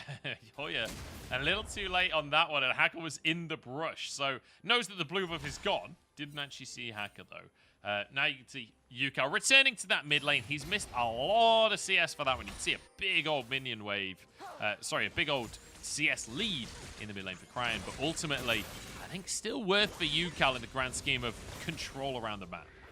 Again, it's understanding what your win con is, right? Like, unlocking Yukal is great to feed into the win con of play for Kepler. Like, Kepler's on this Jinx. He is going to be the main source of damage. He is the DPS in the squad. Like, let's get this Jinx ahead. And they've been doing a great job so far as Mianu, once again, on the receiving end of that attention from Yukal. And the triple threat still alive and well here on TT as Rift Tower spawns. But Wukong already on that. And I don't think we're going to get a contest here from TT. Looks like they might want to just go bot instead. Perhaps, but Hoya maybe just going to contest by himself as he walks on up towards the plate. But you can see Elk had moved over towards the Herald as well. So once again, Kepler getting some solo time on this bottom tower. And Beitron is here. So if Elk moves on up here, he will just be killed. He will just be dived. Beitron level 6 as well, so there's really no counterplay available from Elk. Has the cleanse, but that won't save you from a buy. And it means that, you know, we've already seen one plate taken in this play. It's going to be at minimum a second here.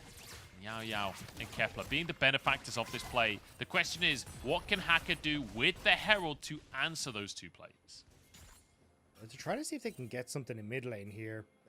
Both the mid jungle kind of eyeing each other up. Yukal sitting behind a wall, not wanting to give that information across. But yeah, I mean, for Ultra Prime, this is again kind of the same position that we were talking about from last game, right? Where we burn these summoner spells on bot lane and then they're not quite being able to follow up on the play. It is actually TT that are making plays like this down into that bottom side. Here, look at that thing. Chansey. Yeah.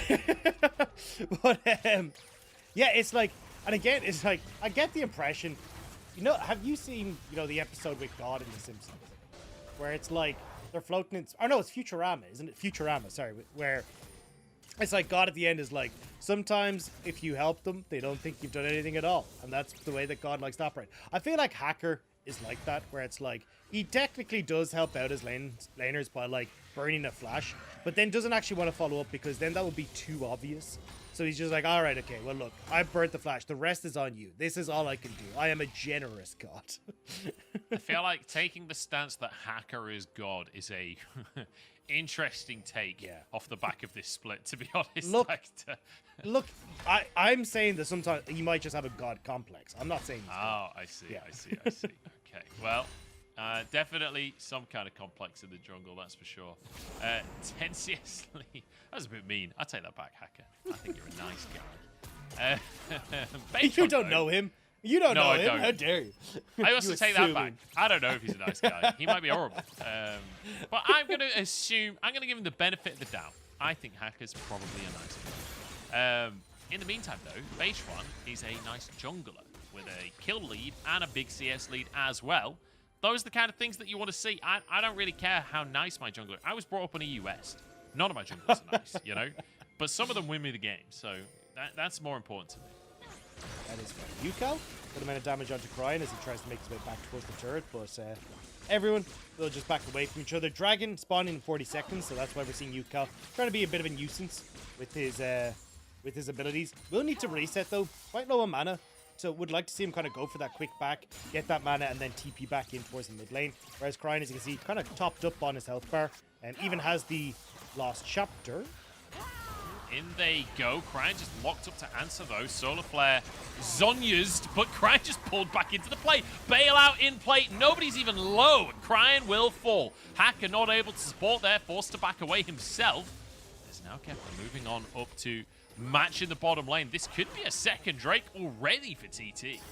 I mean, how do you not expect Yaoshuan at this stage? The two people are in the same place at all points in time. They are one, they will find you, and they will turn around that play in favor of TT. There's the reset that we talked about for Yukal, who can now swiftly move back in towards mid lane. And yes, Dragon, but more Elk. Elk is in trouble here, but looks like he'll just about get away with his life. Beitron had no ultimate. There's Gravitum available, but I don't think they can quite get onto him. I thought Beitron was going to be in more trouble than he was there with the TP from Cryan, but it could be Dragon on the cards here for Ultra Prime and TT. You need to sweep, guys. You need to sweep. They're caught out, stuck in a ward. Yao Yao uses a stopwatch to keep himself safe here. Handshake back into the play, though. A knockback coming out. Kepler trying to protect his support. The Ignite finishes the job, though.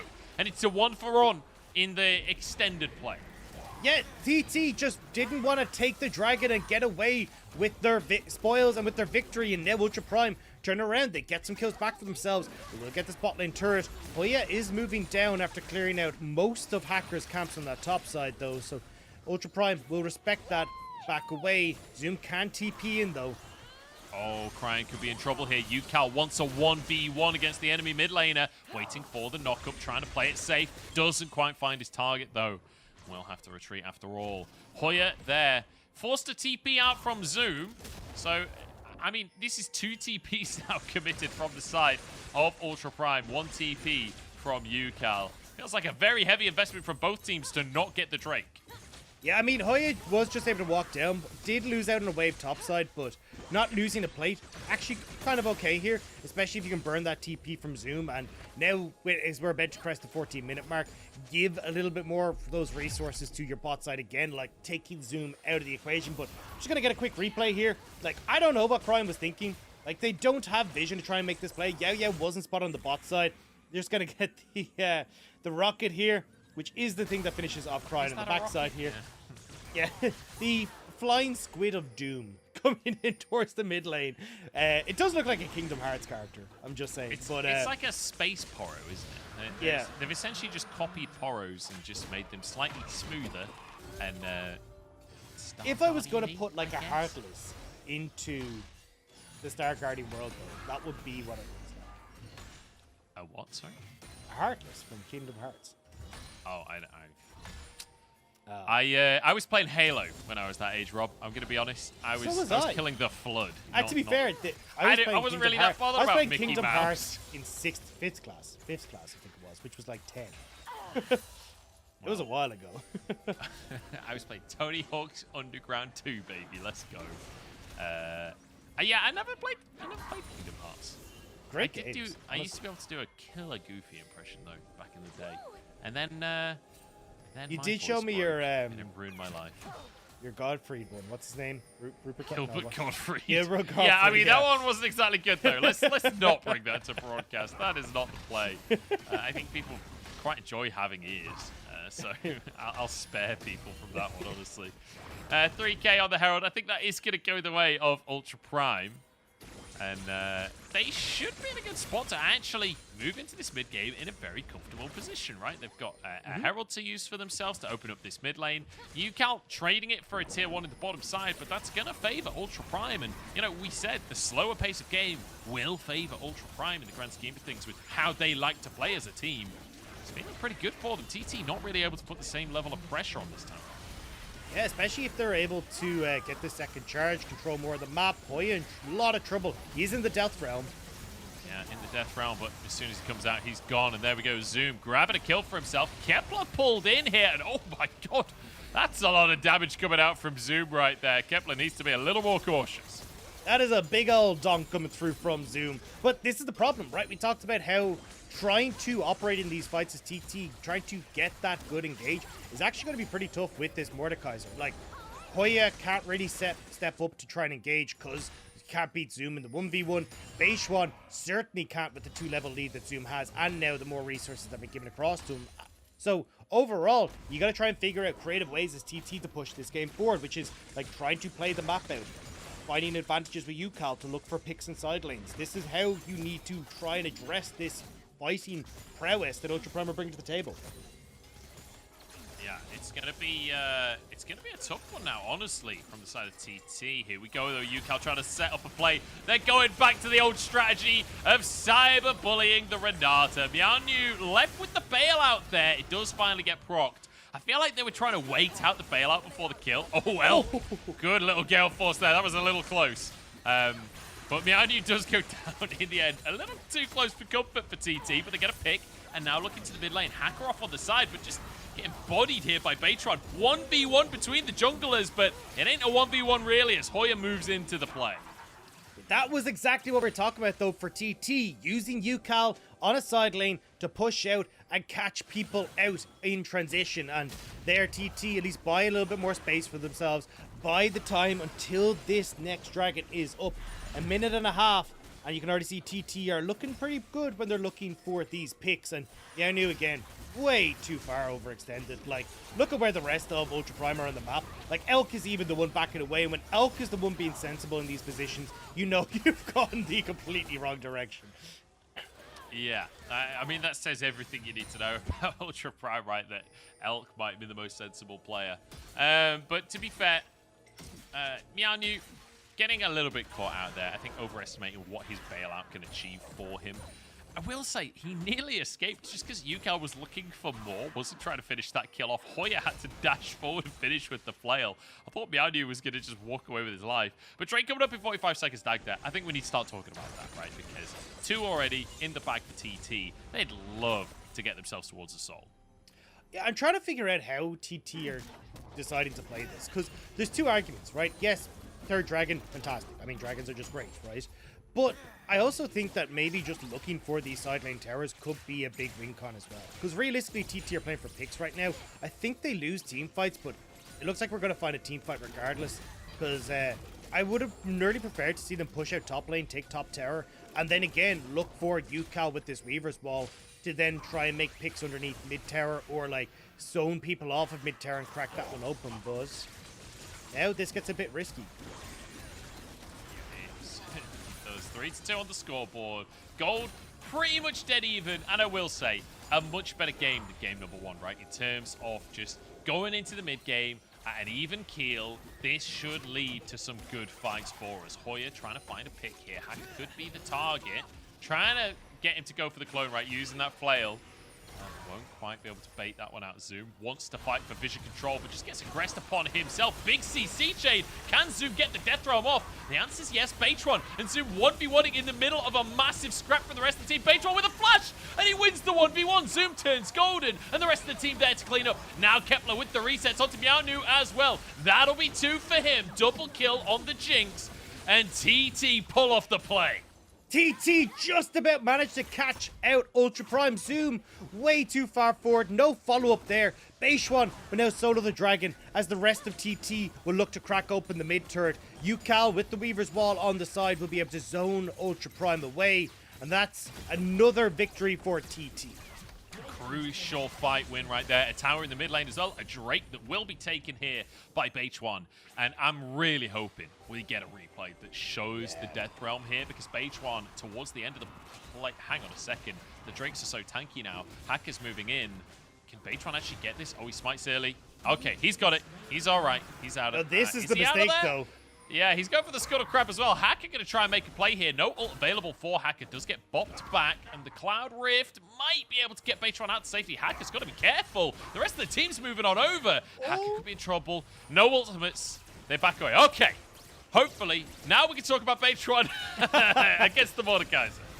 Yeah, I love how we will get the replay here, but the problem is Zoom, like, Zoom's in no man's land here. Like, this is a terrible spot, and there's so much damage that comes through so quickly that Zoom is already less than half health before he enters the Death Realm. And Beishwan, willing to just fight it out here, manages to flash away from the last bonk as well, then gets the Q reset, gets the shield off the passive that keeps him alive. And on the opposite side of the fight, like, Ultra Prime have just got to run away. Like, TT have just so much of a superior position in River, being able to shoot over walls. You've got the range advantage for Kepler. UCal is zoning out a lot of the follow-up as well.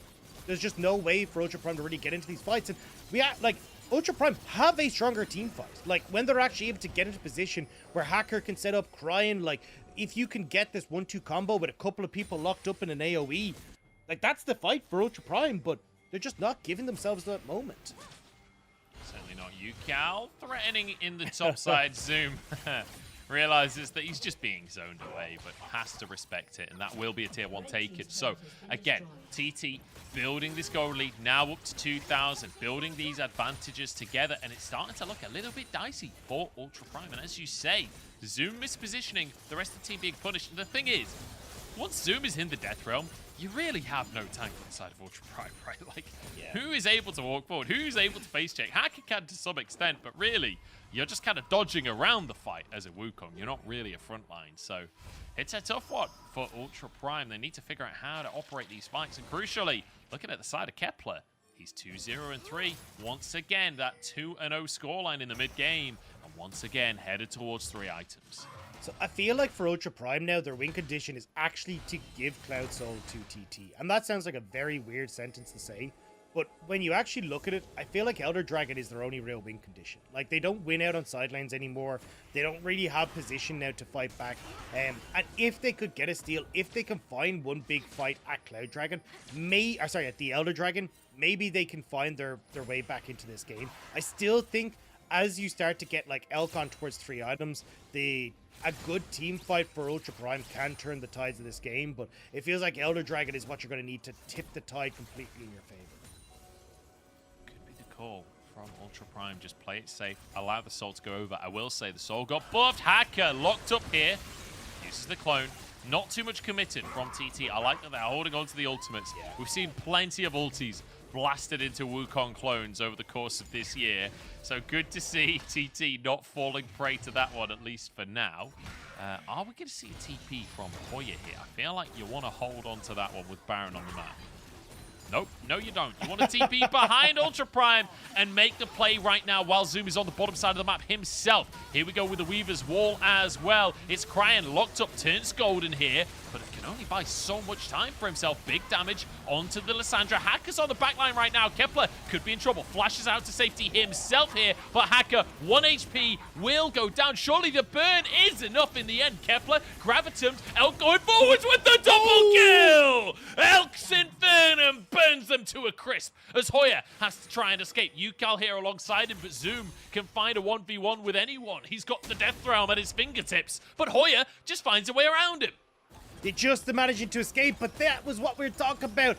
Elk gets a big win in the team fight for Ultra Prime, and they'll be able to get some much needed gold back in their favor. Dragon in 50 seconds as well. This could give a lot of gold towards Elk, but he still needs to get out of here.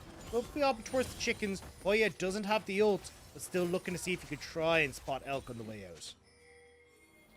Can't quite find anyone, can't quite get a punish. There are pings on the Baron right now coming out from TT. That would be a risky play to make. Let's take another look at... This is a very messy fight. Yeah, Hoya and Yao Yao trying to see if they could get the engage, and it worked out pretty well here to get on towards Cryan, but you're leaving your backline super exposed here to Hacker and towards Zoom, so TT end up having their top and mid zoned away. Hacker gets great access to Kepler, which is exactly what we're talking about he needs to do. The early flash from Kepler means that then Elk, when he spots his opportunity here, Gale forces forward. Early cleanse from Kepler as well. Elk able to follow up magnificently, but we're back to fighting. Yeah, Zoom's in the Death Realm with Hoya right now, so it's not quite as much of a fight as it looks like. Now comes out of the Death Realm and immediately just gets annihilated. Gets a shield, keeps himself alive. Baytron on the top side of the fight here. Bottom side, sorry. As Ultra Prime retreat now, moving back to their side of the map. TT, muscle on in. Zoom, no health, no TP, no Death Realm. Goes for the Gromp to try and heal up. And he needs to get this healing desperately to provide the front line, but Beishwan doesn't want to let him. There's the healing. They're on to Hacker. They're on to Zoom. They're just finding picks on the backside of the fight here, and the jungler is one of those picks. Can they finish the kills, though? Hacker finding some knockups as in goes Baytron. Down goes the enemy jungler, but it's a trade. It's a jungler and a top laner. Zoom goes down as well. Yao Yao's too deep, though. Keep your eyes on Kepler and Elk. They have to carry this fight as Yukao protects his support. TT's team fights are coming back to bite them. We said TT, one, don't have the superior team fighting comp, but also the way they're setting up these team fights is disastrous for them.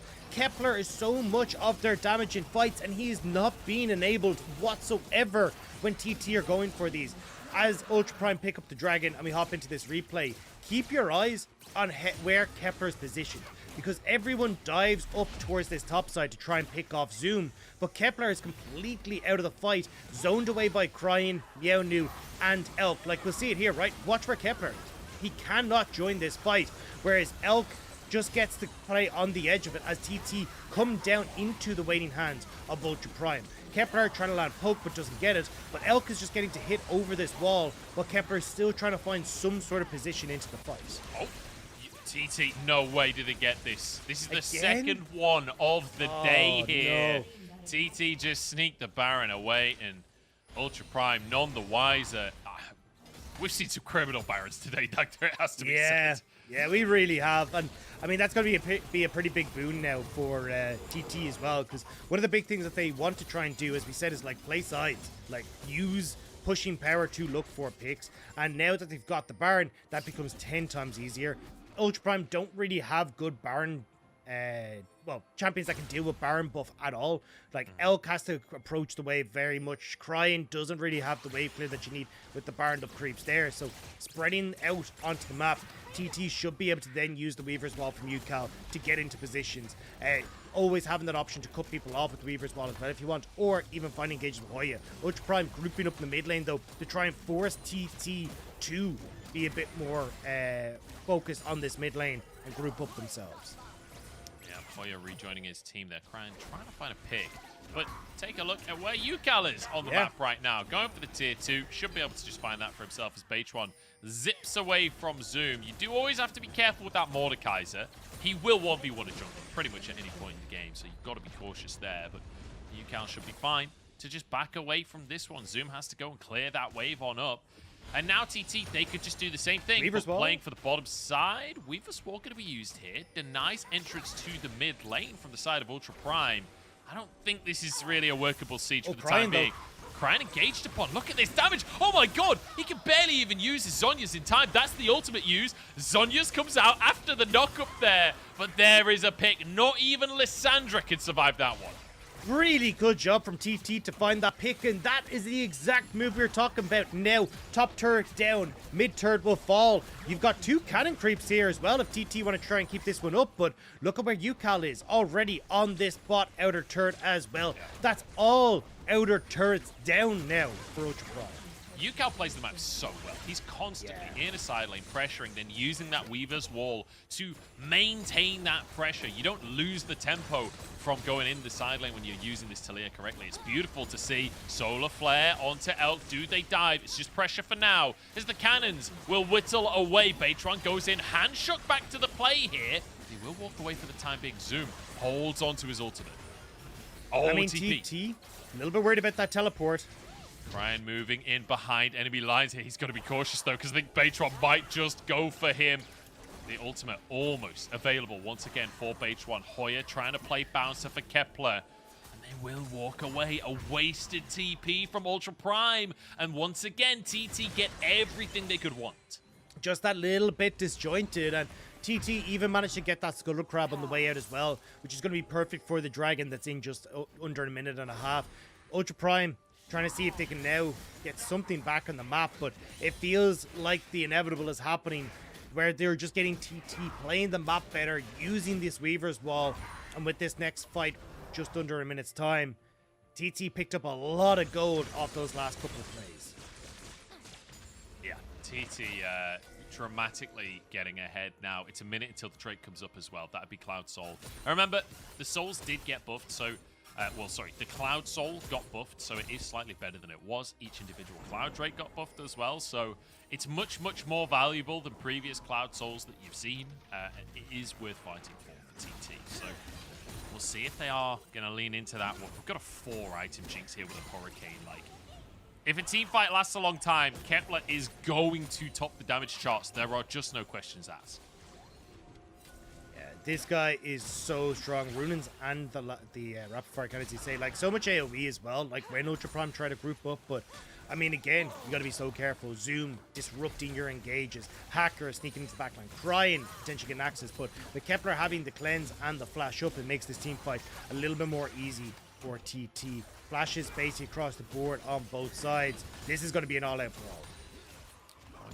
Just going to try and tether Ultra Prime while the rest of his team just goes for the Drake here. This is an attempted pick onto Hoya for a soul, except Hoya's still full HP. Zoom, the target, the CC chain, immaculate from the side of TT. And Zoom will be forced out of the play here. The bailout not going to be enough. and TT find yet another fight here. They seem to be playing flawlessly as Hacker caught up Yao Yao there to finish the job. Hoya with the kill credit in the end as Cryan tries to escape, but CC'd once more, and these CC comps are running rampant for TT. Cryan will fall to Kepler, and TT showing us that they deserve playoffs.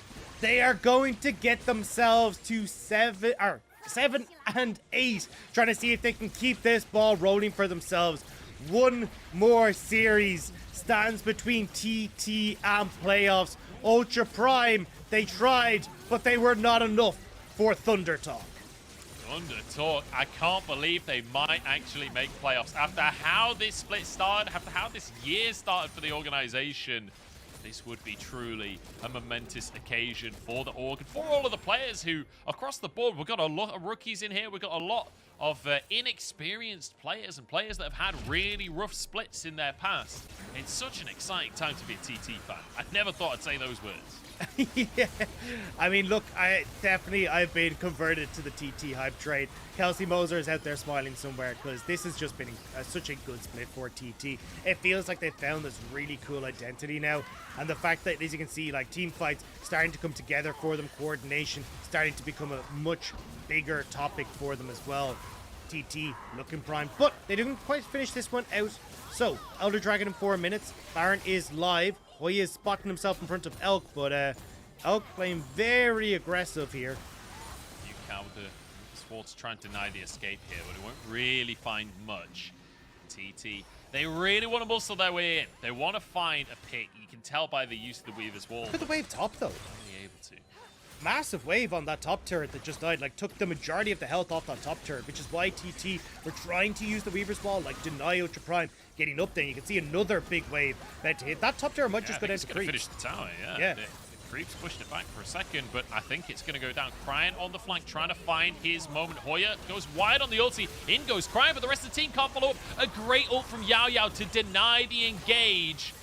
It's going to be a hostile takeover, but it ain't as hostile as they would have hoped. Hacker now on the backside of the play. Can they finish Kepler? The answer is no. Ultra Prime trying their damnedest, but their damnedest just ain't enough. And the creeps are streaming into their base. Top tower did fall. Inhibitor is under threat. Nexus turrets are under threat. And TT spot that, so they will turn immediately over towards the Baron. No Unsealed Spellbook means no smite available, but Zoom's going to try.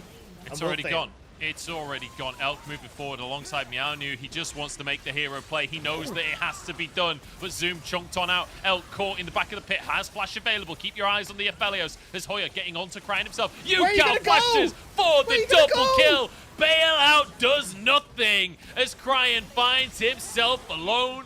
Another one for Kepler as they finish things strong. Yukao, take a bow, my good sir. An incredible Talia performance as TT look to lock themselves in. They've not quite done it just yet, but it's one last step on the road against RA. Tissue papers on the ears are only for the eyes of Ultra Prime. Get them actually caught crying, because TT, that was impeccable. You got Cryan, he's got tears in his eyes, see no evil. You've got Yukao, tissues on his ears, hear no evil. As TT grab themselves a, honestly, fairly dominant victory. Much closer than game number 1, but still a very impressive game here for TT. I have to keep repeating it. I'm excited to see what this team will bring to the table for playoffs. If they can make the playoffs, you know, they still have to beat RA. They do still have to get another series win on the board, but I'd call them favorites. I'd definitely call them favorites heading towards that RA game. Yeah, I was going to say, I mean, Ultra Prime were ahead of Rare Adam in the standings, so it should be an easier time. But actually, with this loss, Ultra Prime go below Rare Adam in the standings. They will now be on minus 16 in their losses, which means that Rare Adam will actually be able to take over in the 15th place spot. So basically just bouncing back and forth between the two teams, but it does feel like with a convincing win like that, TT should be able to put themselves in towards playoffs. And it looked spectacular. Like, I think Yukal on the Talia was fantastic. There's too many times where you don't really see people correctly using the presence on the map that this Talia can have.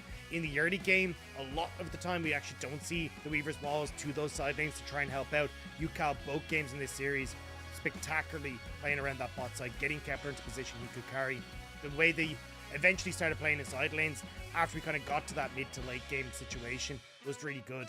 And the Weaver's walls were on point, always making Ultra Prime uncomfortable and forcing them into positions they didn't want to be in. Yeah, absolutely phenomenal game here from Thunder Talk. And like you say, the Weaver's walls, like UCal just in general, an exceptional day for him. Like, got Talia both games, which is always going to be nice in the current meta, but the way that he's using that in the side lane, like you say, the pressure from the Weaver's wall, but also just his combos, right? Like flashing forward aggressively to end both games. We saw him flash forward for the triple kill at the end of game number 1.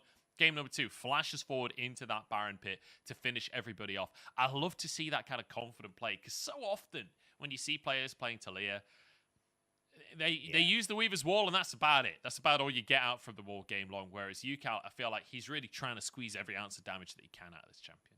Yeah, definitely. And I'm really impressed by the way we've seen UCal kind of grow over the course of this split, because initially when he came in, was not impressed. It took a lot of time for UCal to kind of ramp up. I think Hoya coming into the roster, adding another Korean language speaker into the team made such a big difference to UCal.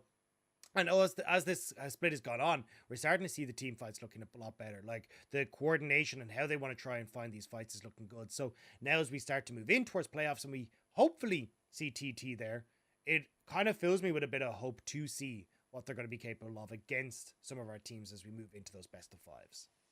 It's going to be interesting. It's going to be exciting, honestly. As I think TT are going to make it. I think they're going to make it in. I think they'll beat RA, which would be our 8th team locked on in, and then it's just down to the game difference battle between our other teams, which LNG are a favourite for, that's for sure. But we'll have to wait and see. Only time will tell. And you know, we were talking about the damage out from UCal, even with a Jinx on his team, still topping that damage chart. And I mean, look, absolutely insane series from UCal. Talia was spectacular, and I love. It does feel like this meta of mid laners really fits what TT want from their mid laner, with, as we we're kind of saying, like some sort of facilitator that can be played towards in the early stages to set up, but then can kind of give that love back, specifically down towards Kepler and that bot side. And the fact that Kepler has just been able to slow hit his way into like carry positions, not really under too much threat, is working out spectacularly as well for TT. But you can see UCal hyping up on the damage charts. It just feels again like this man is not only the MVP of game 1, but of this series as a whole. The MVP of my heart. You know, like you say though, it's just such a pleasure to see the level up from UCal over the course of this year. Like, I don't think I've seen a player have quite the same level up, you know, like from... Yeah. I'm just going to say how it is. From as bad as he was in spring, like he had some really atrocious games back in spring. It was... Hey, even against LNG this split. Yeah, I mean, yeah, like there was some really, really tough ones for UCal, but then the latter half of this split, like honestly, he's a changed man. I'm really impressed to see more of him. But also, like we said, the damage that he's able to pump out on Talia, there's not many players that get good damage on Talia at all. Like it's impressive to see. So, and obviously he was against a short range composition, so that does help. But even still, I think we should move the conversation on a little bit. We've been talking about UCal pretty much exclusively. I do want to quickly mention as well that this kind of top side that we have actually working quite nicely, right? Where we've got Hoya kind of joining the squad. We keep on talking about the 3 members in the jungle, mid, and support for TT, but I feel like Hoya is actually a really crucial part of this whole mechanism, especially when it comes to the mid game. He's constantly where his team needs him to be. I think it also just, even in the early stages, like a really good understanding of how to set up his waves, so then he doesn't have to use things like TP. He doesn't have to like lose out on a loss, but he can quickly join TT for like early dragons where you're not really expecting players to be. Like, look at what happened at the just pre-14 minutes in this game, right? We look at the second dragon that's about to come up. You get with a full push and top side. Hoya then just drifts down towards the dragon. You get the TP out from Zoom. And then Hoya's like, okay, well now I'm going to have TP advantage in like a minute and a half's time. We can actually burn a bunch of these summoner spells. We'll be able to set ourselves up for next Rift Tower. Like, it all quickly starts to fall into place, and I think that's why like we kind of focus on the 3 mid jungle support here for TT, but Hoya has been crucial to like using and helping to grow those advantages that are set up by this 3-man squad. So honestly, just really well played across the board from TT. And again, like Kepler, it feels like he's found just a really good spot here where he doesn't have to like have these mind-blowing mechanics. He's getting a team that is very good at setting him up to provide that DPS, especially on things like the Jinx and the Aphelios, which have been his most played this split.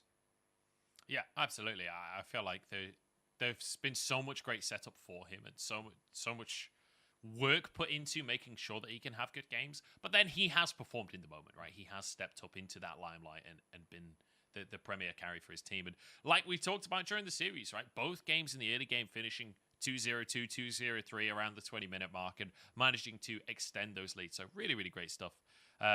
Believe it or not, though, our MVP coming out of that game is going to be UCal. And I'm just saying, the camera did look at UCal right after the game, so maybe we're on to something here. Okay, maybe. 5-0 little though. experiment. I forgot that we had an experiment going. I'm just saying. We get a little preview. So I'm going to use that now and always talk highly of the person that's about to be called MVP. Beautiful. So, MVP number 8 for UCal, sitting just 2 behind first place now. Xiao, who's sitting on 10, topping that table at the moment, but very well deserved. Especially every time it seems like we're looking at TT and how well they're doing.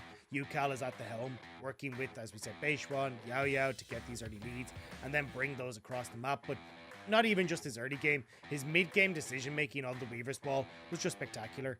Really, really good stuff on, hey, look, this is how far I can push the wave, just draw enough attention topside, and suddenly he pounces with the rest of the squad. So, honestly, massively impressed by UCal. We already said it. Major step up for this player just over the course of the year.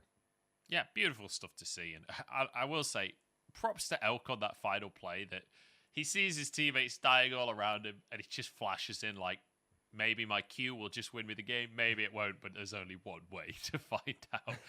We're going to head over to Christina once again, though. We're not going to be talking to Elk. We'll be talking to the other AD carry. It's Kepler. Hello there, welcome to Postgame Interview. I'm Christina. We're joined by Kepler, AD carry for TT. Congratulations on taking down Ultra Prime 2-0. I have to start with Game 1 because I do think your bowling performed so great. So how did you guys manage to open up the situation from the bowling and utilize your advantages to snowball the whole game? 让我们再次恭喜 TT 2-0获得今天比赛胜利。我们邀请到下路 AD 选手 Kepler 接受访问。首先第一个问题想要问到的是，我们从第一局开始说起，可以很明显的看出是下路优势前期非常大。那么你们前期对于下路的一个沟通和配合是怎么样的？如何把你们下路的优势辐射到全局，然后滚起雪球赢下比赛的呢？第一局我们的下路是泰坦，是一个可以很好找机会的英雄，然后我们团队就沟通，大家也可以2级、3级可以看下路，然后也被我们抓到机会了。之后就是跟着我们下路的优势，围着下路打，我们就可以很好的赢游戏。Firstly, I have to say Nautilus is a great support because he can excels in finding opportunities on lane. And then we asked our jungler for help to see if he could come here to help us on level 1, level 2, or level 3. So after we got leads on bot lane, we can snowball smoothly. And second question for you, do you still remember that Hex Tech Drake team fight? Even though nobody secured that Drake, but you guys were kiting for so long time around the river. So what was the team's communication at that time? 接下来想问一下，第一局的时候，不知道你还记不记得那一局海克斯龙团，就是双方在那个河道拉扯了非常非常久。虽然那一波之后没有人拿下这个龙，但是我相信在那一波拉扯之后呢，TT 也是更多的奠定了自己的优势。在那一波你们的沟通是怎么样来进行的？以及顺便问一下，今天有2局比赛中都有2次是在对方视野没有看到的情况下 rush 掉了大龙，所以谁是这几波团战的主指挥呢？那一把第3条海克斯龙的话，我们就是因为当时我们是优势，所以打起团来我们可以比较好赢吧。但是当时配合也出现了问题，所以那波团打得也不是很好，所以就打成那样了。然后那2次偷龙是因为对方的 AD， 第二次是对方 AD 出现在视野里回城了，所以当时我们就抓到那个机会了，把大龙偷掉。非常灵性的啊，两波。Firstly, in terms of that hashtag Drake, because we got lead, so we're so ahead of our opponent, so we decided to secure that hashtag. But unfortunately, we made errors and we made some mistakes, so we can't take down that hashtag Dragon fight. After that, I asked him about the two Barons duel in today's matchup, and he said that the reason why they secured the Baron is because they saw the elk, they saw the AD carry recall, so they have this trials. That's so you rock about that's two Drake still. So next question, I want to touch on the game two. I think Ultra Prime performed much better than game one. So especially the elk farmed so well. So what was your focus in late game in game two? 接下来顺着说到的就是第二局的时候，对面可能好像的是会比第一局发挥的要好一点，特别是 Elk 选手好像发挥的也很不错，后面发育的也很好，所以你们当时后期的一个重点思路是什么呢？当时的阵容，因为厄弗留斯这个英雄后期打团，他的弱点、他的缺点就是手偏短，然后我们那个阵容就我们手偏长，所以打起团来我们就用技能一直破克就行了。嗯。So in late game in game two, we think that the Aphios his attacking range was very short. So we just use our advantages because we got poking draft, so we made some poking damage so that we can take down our opponent. So final question for you, even though TT have experienced ups and downs in the regular season, but I think that you guys performed better and better step by step. So how has been working with your teammates, especially with Yao Yao, your support? 最后一个问题问到的是，TT 可能我们虽然可以看到在这个赛季有经历起伏嘛，但是发现队伍的配合好像是越来越好了。所以你觉得评价一下自己现在跟队友的一个配合情况吧，特别是在下路和瑶瑶的一个配合情况。现在我们队伍的配合情况就，可能我们上单中文学的不是很久，但我相信后面可以越来越好。然后我们下路的话，因为平时我们俩性格也挺好的，所以我们对方有问题，我们都会互相说的。啊，我们能打成现在这样，也是因为这个吧。First of all, our top laner are learning Chinese, and in terms of our body, I think I get on very well with Yao Yao, and sometimes we talk about the games and we find out our mistakes and to fix these problems in order to get better results and better team synergy. So thank you so much for joining me. 再次让我们感谢 Kepler 接受采访，也再次恭喜 TT 2-0获得今天比赛的胜利。Back to you guys. Bye bye. Love that final answer, talking about how basically his friendship with Yao Yao has improved his gameplay a lot, but also just like my top laner can speak better Chinese now. I mean, that is going to improve the game at the end of the day. We said Hoya's very much on the same page as the team. I guess we're figuring out why.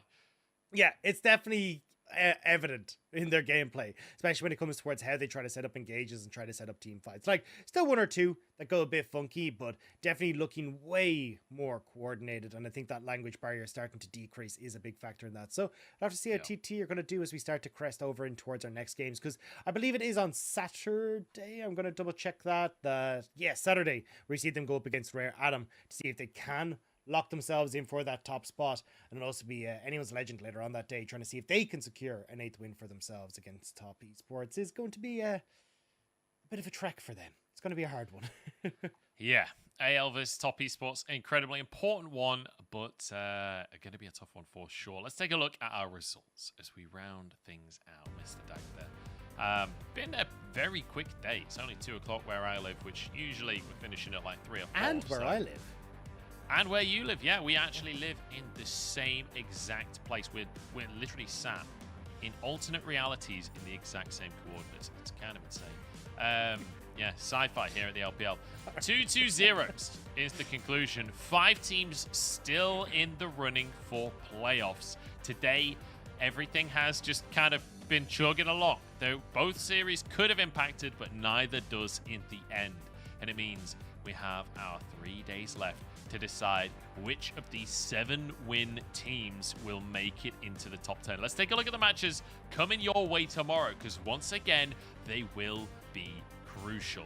We're going to see IG and LGD duking it out to start us off. That one, not as important for playoffs, it has to be said, since they're both knocked out. But the second series, LNG versus Weibo. LNG would love to get an 8th win on the board. If they can get 8 wins, they lock it in immediately. And if they lose, they just want to get as good of a game difference as possible. Yeah, it's a very, very important series for LNG, and honestly for Weibo as well. Just kind of having a chance to bounce back a little. All right, sorry, I say bounce back. They lost to JDG, but then they beat FPX. But yeah, I think for Weibo, just kind of securing themselves a nice spot in the table as well. They won't be able to raise it any higher, but you got to show the young ones that they deserve. Like, who's in charge? You know, who's at the top spot. Yeah, absolutely. Gotta show them who's boss here in the LPL. We'll see if they're going to be able to across the course of tomorrow. But that's going to be it for us today. Thank you so much for joining us, Dagda. It's been a pleasure to cast with you as always. That's our last cast of the regular split. I'm going to be casting with Mazel on Saturday. I'll be trying on my color caster boots. But until then, I'll see you guys in Champs.